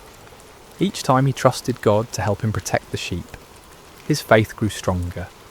Each time he saw God's faithfulness in the small things, his confidence in God's power increased. By the time he faced Goliath, David had a history with God, a track record of divine assistance that gave him unshakable confidence. This principle applies directly to our lives. The character we develop in private, the faithfulness we demonstrate when no one is watching, the trust we build through small challenges prepare us for the larger battles we'll face later. God often prepares us through what seem like insignificant experiences, developing in us the spiritual muscles we'll need for greater tasks. Perhaps you're in a season of quiet preparation right now. Maybe you're in a job that feels unimportant, dealing with challenges that seem mundane, or serving in ways that go unnoticed. Don't despise these experiences. See them as God's training ground, places where you can learn to trust him completely without the pressure of public attention. Every act of faithfulness in small things builds spiritual strength.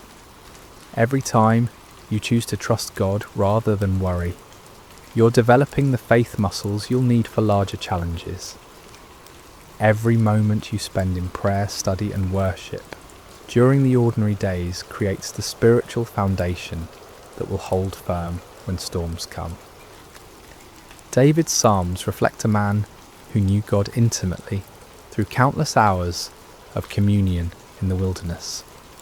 His worship wasn't reserved for public occasions. It was the natural overflow of a heart that had learned to recognize God's presence in solitary places. This private relationship with God became the source of his public courage. The contrast between David's response to Goliath and that of Israel's army reveals the transformative power of proper perspective. The Israelite soldiers saw Goliath's size and focused on their own inadequacy. They measured themselves against the giant and found themselves wanting. Fear paralysed them because they were looking at the problem instead of at God. David saw the same giant but responded completely differently.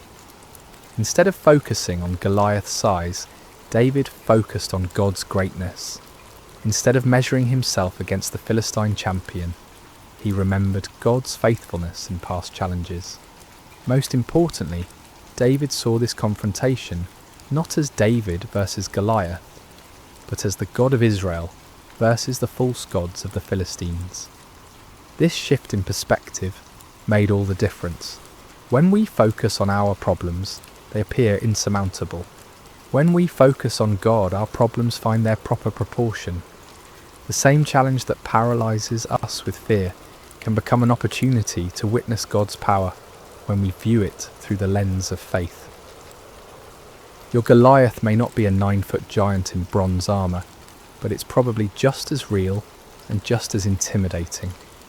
It might be a health diagnosis that fills you with dread, a financial crisis that keeps you awake at night, a broken relationship that seems beyond repair, or a dream that feels impossible to achieve. Whatever giant you're facing, the same God who empowered David is available to you today. The key is learning to see your challenges through God's eyes rather than your own. When you focus on how big your problems are, they grow larger in your mind, and your faith shrinks. But when you focus on how big your God is, your problems find their proper place, and your faith grows stronger. Faith doesn't mean pretending problems don't exist or minimizing real challenges. David didn't pretend Goliath was small. He acknowledged the giant's formidable appearance and weapons. But faith means recognizing that God is greater than any challenge we face, and that his power is available to those who trust him completely. Perhaps the most important lesson from David's story is his understanding that victory belongs to God alone. David never claimed credit for defeating Goliath. He never boasted about his skill with a sling or his courage in facing the giant. Instead, he consistently pointed to God as the source of his victory. This humility wasn't false modesty, it was accurate theology. David understood that without God's strength, he would have been just another casualty in the valley. With God's power, he became an instrument of divine deliverance. The difference was not in David himself, but in David's relationship with God and his willingness to trust completely in divine strength. This principle protects us from both despair and pride. When we face challenges that seem impossible, we can take courage from knowing that we don't have to rely on our own strength. The same God who empowered David is available to empower us. When we experience victory and success, we can maintain humility by remembering that every good gift comes from above. Recognizing that victory belongs to the Lord also frees us from the crushing pressure of trying to achieve success through our own efforts alone. We can work diligently, prepare thoroughly, and act courageously, but we do so knowing that ultimate success depends on God's blessing and power. This perspective brings both peace in the struggle and gratitude in the victory. As we conclude our time together in the valley of Elah, I want you to imagine yourself standing where David stood. The sun is setting behind you, casting long shadows across the grass. In front of you lies whatever giant has been challenging your faith, threatening your peace, or blocking your path forward. Your Goliath might be fear itself, that persistent anxiety that whispers lies about your future and your security. It might be doubt that questions God's goodness when life becomes difficult. Perhaps it's a pattern of sin that seems too strong to break, a relationship that appears too damaged to heal, or a dream that feels too big to pursue. Maybe your giant is loneliness that echoes in empty rooms and quiet evenings, or it could be anger that burns hot and destroys relationships. Perhaps it's despair that covers your days like a dark cloud. making it hard to see hope or purpose. Whatever giant you're facing, remember David's words. I come against you in the name of the Lord Almighty. You don't have to face your challenges alone. You don't have to rely solely on your own strength, wisdom, or resources. The same God who empowered a shepherd boy to defeat a giant warrior is present with you today. Like David, you may feel small and inadequate when you look at the size of your challenges. That's normal and even healthy, because it drives you to depend on God rather than yourself. But don't let the size of your problems overshadow the greatness of your God. Don't let the voice of your giant drown out the whisper of divine love that calls you forward in faith. Remember that God has been preparing you for this moment through all the quiet experiences of your life. Every time you've chosen trust over worry, every moment you've experienced God's faithfulness in small things, every prayer you've whispered in the darkness has been building the spiritual strength you need for this challenge. Take up your simple faith like David took up his sling. Select the smooth stones of God's promises that have been worn smooth by the flowing waters of his love. Step forward, not in your own strength, but in the name of the Lord who loves you completely and fights on your behalf. And remember, the battle belongs to the Lord. Your job is not to guarantee the outcome, but to trust the one who holds the outcome in his hands.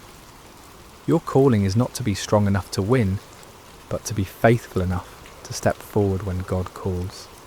As you face your giants, may you have David's courage to step forward, his faith to trust completely, and his wisdom to give God all the glory for whatever victories he grants. May you discover, as David did, that with God all things are possible, and that no giant is too large for the power of divine love. Let us pray together. Heavenly Father, we thank you for the story of David and Goliath, which reminds us that you delight in using ordinary people to accomplish extraordinary things. Help us to see our challenges through your eyes rather than our own fears.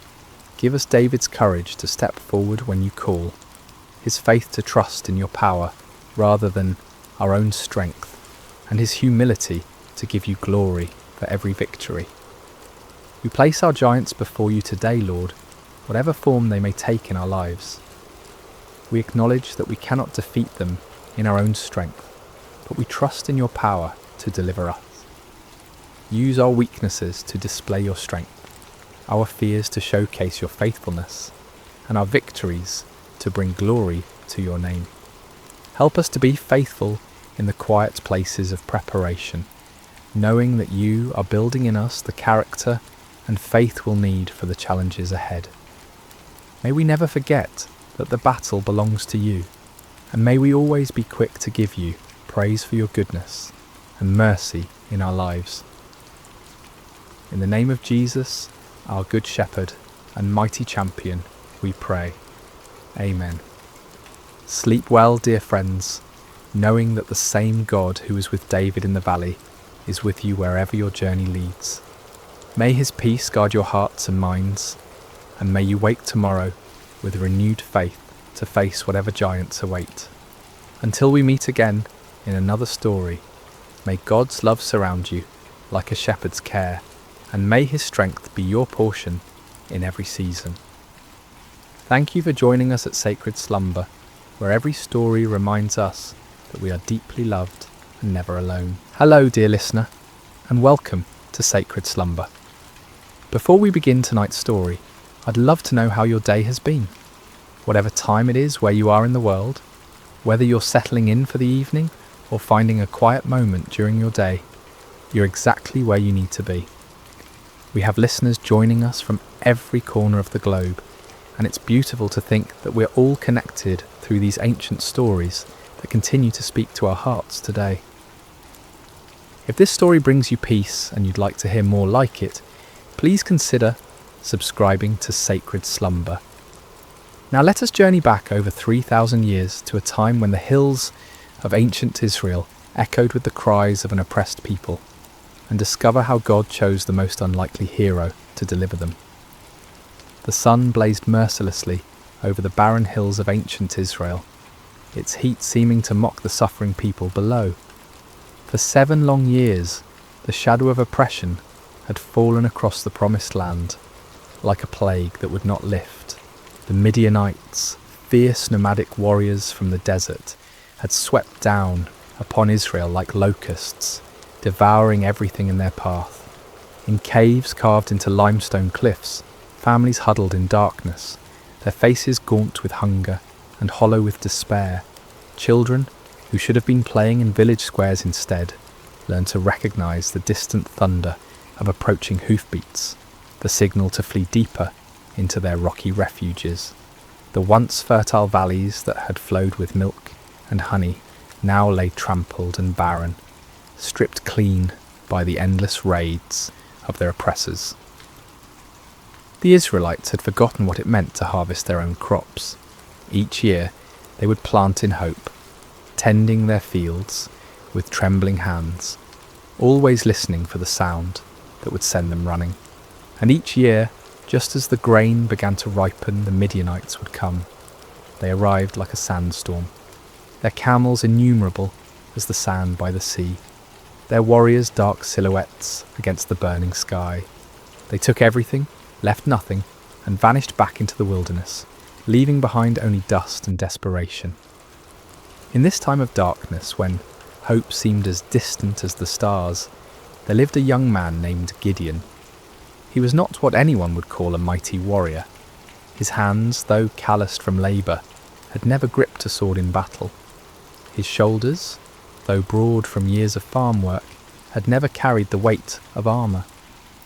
His eyes, though keen from watching the horizon for danger, had never gazed unflinchingly into the face of an enemy. On this particular day, Gideon found himself doing what had become all too common among his people. Hiding. He was in his father's wine press, a stone basin carved deep into the earth, meant for treading grapes. But instead of the purple stain of harvest, this hollow held only wheat stalks and the sound of desperate threshing. Gideon worked quickly, quietly, glancing nervously toward the rim of the pit above him. This was no place to thresh grain, but it was hidden from watching eyes, concealed from raiders who might snatch away even this meagre portion of food. The irony was not lost on him. Here he was, a descendant of Abraham, to whom God had promised this very land, reduced to working in secret, like a thief in his own inheritance. The wheat he threshed was barely enough to keep his family alive, and even this small amount had to be hidden from those who would steal it away. As Gideon worked, sweat dripping from his brow to mingle with the grain dust, he wondered where the God of his fathers had gone.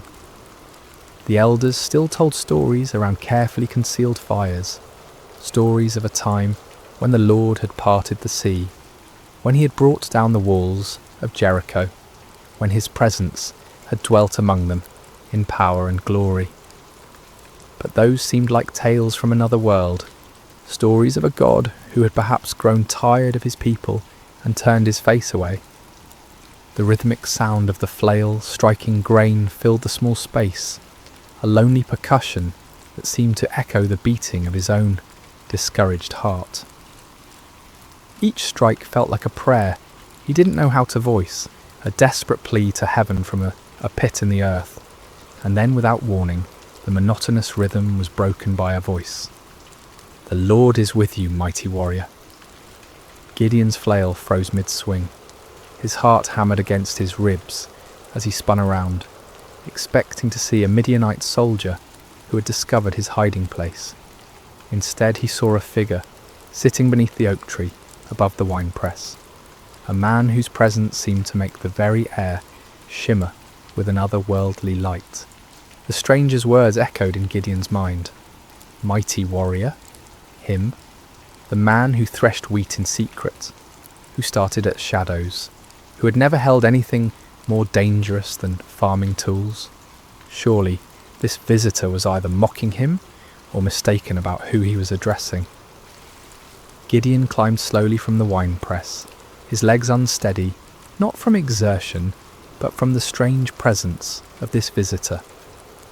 The man beneath the oak appeared ordinary enough, yet something in his bearing, something in the way the light seemed to gather around him, spoke of anything but ordinary humanity. "Pardon me, my lord," Gideon said, his voice betraying his confusion and fear. "But if the Lord is with us, why has all this happened to us? Where are all his wonders that our ancestors told us about when they said, 'Did not the Lord bring us up out of Egypt?' But now the Lord has abandoned us and given us into the hand of Midian." The words tumbled out of him like water breaking through a dam. 7 years of bottled frustration, 7 years of unanswered prayers, 7 years of watching his people suffer, while heaven remained silent. If this stranger claimed the Lord was with them, then where was the evidence? Where was the God who had once fought for Israel with fire and earthquake, with angel armies and miraculous interventions? The figure beneath the oak tree regarded him with eyes that seemed to hold depths of understanding far beyond human measure. When he spoke, his voice carried an authority that made the ground beneath Gideon's feet feel somehow more solid, as if reality itself paid attention to his words. "Go in the strength you have and save Israel out of Midian's hand. Am I not sending you?" Gideon felt his knees nearly buckle. Save Israel?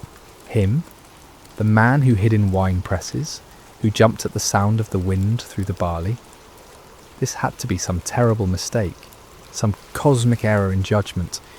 "Pardon me, my lord," he said again, his voice barely above a whisper, "but how can I save Israel? My clan is the weakest in Manasseh, and I am the least in my family." It was true. His family held no position of honour among the tribe.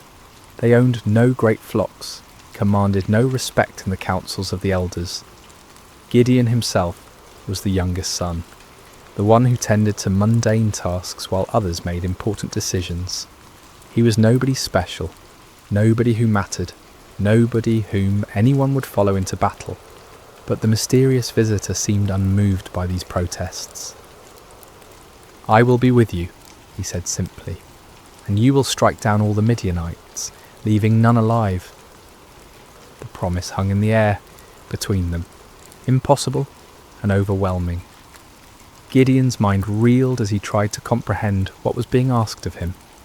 But if this was truly a messenger from the Lord, if this was indeed the God of his fathers speaking to him, then surely he could ask for some sign, some proof that this wasn't merely the product of too much sun and too little food. "If now I have found favour in your eyes," Gideon said carefully, "give me a sign that it is really you who speaks with me. Please do not go away until I come back and bring my offering and set it before you." The figure nodded gravely. "I will wait until you return." Gideon hurried to his house, his heart pounding with a mixture of terror and desperate hope. He prepared what he could offer: a young goat, unleavened bread made from precious flour, broth to complete the meal. It was a significant sacrifice for a family that had so little, but if there was even the slightest chance that the God of Israel was truly speaking to him, no cost was too great. When he returned to the oak tree, the stranger was still there, patient as stone, eternal as the hills. Gideon set the meat on a rock, poured out the broth, and waited to see what would happen.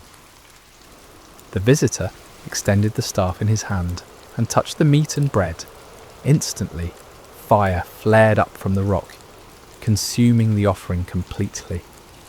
In the same moment, the figure vanished from sight, leaving Gideon alone with the blackened stone and the certain terrifying knowledge that he had been speaking with an angel of the Lord. "Alas, sovereign Lord," Gideon cried out, falling to his knees, "I have seen the angel of the Lord face to face." But even as fear overwhelmed him, a voice spoke from heaven itself. "Peace, do not be afraid, you are not going to die." Gideon built an altar there and called it "The Lord is Peace," but peace was far from what he felt in his heart. That very night, the Lord spoke to him again, commanding him to tear down his father's altar to Baal and cut down the Asherah pole beside it. It was to be his first act of obedience, his first step toward the impossible task that lay ahead. Under cover of darkness, accompanied by 10 servants, Gideon did as he was commanded. They worked quietly, dismantling the stone altar and chopping down the wooden symbol of false worship. In their place, Gideon built an altar to the Lord and offered a bull as a sacrifice, using the wood from the Asherah pole as fuel for the fire. When morning came, the men of the town discovered what had been done. Their rage was immediate and fierce. They demanded that Joash, Gideon's father, bring out his son to be killed for destroying the altar of Baal. But Joash surprised everyone, including his son, with his response. "Are you going to plead Baal's cause?" he asked the angry crowd. "If Baal really is a god, he can defend himself when someone breaks down his altar." From that day on, Gideon was called Jerub-Baal, meaning, "Let Baal contend with him." But even after this first victory, even after seeing fire consume his sacrifice and hearing the voice of the Lord, doubt still gnawed at Gideon's heart like a persistent wound. When the Midianites assembled once again for their annual raid, gathering in the valley like a dark sea of destruction, Gideon knew the time had come. Yet still he hesitated, still he needed more assurance. That night he took a wool fleece and placed it on the threshing floor. "If you will save Israel by my hand as you have promised," he prayed, "look, I will place a wool fleece on the threshing floor. If there is dew only on the fleece and all the ground is dry, then I will know that you will save Israel by my hand, as you said." In the morning the fleece was soaked with dew, while the ground around it was completely dry.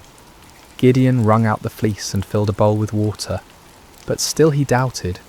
Still, he feared he was deceiving himself. "Do not be angry with me," he prayed again. "Let me make just one more request. Allow me one more test with the fleece, but this time make the fleece dry and let the ground be covered with dew." And God, patient with his fearful servant, did exactly as Gideon asked. The next morning, the fleece was dry while dew covered all the ground around it. Finally, Gideon could doubt no longer. The signs were clear, the calling was certain. The God of Israel had indeed chosen him, the least and the weakest, to deliver his people from their oppressors. But as Gideon would soon discover, God's ways of winning battles were as unexpected as his choice of champions. Word spread quickly through the hill country of Israel. Gideon, son of Joash, had called for warriors to gather at the spring of Harod. The response was overwhelming. Men came from every tribe, every village, every cave where families had been hiding. They came carrying whatever weapons they could find. Old swords passed down from fathers, farming implements that could serve as spears, slings and stones gathered from riverbeds. 32,000 men answered the call. It was a significant force, larger than any army Israel had mustered in years. As Gideon looked out over the sea of faces, weathered by years of oppression, but now bright with hope, he felt a stirring of confidence. Perhaps this task wouldn't be as impossible as it had seemed. But even as he counted his forces, Gideon knew they were still vastly outnumbered. In the valley below, the Midianites and their allies spread across the landscape like a plague of locusts. Their camels were indeed as numerous as the sand on the seashore. Their warriors a dark tide that seemed to stretch to the horizon. Conservative estimates put their numbers at over 100,000 fighting men, but some said there were twice that many. Gideon was contemplating these daunting odds when the Lord spoke to him once again, and the words he heard made his blood run cold. "You have too many men," the Lord said. "I cannot deliver Midian into their hands, or Israel would boast against me.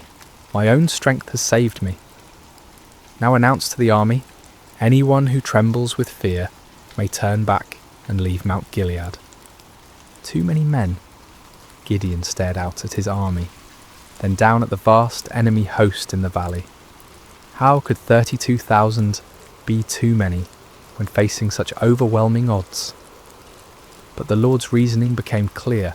If Israel won this battle with such numbers, they would attribute the victory to their own military might, rather than to God's power. With a heavy heart, Gideon stood before his assembled forces.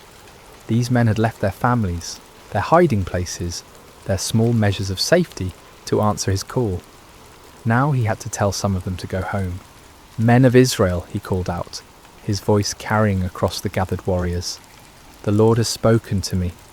Anyone among you who is afraid, anyone who trembles with fear, may return to his home. There is no shame in this. Go in peace." A murmur rippled through the crowd. Some men looked relieved, others confused, still others ashamed. But slowly, surely, men began to step forward, to gather their belongings, to turn away from the camp. What started as a trickle became a stream, then a flood. By evening, 22,000 men had departed for their homes, leaving only 10,000 behind. Gideon watched them go with a mixture of understanding and dread. He couldn't blame them for their fear, not after 7 years of running and hiding, but now his army was less than a third of its original size, facing an enemy that seemed to grow larger with every passing hour. Surely now the Lord would be satisfied with the numbers. Surely now they could plan their attack, develop their strategy, prepare for battle. But as the sun set over the camp, painting the sky the colour of blood, the voice of the Lord came to Gideon once more. "There are still too many men," the Lord said. "Take them down to the water, and I will thin them out for you there." Gideon felt as if the ground was shifting beneath his feet. Still too many? 10,000 men were still too many to face 100,000? What kind of battle was the Lord planning? The next morning Gideon led his remaining men down to the spring of Harod. The water was clear and cold, bubbling up from underground sources that had never failed, even in the driest years. The men were thirsty from the march and eager to drink. Separate those who lapped the water with their tongues, as a dog laps from those who kneel down to drink, the Lord instructed. Gideon watched carefully as his men approached the water. Most of them, weary and relieved to finally rest, knelt down and put their faces directly to the stream, drinking deeply. But a few, perhaps more cautious or alert, cupped water in their hands and lapped it quickly while keeping their eyes up, watching for danger. When the test was complete, Gideon counted with growing amazement and terror. Only 300 men had lapped the water like dogs. 300 out of 10,000. 300 to face the multitudes of Midian. "With the 300 men that lapped I will save you and give the Midianites into your hands," the Lord said. "Let all the others return home." The dismissal of the remaining 9,700 men was even more painful than the first reduction. These were the men who had stayed when others fled, who had shown courage and commitment. Yet now they too had to be sent away, carrying with them the supplies and provisions that would have sustained a larger force. As evening fell over the camp, Gideon found himself staring at his tiny army. 300 men sat around small fires, their faces illuminated by flickering flames. Some sharpened weapons, others mended gear, still others simply stared into the darkness where their enemies waited. They were farmers and shepherds, craftsmen and traders. None of them were professional soldiers. None of them had trained for this kind of warfare. Gideon walked among them, listening to their quiet conversations. Some spoke of their families, wondering if they would ever see their wives and children again. Others talked about the enemy, speculating about Midianite tactics and weapons. A few prayed quietly, their voices barely audible above the crackling of the fires. "Do you think we can win?" one young man asked his companion, his voice carrying the weight of doubt that Gideon felt in his own heart. "With God's help," came the reply, but even that voice held uncertainty. As Gideon continued his circuit of the camp, he felt the familiar weight of fear settling on his shoulders like a heavy cloak. 300 men. It was impossible. It was madness. It was a recipe for massacre, not victory. But even as doubt assailed him, Gideon remembered the fire that had consumed his sacrifice, the signs with the fleece, the voice that had called him mighty warrior when he was anything but mighty, the God who had chosen him, who had reduced his army to an impossibly small number, was the same God who had parted the Red Sea, who had brought down the walls of Jericho with trumpets and shouts. Still, as he looked out toward the valley, where enemy campfires twinkled like stars fallen to earth, Gideon found himself struggling with the same fears that had driven him to test God with fleeces. The odds were beyond daunting. They were simply impossible. But perhaps, he thought with growing understanding, that was exactly the point. Sleep eluded Gideon that night. He tossed on his simple bedroll, listening to the sounds of his small army around him. Some of the men snored peacefully, displaying a faith or fatalism that he envied. Others, like himself, shifted restlessly, no doubt contemplating the impossibility of what lay ahead. As the night deepened, the Lord spoke to him once more. "Get up, go down against the camp, because I am going to give it into your hands. If you are afraid to attack, go down to the camp with your servant Purah and listen to what they are saying.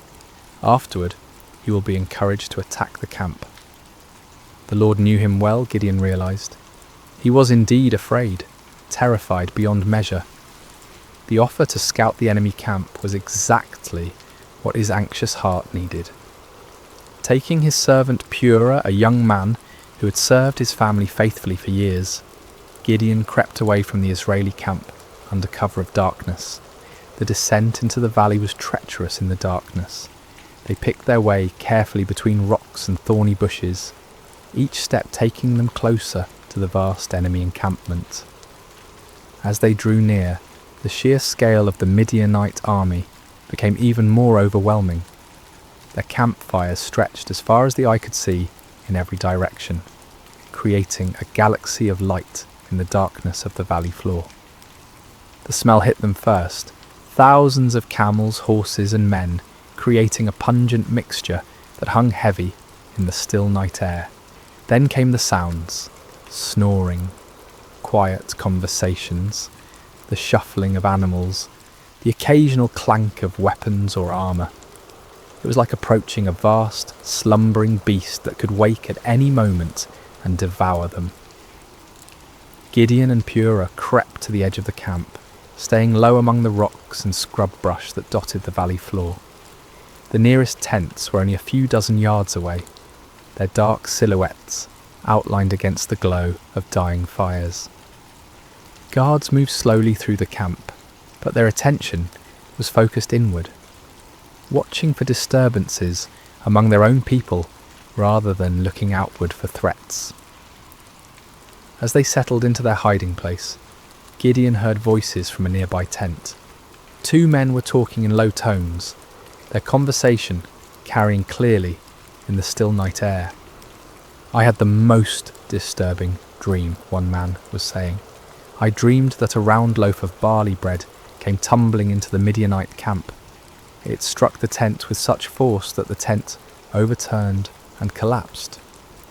His companion was quiet for a moment before responding, and when he did, his voice was heavy with foreboding.